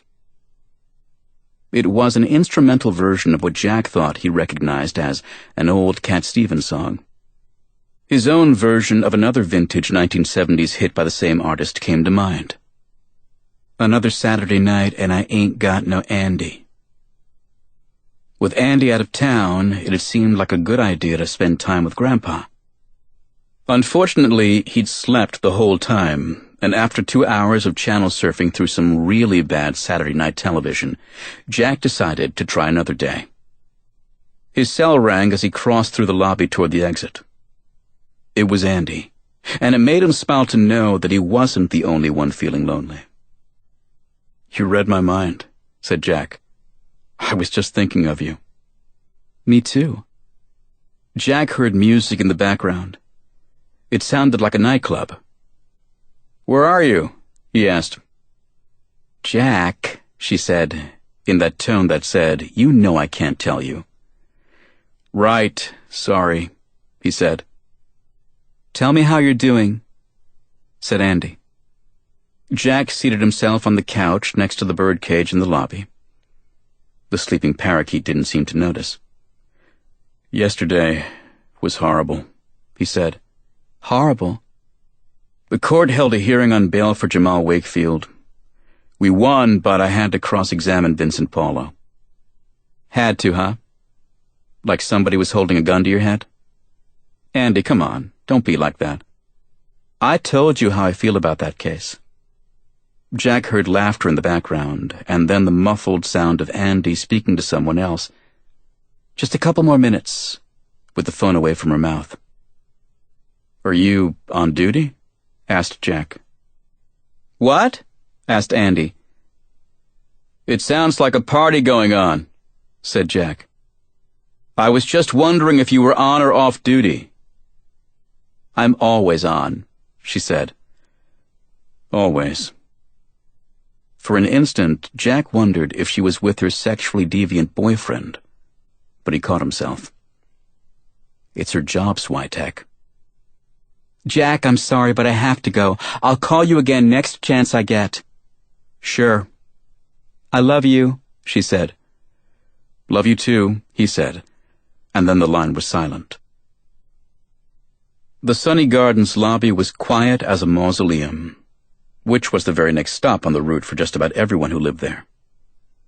Most were lonely widows or widowers, and probably all of them would have given up their 6 months or a year at Sunny Gardens for another week or even a day with the spouses who had left them. Jack had all the respect in the world for Andy and her career, but hanging around a place like Sunny Gardens did make him wonder about her readiness to volunteer for assignments that reduced their relationship to weeks or perhaps even months of catch-as-catch-can phone conversations. You knew this was her job when you popped the question. Jack was parked in the Sunny Gardens private lot, but without a handicapped parking pass, he had a long walk to his car.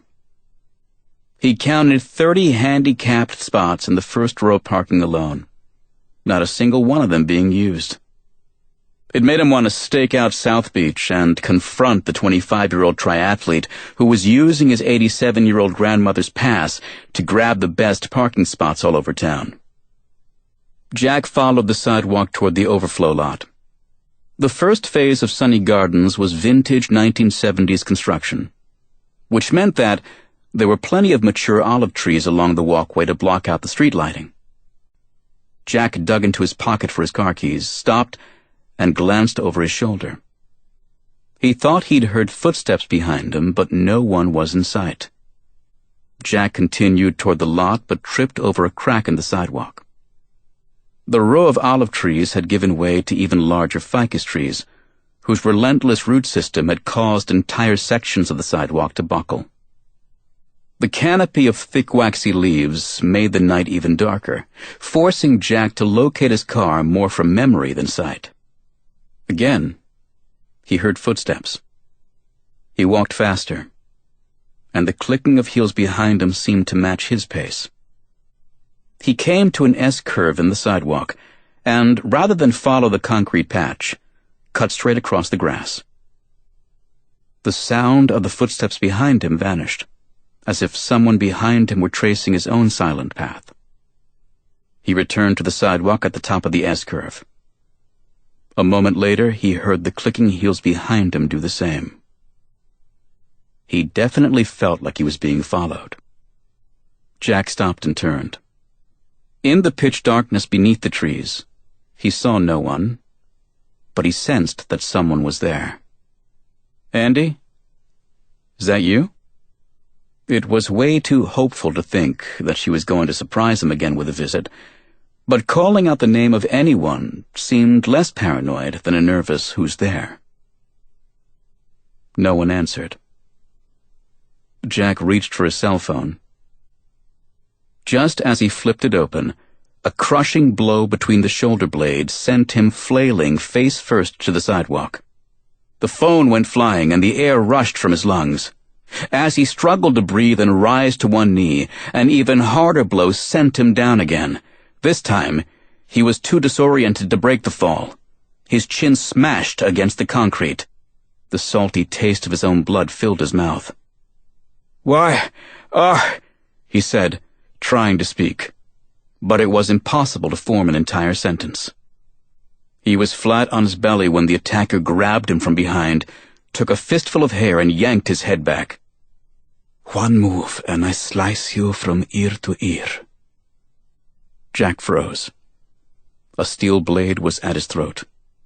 The man's voice sounded foreign, but Jack couldn't place the accent. More important, the threat sounded real. "Take it easy," said Jack. "Shut up," the man said. "Did he give you any photographs?" "Who? Photos of what?" "Ethan Chang. Did he give you the photographs he told you about?" "No, I never met him." He yanked Jack's head back harder. "Don't lie to me." "I'm not lying. I never met him. I swear." "Lucky for you.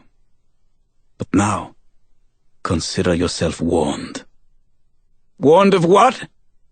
"Forget everything you ever heard about Prague." "I don't—" Jack stopped in mid-sentence. The blade was pressing harder against his throat. "The lawyers have been way too subtle. Do you understand?" "Yes." "Good. And by the way, remember how Ethan Chang heard you talking to your grandfather's girlfriend about Pio Nono?" "Yes." "I heard it too," he said. "So believe me when I tell you this. Until you have a wife or children, there is nothing more painful than watching your grandfather suffer at the time in his life when he is too old and too confused to understand why anyone would want to hurt him. Leave him out of this. That's up to you," the man said, as he pulled the blade away from Jack's throat and then slammed the butt of the knife against the back of Jack's skull. Jack fought to stay conscious, but he saw nothing, heard nothing, as his world slowly turned darker than the night itself. Chapter 26. Vince woke early on Sunday morning. He was seated on the front step outside his house, the canopy of the porch overhang shielding him from a light, cool rain. Rain was in some ways Vince's best friend. The bond had formed on his first rainy day without sight, just moments after he'd stepped out the front door and stood on the top step.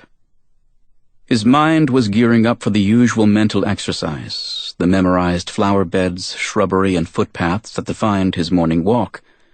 But the rain changed all that. It was the sound of falling rain that brought the outdoors and all of its shapes, textures, and contours back into his world. Where there was once only blackness, suddenly there was water sloshing down a drainpipe, the patter of raindrops on the broad, thick leaves of the almond tree, the hiss of automobiles on wet streets, Even the grass emitted its own peculiar expression of gratitude as it drank up the morning shower.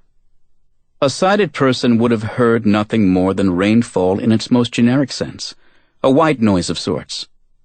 To Vince, it was a symphony, and he reveled in his newly discovered power to appreciate the beautiful nuances of each and every instrument. Nature and his old neighborhood were working together, calling out to him, telling him that everything was still there for his enjoyment. He heard the drum-like beating on his mailbox, the gentle splashing on concrete sidewalks, and even the ping of dripping water on an iron fence that separated his yard from his neighbor's. Rain. Wonderful rain. It made him smile to have such a friend. Friends were not always so loyal and dependable, especially the ones named Swyteck.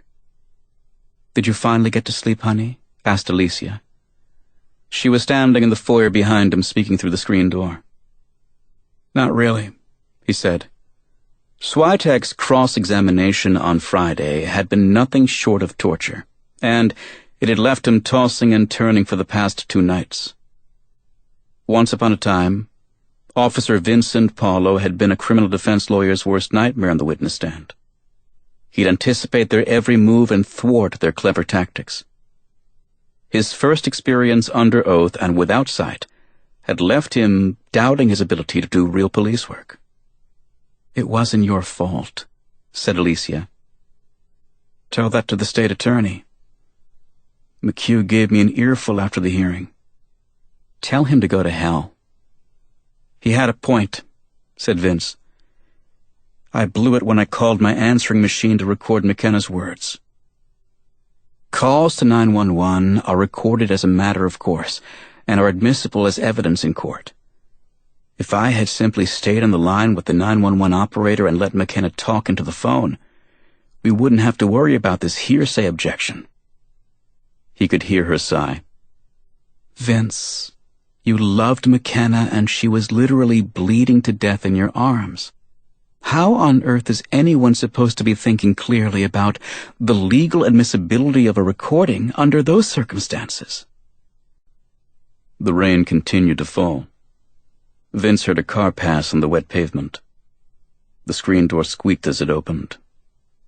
Even that sounded different in the rain. Alicia knelt behind him, and her arm slipped around his shoulders, the silk sleeve of her robe caressing his chin. Things had been a little rocky between them after she'd challenged him, albeit gently, as to his whereabouts on that Saturday night. In anger, he had phoned Chuck Mays so that he could tell her directly that they were hanging out by his pool until 9 o'clock, nowhere near the Lincoln Road Mall. After Friday's hearing, Alicia did a 180, seeming to appreciate how sickening it was for Vince to have to provide an alibi to his wife, while Jamal Wakefield walked free. "I've been thinking about that recording," said Alicia. She was still kneeling behind him, her arms around him and the side of her face resting between his shoulder blades. "What about it?" said Vince. "Don't you think it's kind of weird?" "McKenna's response, I mean." "In what way?" She hesitated, obviously sensitive to how painful the subject was for Vince. "You said, 'McKenna, tell me who did this to you,' and she said, 'Jamal.' What's weird about that?" "Nothing. But then you asked, 'Your boyfriend?'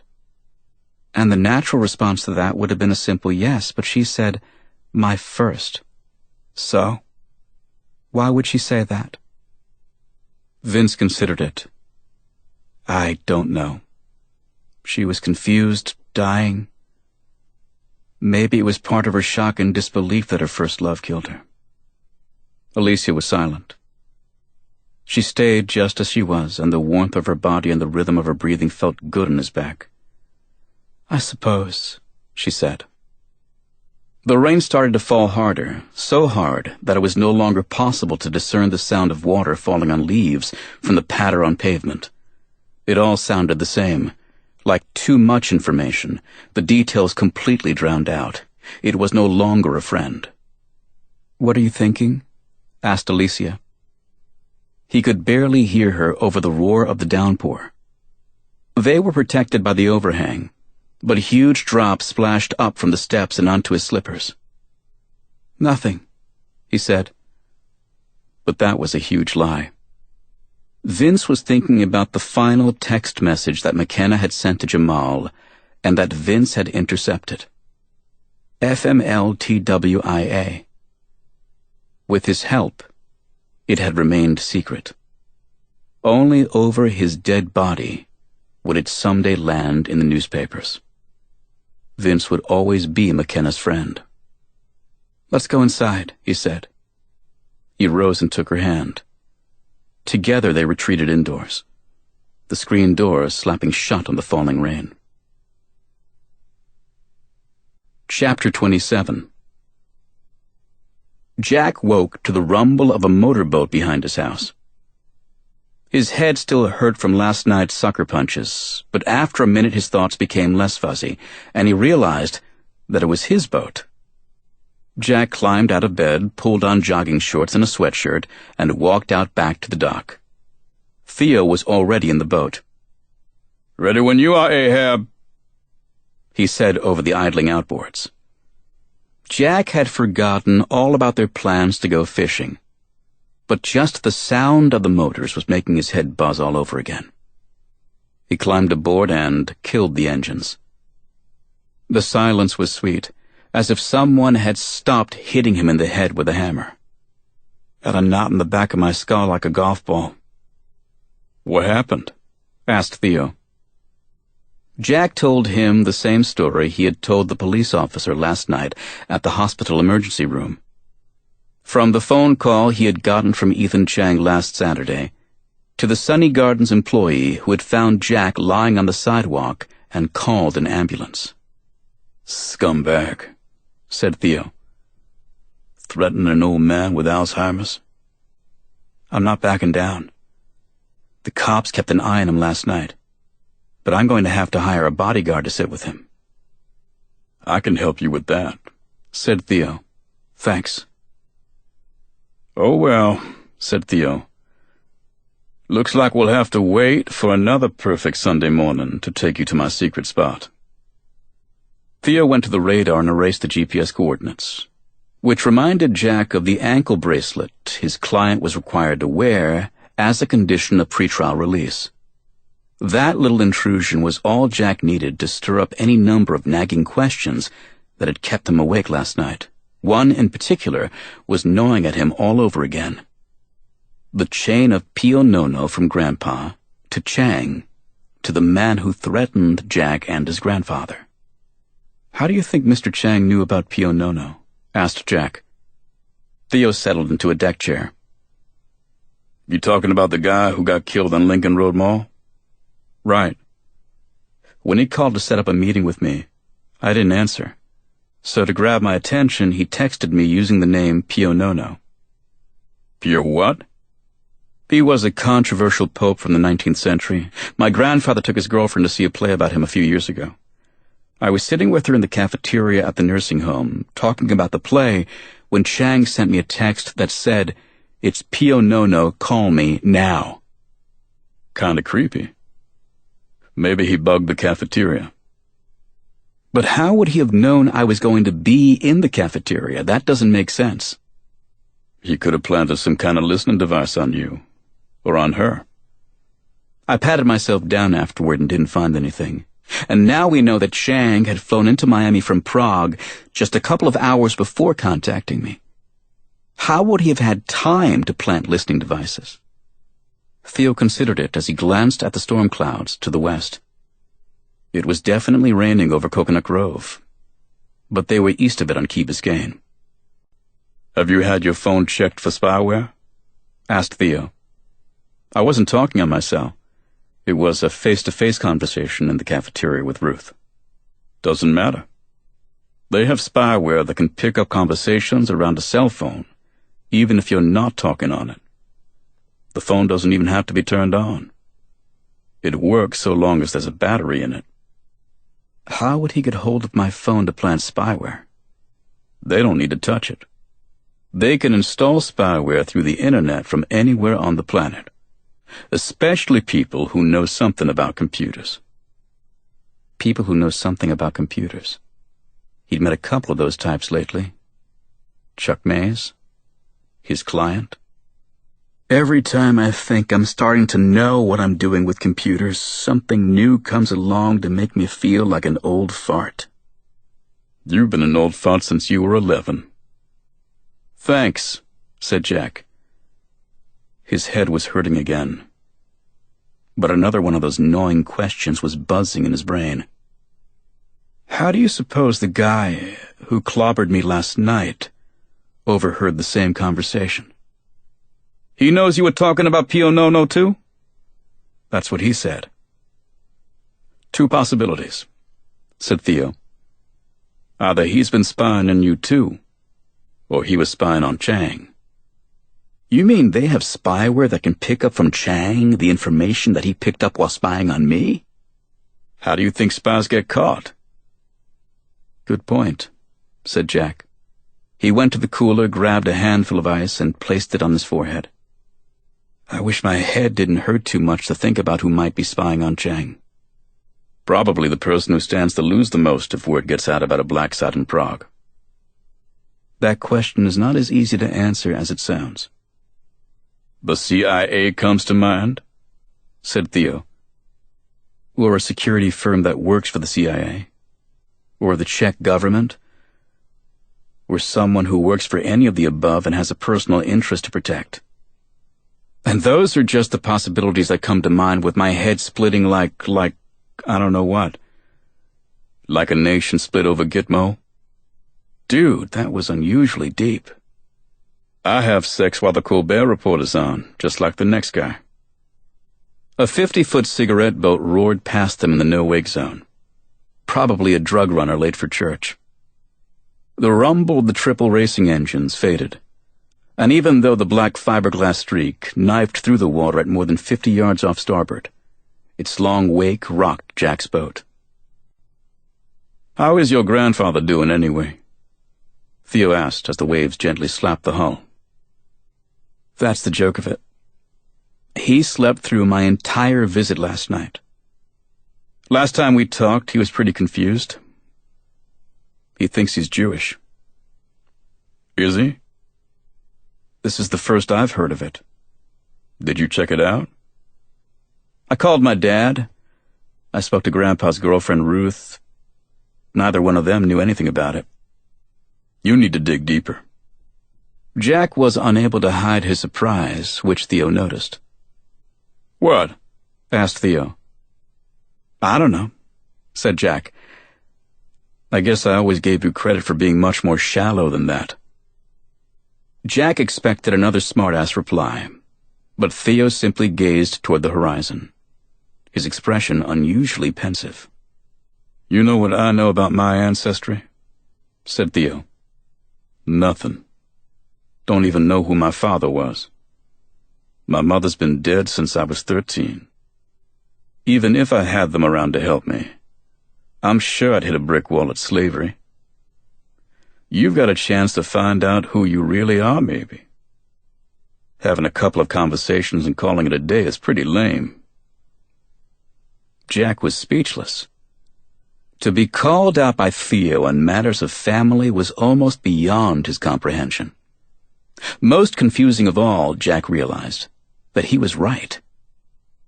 It's not that I'm not interested, said Jack. I've just been busy. Maybe I'll spend some time on the internet this afternoon. Theo scoffed.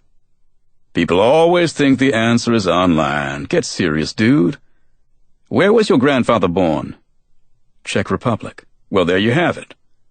Jack's cell rang. More the curse of technology. Andy had reset his ringtone before saying goodbye to Jack in Washington and returning to her undercover assignment. Carrie Underwood and I took a Louisville Slugger to both headlights on the quiet shores of Biscayne Bay on a peaceful Sunday morning. Talk about all wrong. Jack checked the display. It was Neil, who wouldn't have called so early if it weren't important. What's up? Jack said into the phone. "We got a big problem with Jamal," he said. Jack caught his breath, fearing the worst. "Don't tell me he skipped?" Neil paused, as if not sure how to put it. "He's missing." "Damn him! He has to know he won't get far wearing an ankle bracelet." "Actually, he borrowed his mother's rental car to hit the clubs on South Beach last night.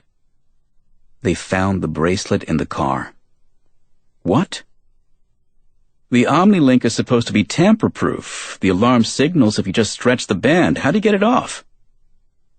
"He didn't exactly remove it." "What does that mean?" "The bracelet is still attached to his ankle."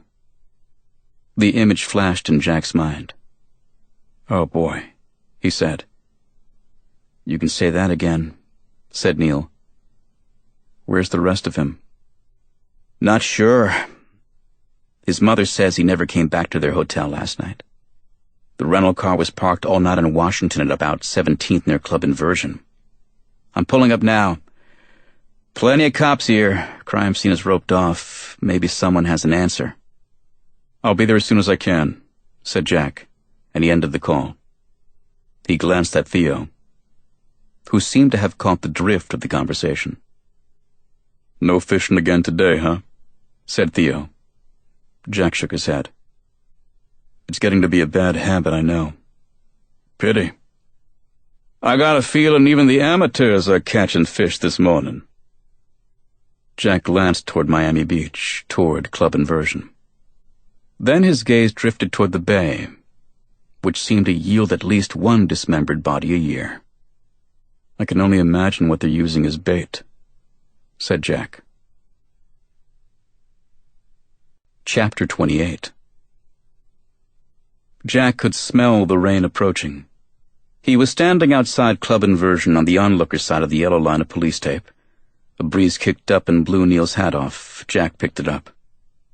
"Investigators better hurry," said Neil. "Gonna rain."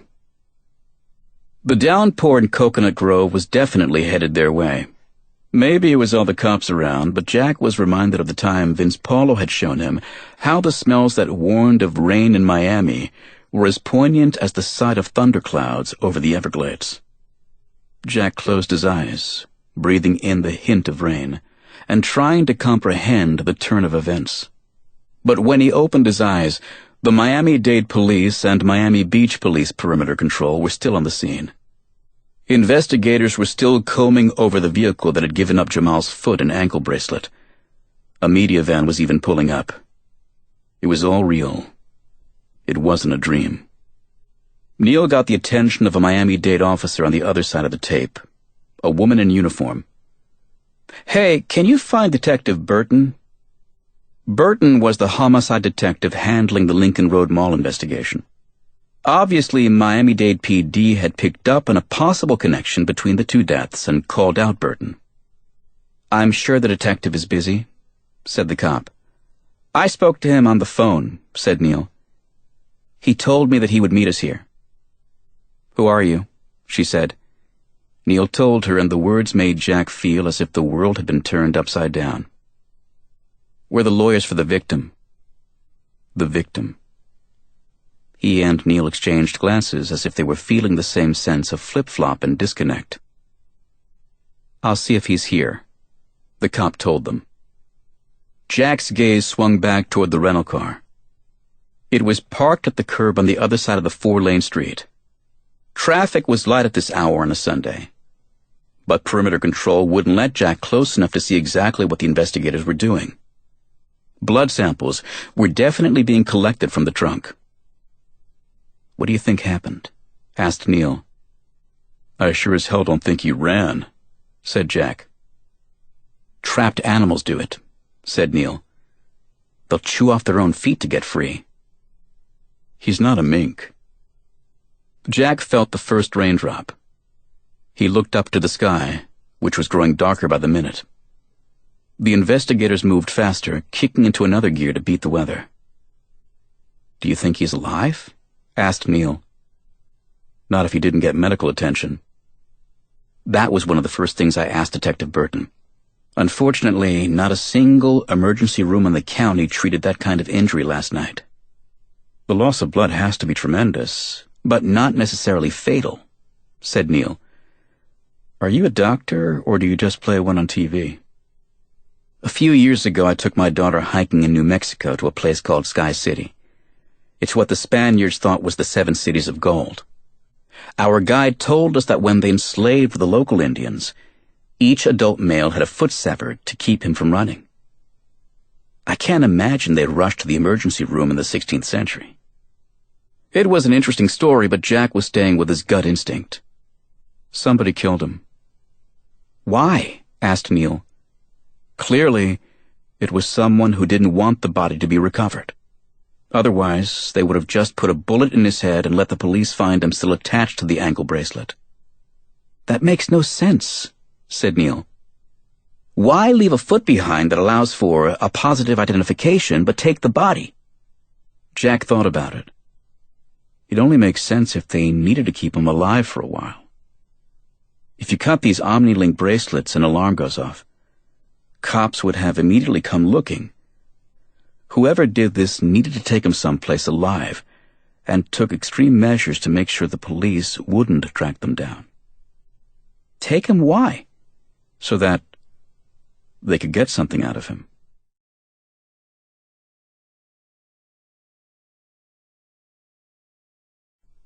Neil seemed to catch his drift. Torture and interrogate? You got it, said Jack. Maybe pick up where they left off in that secret detention facility in Prague. Get the information they couldn't get out of him 3 years ago. And then what? This time, they kill him, said Jack. Just like they killed McKenna. Shit, said Neil. With that kind of follow-up interrogation, it's no wonder the CIA doesn't want to talk about that secret site. Be careful with that, said Jack. We're pretty sure it's not a CIA site. Okay, a secret site operated by a private security firm that was hired by the Department of Defense. I'm even having my doubts about that. A severed foot? What does that remind you of? It took a few moments, but Neil had a thought. That serial killer in Canada? Remember all those severed feet and sneakers that kept washing up on the beaches of the Georgia Straits in British Columbia? Jack hadn't even thought about that, but Neil had defended several serial killers over the years, so it was no wonder that his mind had gone there. I was thinking more along the lines of organized crime, said Jack. That was a severed horse head in The Godfather, not a foot. I'm talking real life. It was the discovery of a severed foot in a vacant lot that finally unraveled the mystery of how Joseph Massino got rid of 3 captains in one night to become the undisputed boss of the Bonanno crime family. How do you know that? It's one of the FBI's proudest moments. You keep forgetting I'm engaged to an undercover agent. Mr. Godrich, the Miami-Dade detective said. Detective Burton surprised them, having approached from behind.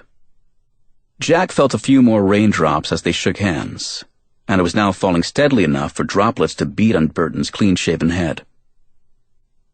"Any news?" asked Neil. "Only bad, I'm afraid," said Burton. "We found the body." Jack knew it was coming, but the news still hit him like a punch to the gut. "Where?" "Everglades National Park, near a canoe launch." It was like another body blow, but Jack kept his reaction to himself. "I'm headed there now," said Burton. "I'll keep you posted." Jack watched as the detective ducked under the yellow tape and walked toward his car. The rain was coming hard enough to trigger a few umbrellas. Investigators were scrambling to protect the scene with sheets of plastic. "We should go too," said Neil. "Didn't you hear the location of the body?" said Jack. "Of course, I was standing right here. Everglades National Park near a canoe launch. That's the same place they found Shada May's car after she disappeared." "Wow. That's interesting." "It's more than interesting," said Jack. and he was speaking his thoughts as quickly as they came to him. Police suspected that Shada was tracking her daughter's killer when she vanished. Supposedly, Shada had some email or other communications with him over the internet. The cops' theory was that the killer was Jamal, and when Shada pushed too hard to get him to turn himself in, Jamal killed her, dumped her body in the Everglades, and tried to make it look like a suicide. Neil had a pained expression as if he wanted to follow Jack's reasoning, but wasn't quite with him. So somebody cuts off Jamal's foot and dumps his body where McKenna's mother disappeared? Why? Not just somebody, said Jack. I think we're talking about McKenna's killer. The same guy who killed Shada when she started closing in on him. The same guy who killed Jamal as soon as he got out of jail. And maybe picked up on the trail Shada was following. Could be, said Neil. Unfortunately, we don't have a client anymore, so I'm not sure what we can do about it. I know what I want to do, said Jack. What? I'm going to have another talk with Chuck Mays. Chapter 29. It was Monday evening when Jack returned to the Mays estate on Tahiti Beach in Coco Plum. For nearly 2 days, his phone calls to Chuck Mays had gone unanswered, and an unannounced visit seemed too confrontational.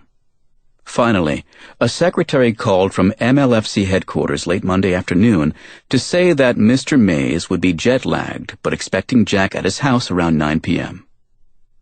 Jack rang the doorbell and waited. "In the backyard," said Mays, his voice crackling over the intercom speaker at the entrance. "I'm making s'mores." S'mores. Jack didn't verbalize his thoughts, but his expression was caught on a security camera, and May's voice crackled again on the speaker. "Don't act like you don't fucking like them, Swyteck." An Eagle Scout couldn't have said it better. The door unlocked with an automated click, which Jack took as his invitation to enter unescorted. The rear of the house was a wall of windows, and from the foyer Jack could see all the way through to the backyard. Beyond the patio, on a finger of land that protruded into the moonlit waterway, a campfire glowed in the darkness. The sliding glass door was unlocked, and Jack followed the path of stepping stones around the pool and through the garden to find Chuck Mays seated on a log before a crackling fire. It was a cool night for Miami, but it was still South Florida, which meant that Mays was wearing hiking shorts, flip-flops, and a T-shirt that said 1FUC4N R34D TH1S UR34LLYN 33D 2G3T L41D. If you can read this, you really need to get laid.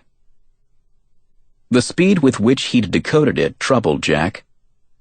Damn, I miss Andy.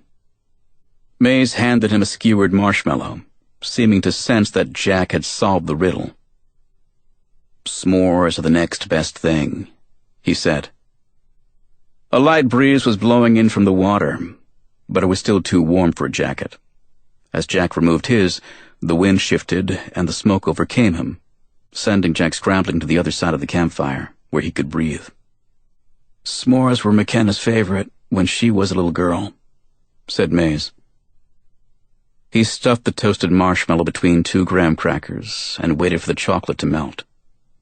Jack found a hot spot above some glowing embers and held his marshmallow over it. Mays stuffed the gooey treat into his mouth, chewing roundly. "So tell me what's on your mind, Jack."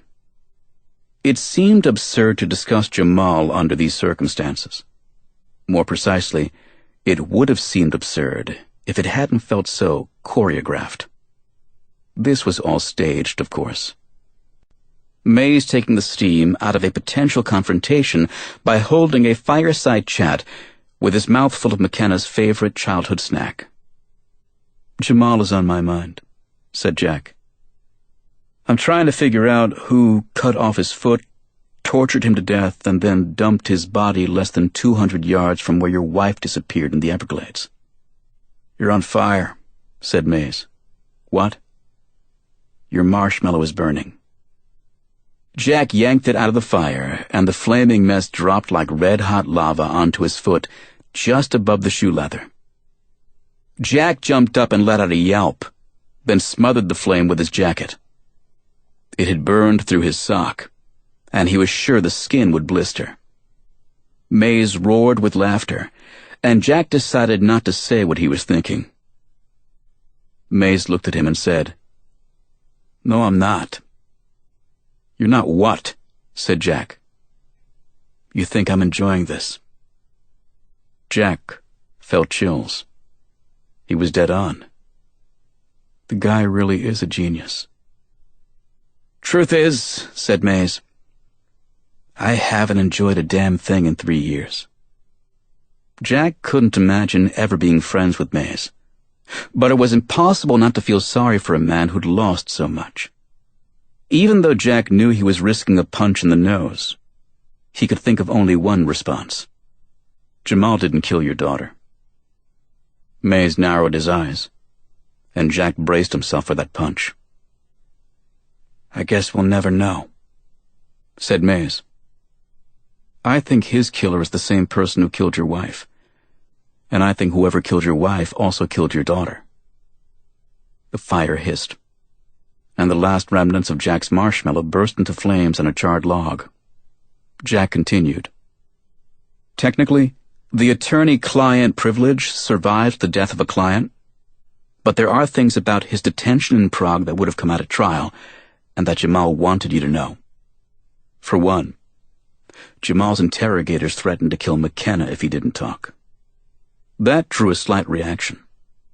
Enough for Jack to discern that it was the first time Mays had heard it.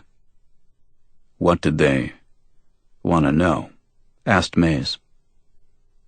"The questions were all about the work he was doing for you. Project Roundup, to be specific." "I don't talk about that." "Neither did Jamal, which got him killed. So tell me, why would someone in Prague interrogate him about Project Roundup?" No response. A burning log shifted, sending sparks fluttering upward like a swarm of fireflies. "Does it have to do with national security?" Jack asked. "Rounding up terrorists?" Mays stared into the fire, apparently unwilling even to consider the question. "I know much more than you think I do," said Jack, though he was careful not to use Andy's name. "I know that the FBI seized Jamal's computers after McKenna was murdered, and that they found encrypted messages that related to terrorist organizations." Mays leaned forward, poking at the ashes with his stick. "I don't know anything about that." "Did you know his father was a recruiter for Al-Shabaab?" "I wouldn't know Al-Shabaab from shish kebab." "You didn't answer my question." "Nobody told me anything about his old man until after Jamal was indicted for murder." Jack hesitated, but this was getting frustrating. "We're tap dancing here," said Jack. "So let me just say it straight. I don't believe you. I don't care. You will. Because I've got a theory, and I think it's a good one. Like everyone else in your business, you want to be the go-to guy for technology and homeland security. Is that a crime? No. But it's not merely patriotic, it's profitable. I think you and Jamal were working on a supercomputer that could find and tap into encrypted messages between suspected terrorists. I think Jamal was using his father to get access to those messages so that you could test your decoding algorithms. Maybe Jamal even pretended to be sympathetic to his father's cause. That's what got him on somebody's terrorist watch list.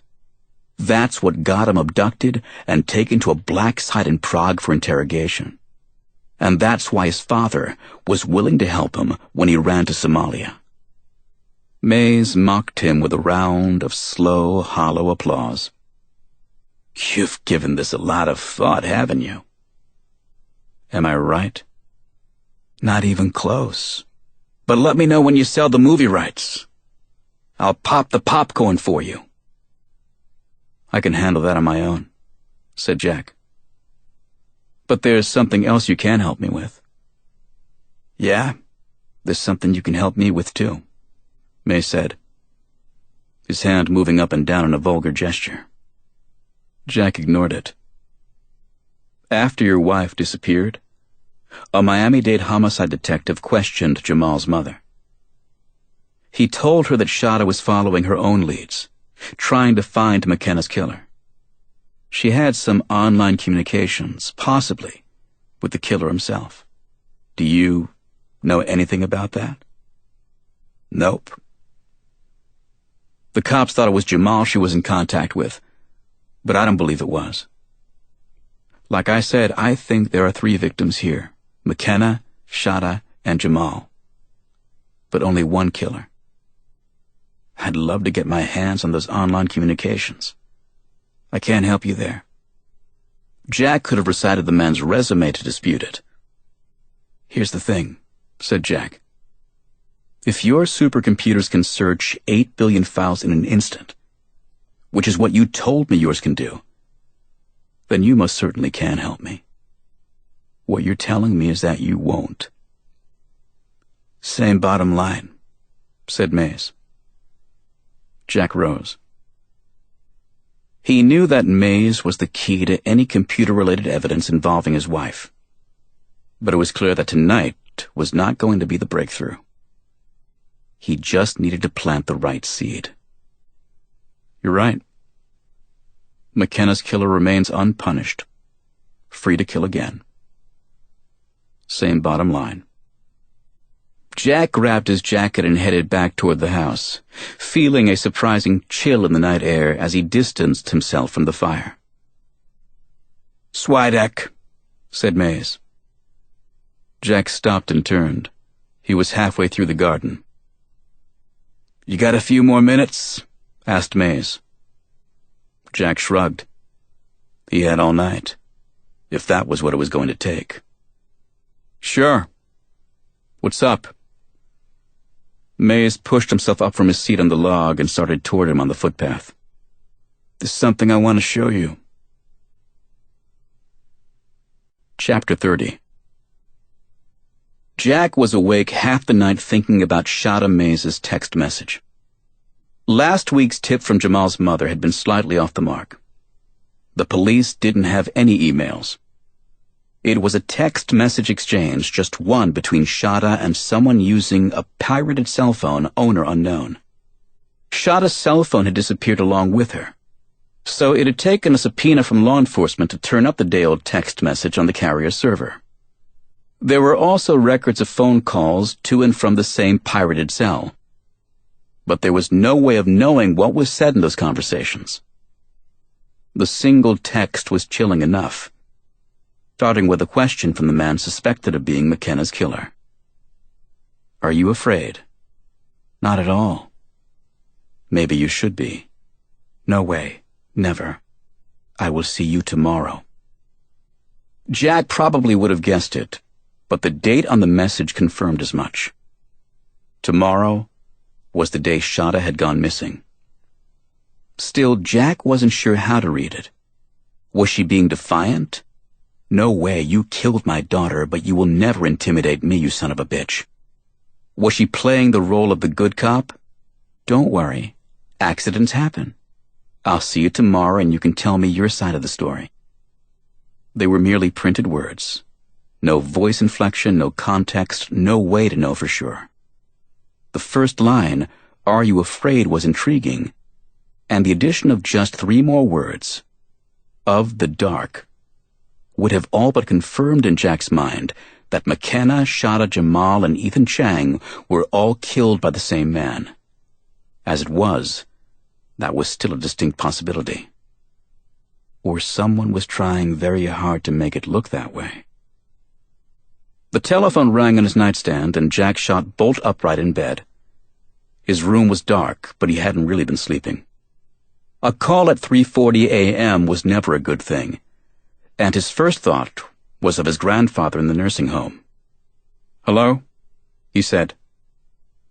There was no answer, but Jack sensed that someone was on the line. "Who is this?" said Jack. "Is this Mr. Swyteck?" The voice was beyond tentative.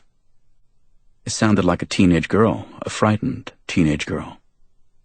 "Yes," said Jack. Who's calling? You don't know me, but you've, the lawyer for Jamal, right? Yes, who is this? I can't tell you that. Her English was good, but she spoke with an accent. German, maybe.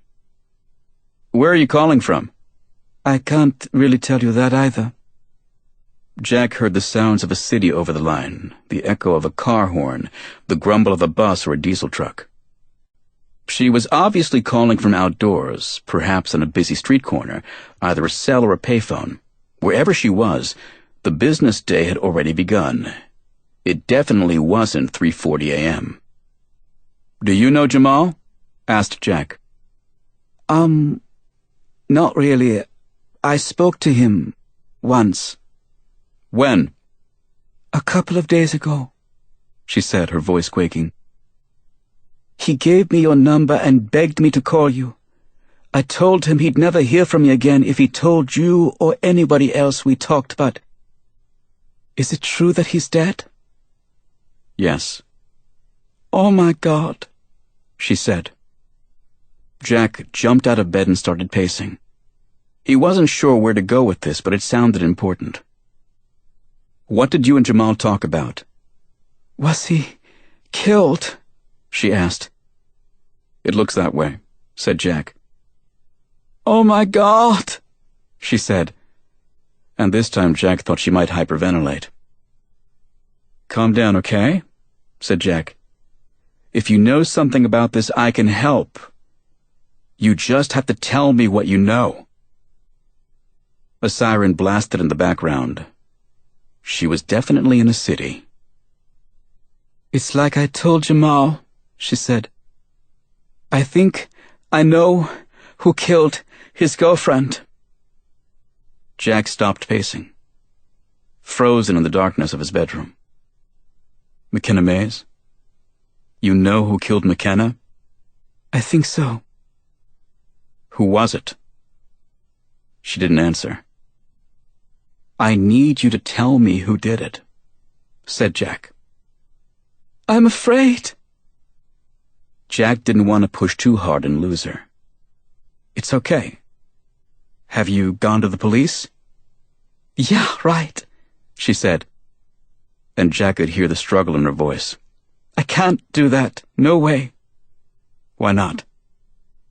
Jack heard more of the sounds of the city, but she was silent. Why can't you go to the police? Jack asked. Because he would.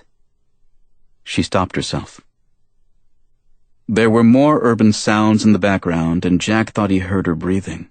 No, she was crying. Are you all right? Jack asked. The crying continued, stronger but more distant, as if she had taken the phone away from her face. Don't hang up, said Jack. I need to know, are you all right? The crying stopped, and Jack heard her take a deep breath. No, she said, sobbing. I'm not. Before Jack could respond, the caller was gone. Chapter 31. Her heart was pounding as she hung up the payphone at the street corner. One thought consumed her, but she could barely get her mind around it. The gruesome photographs she'd seen weren't staged. Jamal was dead, his foot cut off. OMG. She was shivering, partly from the cold but mostly with fright. This time of year, sunrise didn't come to London until almost 8 o'clock.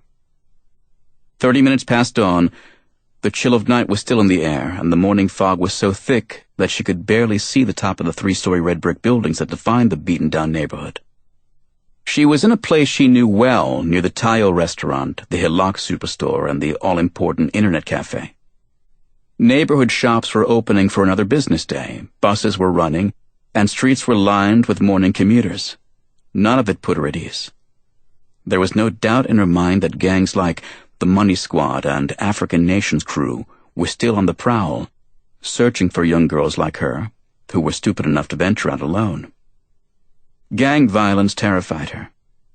It had taken all the courage she could muster to head out before daybreak, and the brief telephone conversation with Jamal's lawyer had only heightened her fears. Creepy blokes were everywhere. Like that man sitting on the curb and talking to himself.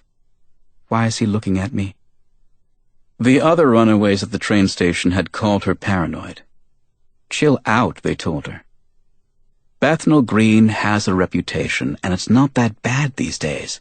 Lots of kids and parents with babies. Certainly not the worst area in London. Chill out? People who said that were the same morons who would tell someone in a coma to cheer up. She knew better. You didn't stop for a cigarette, didn't load your iPod, didn't even answer your mobile on these streets. She'd read about the girl who'd disappeared outside King's Cross railway station, blonde and 16, just like her. Scotland Yard found her on the other side of the Euston Road, her throat slit and panties stuffed in her mouth. Things were no safer in Bethnal Green, even if the tube stations weren't nearly as big. There were still creeps begging for money, bumming cigarettes, asking if you're selling, tagging along, talking nonstop to you, refusing to go away, looking for runaways and teenage girls who bit their fingernails and tugged at their hair in ways that made them ripe for appropriation to whoring exercises. Those are just the flavors of London's northern lines, people told her. Flavors, ha! Sure.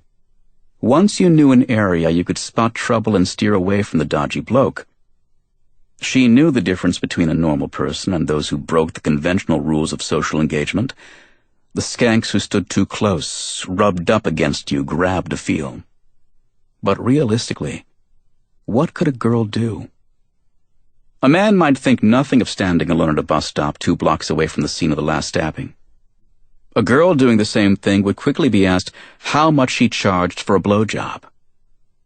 Having a dally with a creepy bloke, being half nice in case he demands money, but also trying to get rid of the unwanted visitor without offending, diffusing a potentially aggressive situation, required a bit of sharp thinking.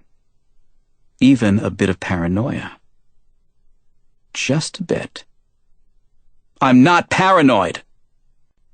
It was a safe bet that the jerks who'd teased her and called her chicken shit had never been dragged along by the hair on London sidewalks.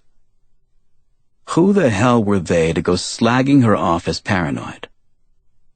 If those losers started up again, then she was going to treat them back to the playground crap they dished out. You want war? Then this is war, you shits. She drew a deep breath, then glanced across the street. She had to focus. Jamal was dead. Double OMG. Her mobile rang. She was afraid to answer, but the incoming number was enough to make her shudder. It was him. He knew her every move. 16 years old, and her life felt like prison. I am a prisoner. Her mobile continued to ring, but she let it go. There would be hell to pay for not answering, but she wasn't prepared to explain what she'd been doing. And she would need a damn good explanation. He kept track of every penny he gave her, and £5 for an international calling card from the internet cafe was not an allowable expense. She ducked into the convenience store, grabbed a banana from the bin, and asked the clerk for a receipt. Can you make it out for £5? She asked. What? The receipt, she said. Can you make it for £5? You bought a banana. I know, but I need a receipt that says I paid £5. Then buy 10 bananas. I just need the receipt. Can you do that? Sure. Really? Yeah, he said. And then he grabbed his crotch. Have this banana. Her mobile rang, and she didn't even have to check the incoming number. She was suddenly all too aware of the bracelet on her ankle. It was always there, 24 hours a day. It was probably a lot like Jamal's, except that hers hadn't been put there by the police. She wanted to rip it off, but that would be a very foolish move. There was a reason he had shown her those photographs of Jamal. "He'll cut my foot off too." "You want the banana or not?" asked the clerk. She was almost too flustered to answer. "Forget it." She hurried out of the store, her mobile still ringing, not sure what she was going to say when she got back to the flat, and he grabbed her by the hair and said, "What the hell have you been up to, you little slut?" Chapter 32. "I'm sorry for the loss of your son," said Jack. Neil echoed Jack's sentiment, and Maryam Wakefield expressed her appreciation quietly. She looked physically and emotionally drained, and with good reason. Wednesday morning marked 3 days since Jamal's death, the end of the traditional Islamic mourning period for any relative of the deceased other than the widow of a married man. On Sunday, Jamal's uncle flew down from Minneapolis to be with Maryam, but the medical examiner didn't complete his autopsy and release the body until early Tuesday. Islamic law called for a quick burial and disfavored transportation of the body. Jamal's uncle washed and wrapped the body in a shroud. A brief funeral service was held on Tuesday afternoon, and Jamal was taken directly to the cemetery and laid to rest on his right side facing Mecca in Miami, the community in which he had last lived. Jack could see in Maryam's eyes that she had slept not a wink last night. "Come in, please," she said. Jack was respectful of her loss, and he wouldn't have come if Maryam had not extended an invitation. Her suite had a kitchenette and spacious seating area, but it was the kind of low-budget hotel that any last-minute traveler could pick up on the internet for the price of dinner for 4 at McDonald's, well within earshot of both the airport and the expressway, and last updated when fluorescent tube lighting and shag carpeting was all the rage. Maryam introduced Jamal's uncle as Hassan. His dress was not as Western as Maryam's, and he had the full beard of a traditional Muslim male. It was Jack's quick impression that he was more religious than Maryam, and that he'd been a tremendous help with the necessary arrangements. "Your brother?" asked Jack. "No," said Maryam. "I am the brother of Abu Bakr," said Hassan. "Abu Bakr is Jamal's father." The terrorist recruiter, thought Jack. And then he immediately chided himself about the whole guilt by association thing.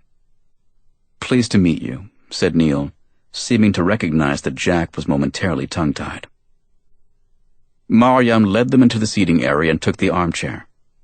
Jack and Neil sat on the couch facing her. Jamal's uncle sat away from them on a bar stool at the kitchen counter. He read in silence from the Quran, seeming to ignore the company. "It wasn't my plan to call you," said Maryam, "but Detective Burton from MDPD came to see me this afternoon. He told me about a lead they were pursuing, a message of some sort that was written on a cocktail napkin from that club he went to." Jamal's uncle looked up from his Quran. The mere mention of a cocktail napkin from a club on South Beach did not sit well with him. "What kind of message?" asked Jack. She opened her purse and handed Jack a paper. "Here, I wrote it down exactly as the detective described it." Jack inspected it and immediately felt chills. "Are you afraid of the dark?" Jack said for Neil's benefit. "It's identical to the one I got on the night Ethan Chang was murdered. Right down to the capital T and capital D. Also written on a napkin." "I know," said Maryam. "Detective Burton seems unwilling to share his theories as to who wrote them. I wanted to hear yours." Jack again caught a glimpse of Uncle Hassan. He was clearly listening from across the room, and it bothered Jack that he was pretending not to. "I honestly don't have any ideas," said Jack. "Detective Burton also told me about the phone call you received." Jack had of course reported it to the police. "What did he tell you?" "Everything," she said, "except where it came from." "Did you ask?" "Yes." He said he was not at liberty to say. Jack had heard of detectives keeping certain facts secret in an ongoing investigation, but he had another theory here. Were you alone when you met with Detective Burton? No, Hassan was with me. Jack wondered if Hassan's presence had caused the detective to hold back, if Burton had given in to the same guilt by association prejudice that Jack was fighting now. Mariam slid to the edge of her chair, her dark eyes like lasers aimed right at Jack. I need to know where that call came from. Jack looked back at her, then shifted his gaze toward Hassan. It was purely instinct, but Jack sensed that Hassan wanted to know as much as she did. At the time, I didn't know where it was coming from, said Jack. But surely you've checked the number, said Mariam. Yes. And? Again, Jack glanced across the room at Hassan. Jack could have lied and said he didn't know, but in the end, the balance tipped in favor of a mother's right to know. It was from a payphone, said Jack. In London. Mariam froze.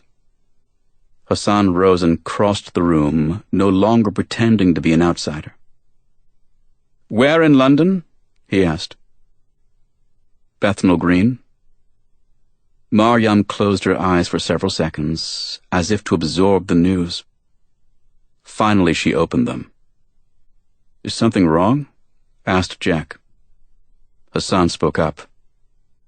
That's where my brother and I parted company 16 years ago. Only then did Jack pick up the hint of a British accent. What do you mean? You know what I mean, said Hassan. My brother is the only sympathizer of Al-Shabaab in our family. Though I suppose that to you I look like a terrorist too. Jack suddenly felt small. No, not at all. Mariam said, That area along the Mile End Road between Whitechapel and Bethnal Green underground stations is called Somal Town. Lots of Somali expats, and also some cool clubs and pubs. I met Hassan's brother when I was visiting London one summer. He and Hassan were sharing an apartment, but they were never anything alike. Still aren't, said Hassan.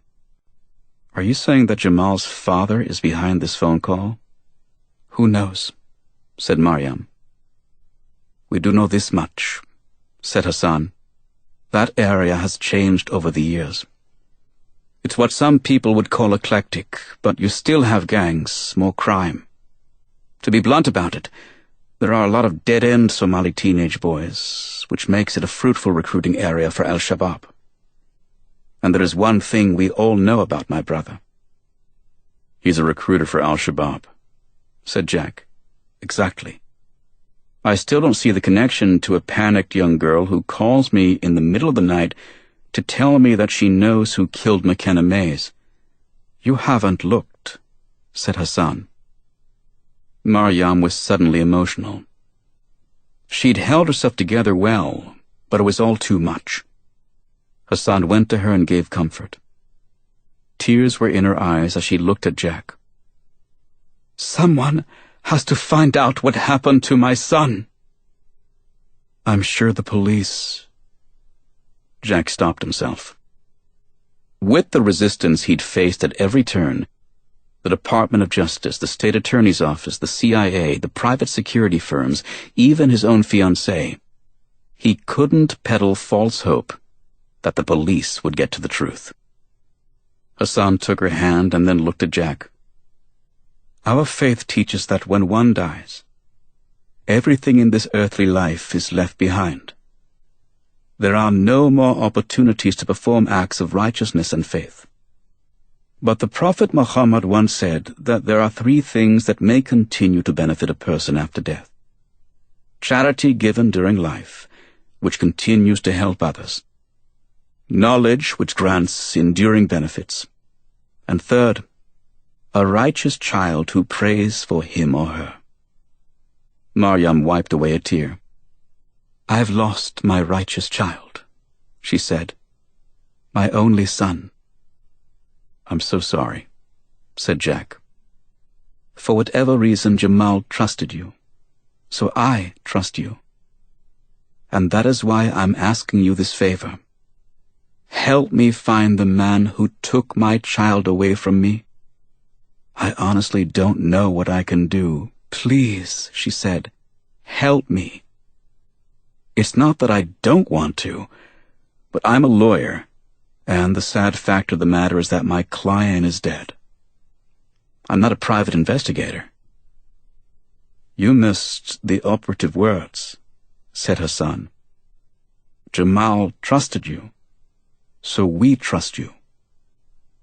Right now, said Mariam, we don't trust a lot of people. Jack wasn't sure where this was headed, but it would have taken a heart of stone not to at least listen. All right, he said. What is it that you want me to do? Chapter 33. Jack took a seat at the bar in Cy's place, where Theo was mixing cocktails for a jazz-loving crowd. Neil had agreed to meet him after work, and Jack wanted to bounce Mariam's request off him. For once, Jack was the one to arrive early, and he had a little time to kill. He ordered a beer and updated his Facebook status again, his fourth update in the 2 hours that had passed since he'd said goodbye to Mariam Wakefield. He hoped that Andy, wherever she was, would see it and call him. He didn't want her to worry about his safety, but he felt she should know about the threat against his grandfather. Until you have a wife and children. Jack had driven from the hotel with plenty on his mind, but Mariam's tears had triggered some very serious thoughts about children. Specifically, about the teachings of Muhammad and the short list of things that may be a benefit after death, charity, knowledge, and a child who prays for you. A child. Maybe even more than one. Jack was an only child. Andy was adopted. Funny how little they talked about how those experiences might shape their own family after marriage. The last time, the only time really, that they had seriously discussed children was right before Andy left for her latest undercover assignment. In fact, it had happened at this very spot, in Theo's bar. Now, with the buzz of Cy's place in the background, Jack was thinking about how awkward it had been. Do you want kids?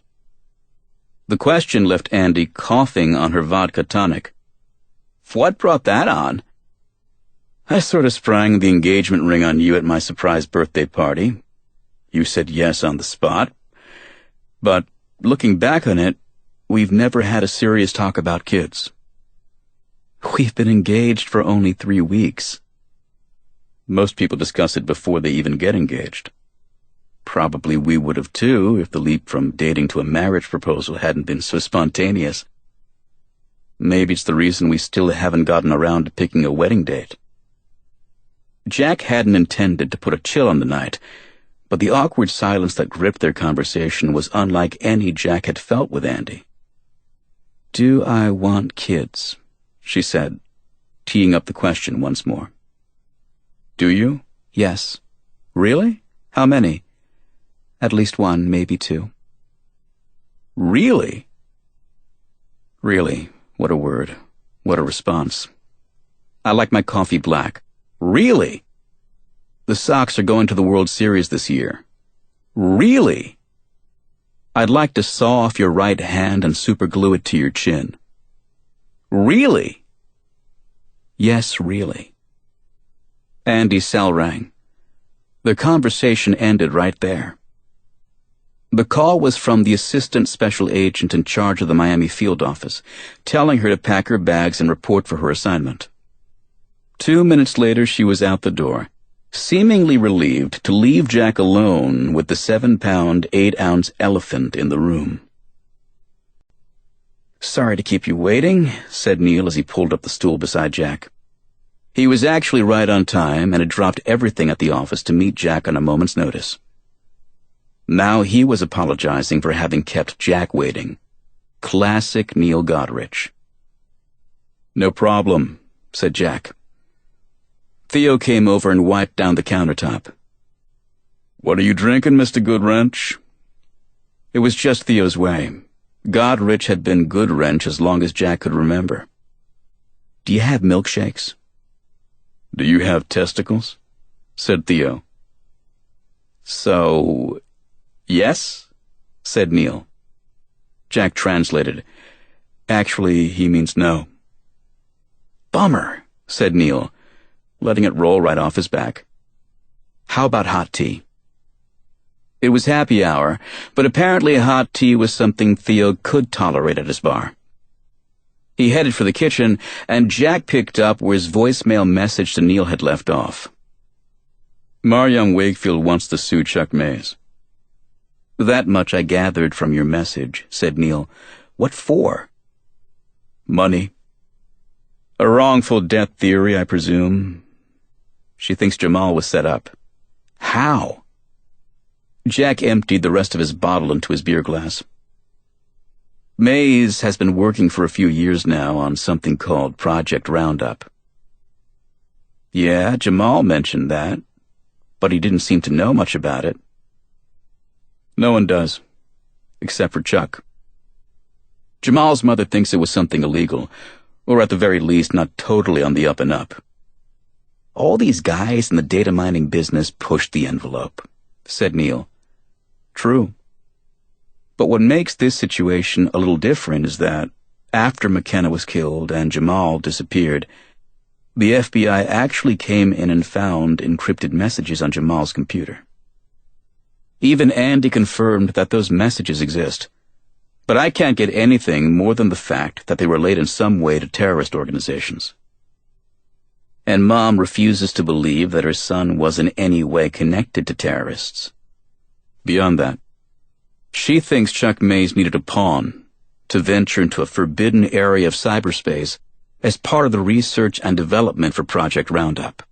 That way, if the shit hit the fan and the FBI swooped in with a search warrant, Chuck Mays had his own in-house Muslim to point the terrorist finger at.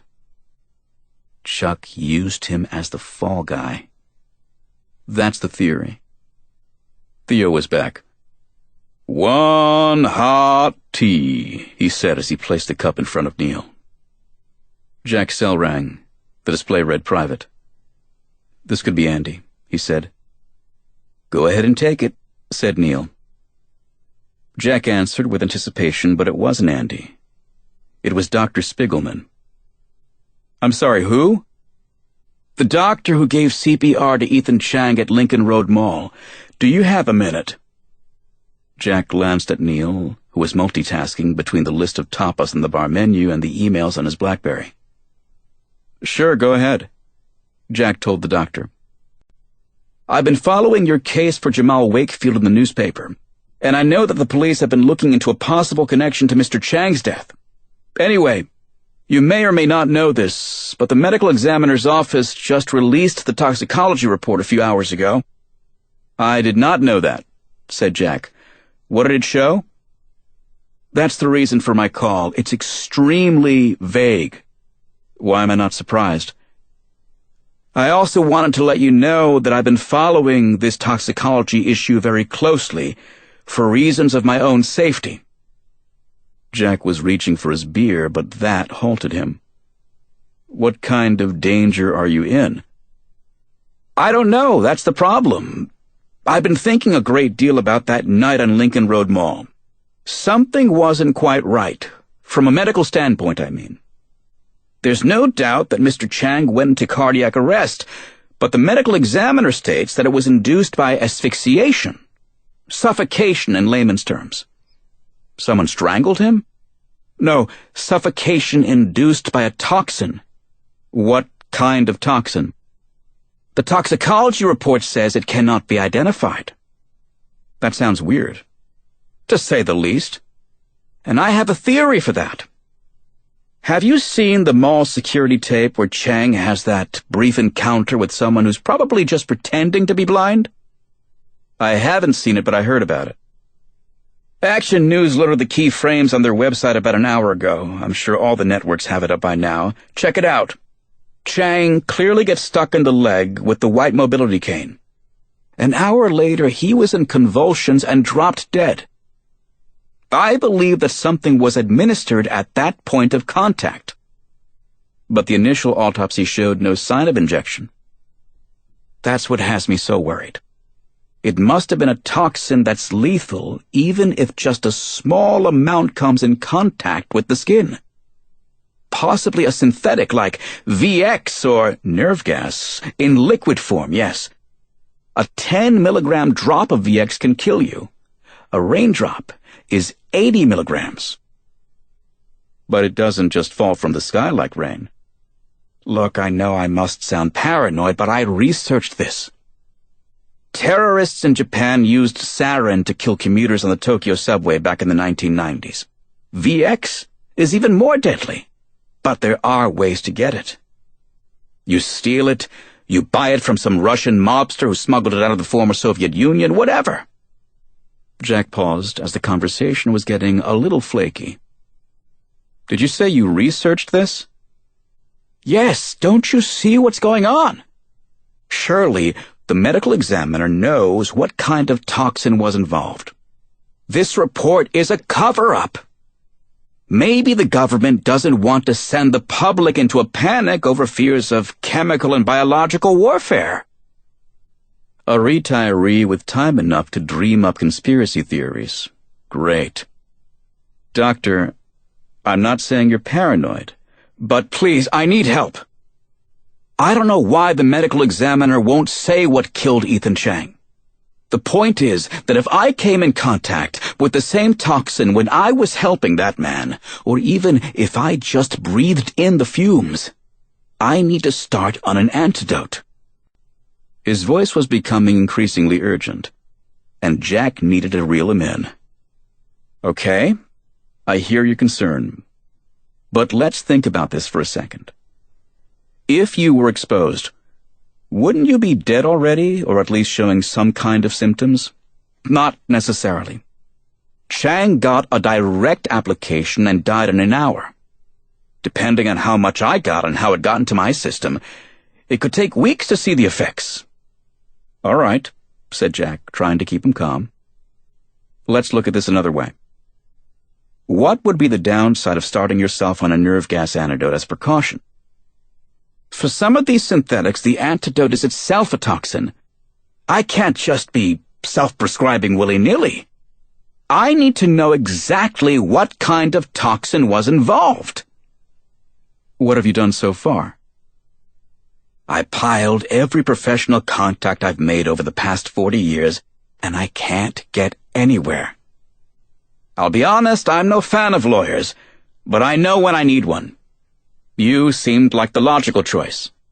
You're plugged into this already with the work you've done for Jamal Wakefield. It still sounded flaky to Jack. So you want a lawyer to go into court and get a judge to force the medical examiner to reveal the toxin that killed Ethan Chang. Is that what you're asking? Bingo! If the son of a former governor can't cut through red tape, who can? Jack glanced at Neil, who was finishing his tea and trying to get Theo's attention. Mr. Swyteck? Jack heard the doctor's voice, but he was thinking. It had all started with a Gitmo detainee who spoke no English. Several bodies later, Jack was now discussing nerve gas with the second potential client of the day, who was, in someone's eyes, nothing more than collateral damage in one hell of a cover-up. That, or the crazy conspiracy theorists are coming out of the woodwork. Refill, Mr. Goodwrench? Neil handed Theo his empty cup, and Theo poured more hot water. It was a simple thing, but a pivotal moment for Jack. The man who'd mentored him at the Freedom Institute served hot tea by a former badass from the hood, who had been the only innocent man Jack and Neil had ever represented. Had been. Until Jamal came along. Mr. Swyteck, are you still there? Jack was still taking in his Neil and Theo moment, and though it wasn't technically accurate, another word came to mind to describe his mentor. Doctor, can I call you right back? Jack said into the phone. I need to consult with my partner. Chapter 34. The Internet Cafe on Bethnal Green was open 24 hours. At midnight, in the middle of the week, he expected to have his choice of terminals, especially on such a cold and nasty night. The rain was turning to sleet, and the sidewalks were deserted. But he was unlike most of his fellow Africans in Somaltown. January's bite didn't bother him, and he actually preferred the shorter days of winter. The late sunrise and early sunset were his friends, and if that meant living in a colder climate, so be it. His given name was Habib. To his victims, he was known as the Dark. He shook out his umbrella and entered the cafe. The fluorescent lighting assaulted his eyes and, for some reason, triggered a yawn. His quick trip to Miami and back had left him drained. As a rule, he didn't sleep well on airplanes, no matter how exhausted he was. This time his work had been especially taxing.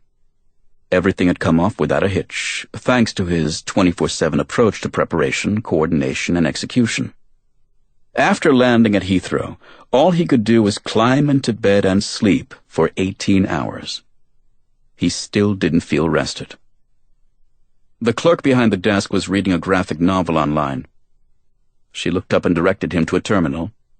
He pulled up a chair in front of the monitor, logged on, and created a new internet account. Using the same account twice was out of the question. It was important that his messages never be traced back to him. This account would be in the name of Doris Lader, a 52-year-old woman from Las Vegas who had provided her credit card number and other personal information in response to a phishing email that she had thought was from Citibank. Americans had to be the stupidest people on earth. He quickly entered the necessary information to create the account, then typed in his screen name. It was the same one he used for all his phony accounts. The same mix of lowercase letters and capitalized initials. RUAO TD. Are you afraid of the dark? He was up and almost ready to go. The only remaining step was to choose the preferred language. Sometimes he used English, sometimes he used Somali-modified Latin script. It didn't really matter this time. The message was short, and he banged it out in just a few quick keystrokes. He always created the message and proofread it before typing in the address. It was good practice to prevent a half-baked message from sailing off accidentally. He read it one last time. I killed your son. I wanted you to know that. Satisfied, he typed in the address and hit send. It was gone in an instant, headed to Mogadishu. He logged off, and the clerk didn't even look up from her LCD as he exited the cafe. A cold blast of wind hit him as soon as the door opened. His flat was just a block away, but even so, he was tempted to go back inside and wait for the weather to improve, which could be June. He popped open his umbrella and headed out into the night, walking with purpose. There was one more thing to accomplish tonight. He rounded the corner, past the street entrance to his flat, and walked down the alley to the cellar door. The international call from the payphone had pissed him off in a big way. It was her first offense, and a very foolish one at that. Did she think she could buy a calling card without his finding out about it? Did she think she could do anything without his knowledge? He turned the key and shook his head with amusement as he unlocked the door. There was no doubt in his mind that she would tell him who she had called, why she had called him, and what she had said. If she lied, he would not be fooled, because he already knew everything there was to know about that call.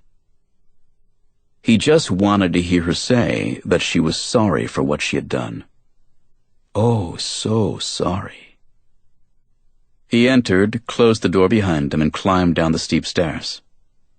The cellar had just one small window at street level, which had been made translucent with a streaky coat of paint on the outside. The streetlight glowed behind it, and the shadow of iron bars cast a zebra pattern across the floor. He watched her sleeping on a mattress in the corner. Finally, she seemed to sense his presence. "Who's there?" she said, only half awake. He didn't answer. She reached for the lamp switch.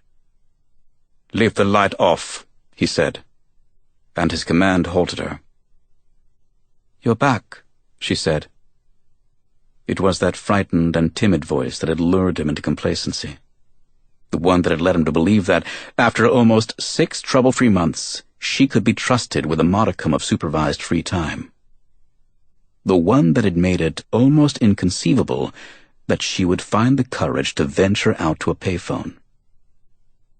He grabbed the covers at the foot of the bed and peeled them back. She jerked away, but he grabbed her by the ankle. The monitor was still in place. "I never really left," he said. Chapter 35. "Douglas Road?" the driver said as the Metro-Dade bus squeaked to a stop. Vince rose and offered a sincere thank you on his way out. Bus drivers were supposed to call out stops for the blind, but not all of them did. The smell of diesel fumes engulfed him as the bus pulled away, and Vince could hear the click-clack of Sam's nails on the sidewalk as his four-legged friend led him to the crosswalk. "Time for a doggy pedicure, buddy." Vince stopped at the crosswalk, checked his GPS navigator, and waited for the familiar female robotic voice. "Go 100 yards, and your destination is on the right." The traffic light changed with an audible click, and Sam led the way across the street.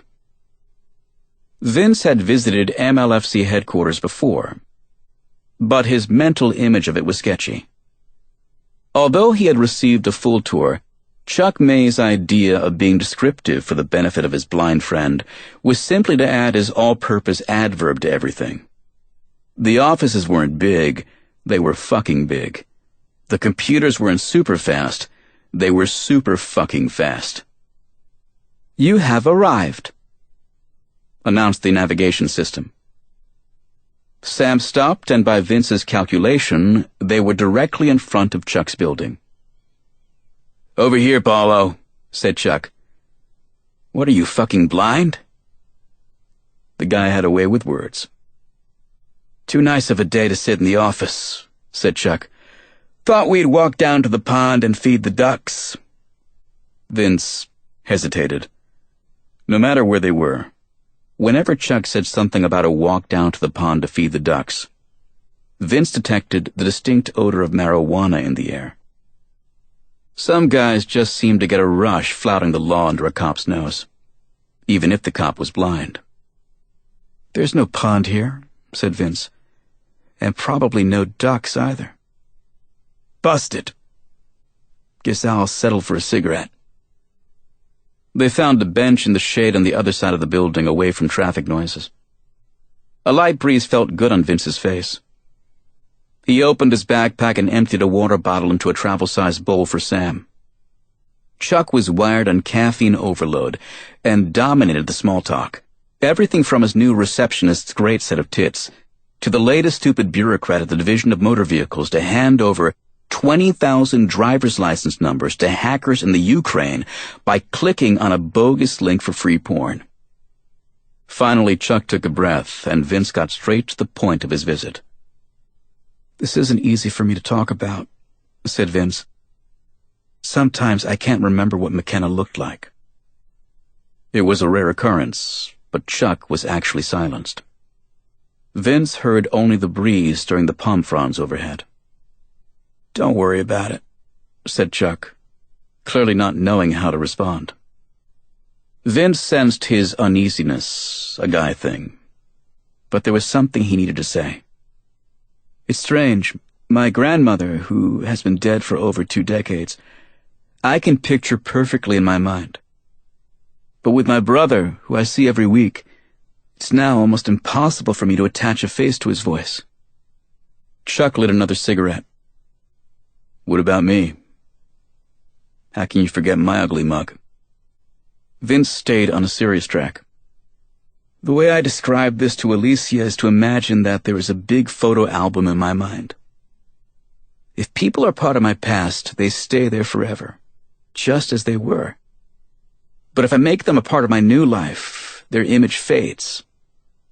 The more contact I have with them, the more they are defined by things that don't depend on sight. Well, if that's the case, shouldn't you remember McKenna? She's the exception. When I think of that night, I don't see McKenna the young woman anymore. I see McKenna the 5-year-old girl who used to jump into my arms when I came to visit. It's getting so that my memory of that day, that horrible day, is one of a 5-year-old girl. There's nothing wrong with that. On the surface, you're right. But she wasn't 5 when she was murdered. And no matter how much evidence we concealed, we weren't going to make her 5. Nobody hid any evidence, Vince. I'm talking about the text message from her cell phone. FMLTWIA. I know what you're talking about. Hacking into her provider's network and zapping it from her cellular records was my version of child's play. And I never told anyone a thing about it. There was no reason for anyone to know. Vince shifted uneasily. He hated moments like these, when people could see the angst on his face, and he could see nothing on theirs. Look, at the time, we were of one mind, said Vince.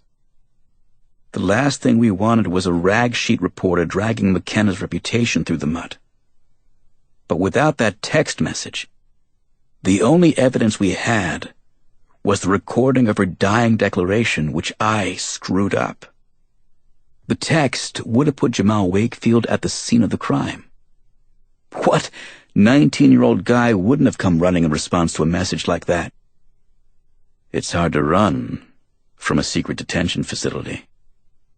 You don't really believe that line Swyteck has been selling, do you? Chuck took a long drag from his cigarette. Jamal didn't kill McKenna. Don't patronize me.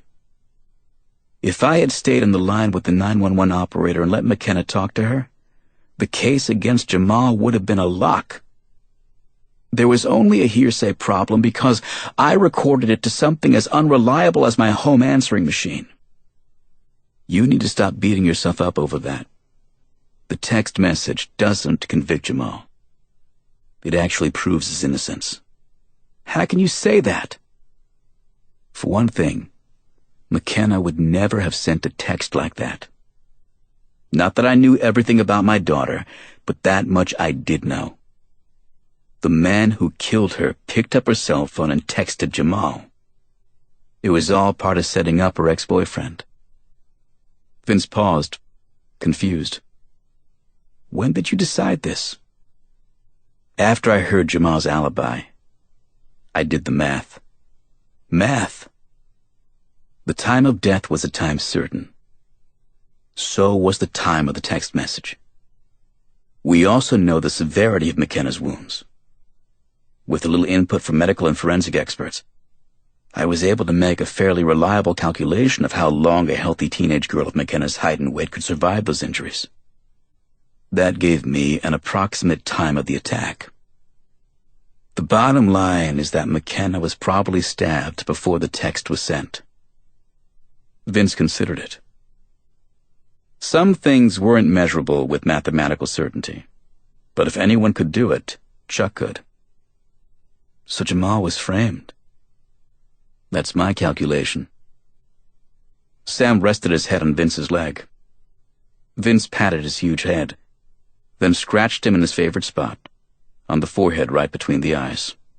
Sam's eyes. Vince's eyes. Which means that the son of a bitch who did this is definitely still out there. 3 years in running, said Chuck. Which means Swyteck was right. Yeah, said Chuck. So right that Jamal's mother intends to sue me under some bullshit theory. How do you know that? Jamal's uncle called me. He said he was hiring Jack Swyteck, and that I was going to be the courtroom equivalent of jihad. Well, if it's war they want, A puff of smoke hit Vince in the face. "I got a better idea," said Chuck. "Tell me." There was another cloud of smoke. Then Chuck turned into Marlon Brando. "I'll make him an offer he can't refuse." Chapter 36. Jack entered the MLFC Computer Center through a fireproof door, and in the company of Chuck Mays, Vince Paulo, and a security guard who made the other men look like Lilliputians. "Watch your step," said Mays. Boxes of records and supplies cluttered the ramp, and it impressed Jack the way Paulo negotiated his way with just a walking stick. The guard left them at another glass door, which Mays opened with a passkey. It led to a large open space that was so well air-conditioned that Jack felt an immediate chill. Inside, rows of supercomputers hummed beneath an expansive drop ceiling with cool fluorescent lighting. "This single computer center is bigger than my entire first company was," said Mays. Jack didn't fancy himself a computer whiz, so rather than interrupt with a stupid question, he simply let Mays keep talking. Mays continued. "If you pulled up these floors, you'd see miles and miles of cables. That's our information pipeline. Every minute of every day, we're sucking in new names, ages, addresses, phone numbers, IP addresses. We get records on your marital status, employment, home values, estimated income, your children's ages, your ethnicity, your religion, the books you read, the products you order by phone or online, and where you go on vacation. And that's just the purchase behavior and lifestyle data." "There's more?" asked Jack. Mays smiled. "Follow me."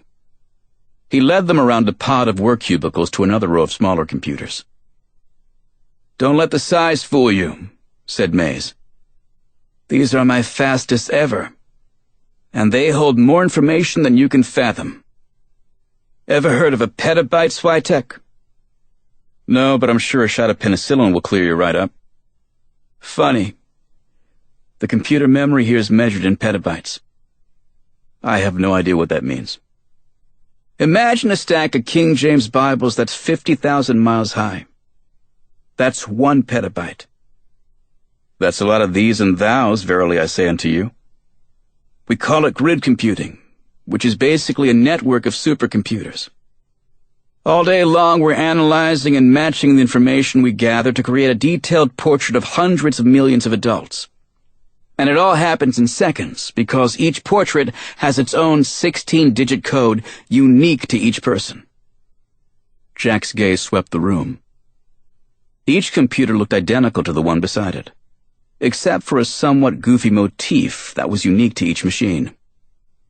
Some were marked with the characters from The Simpsons or SpongeBob SquarePants. Others were identified by muscle cars like Maserati or Ferrari. "What kind of information is collected here?" Jack asked. "I can't tell you," said Mays. "But you might have guessed that the shark fins are for legal actions. Divorces, foreclosures, and bankruptcy filings mostly." Jack wondered what nuggets from his own divorce were in there. "So that's the end of our tour, ladies and gentlemen," said Mays. "Now, let's talk settlement." "Settlement?" said Jack. "Jamal's mother wants to know who killed her son," said Mays. "I want to know who killed my wife and daughter. My friend Vince wants to know who turned him into the only guy in the room who can't see what's going on.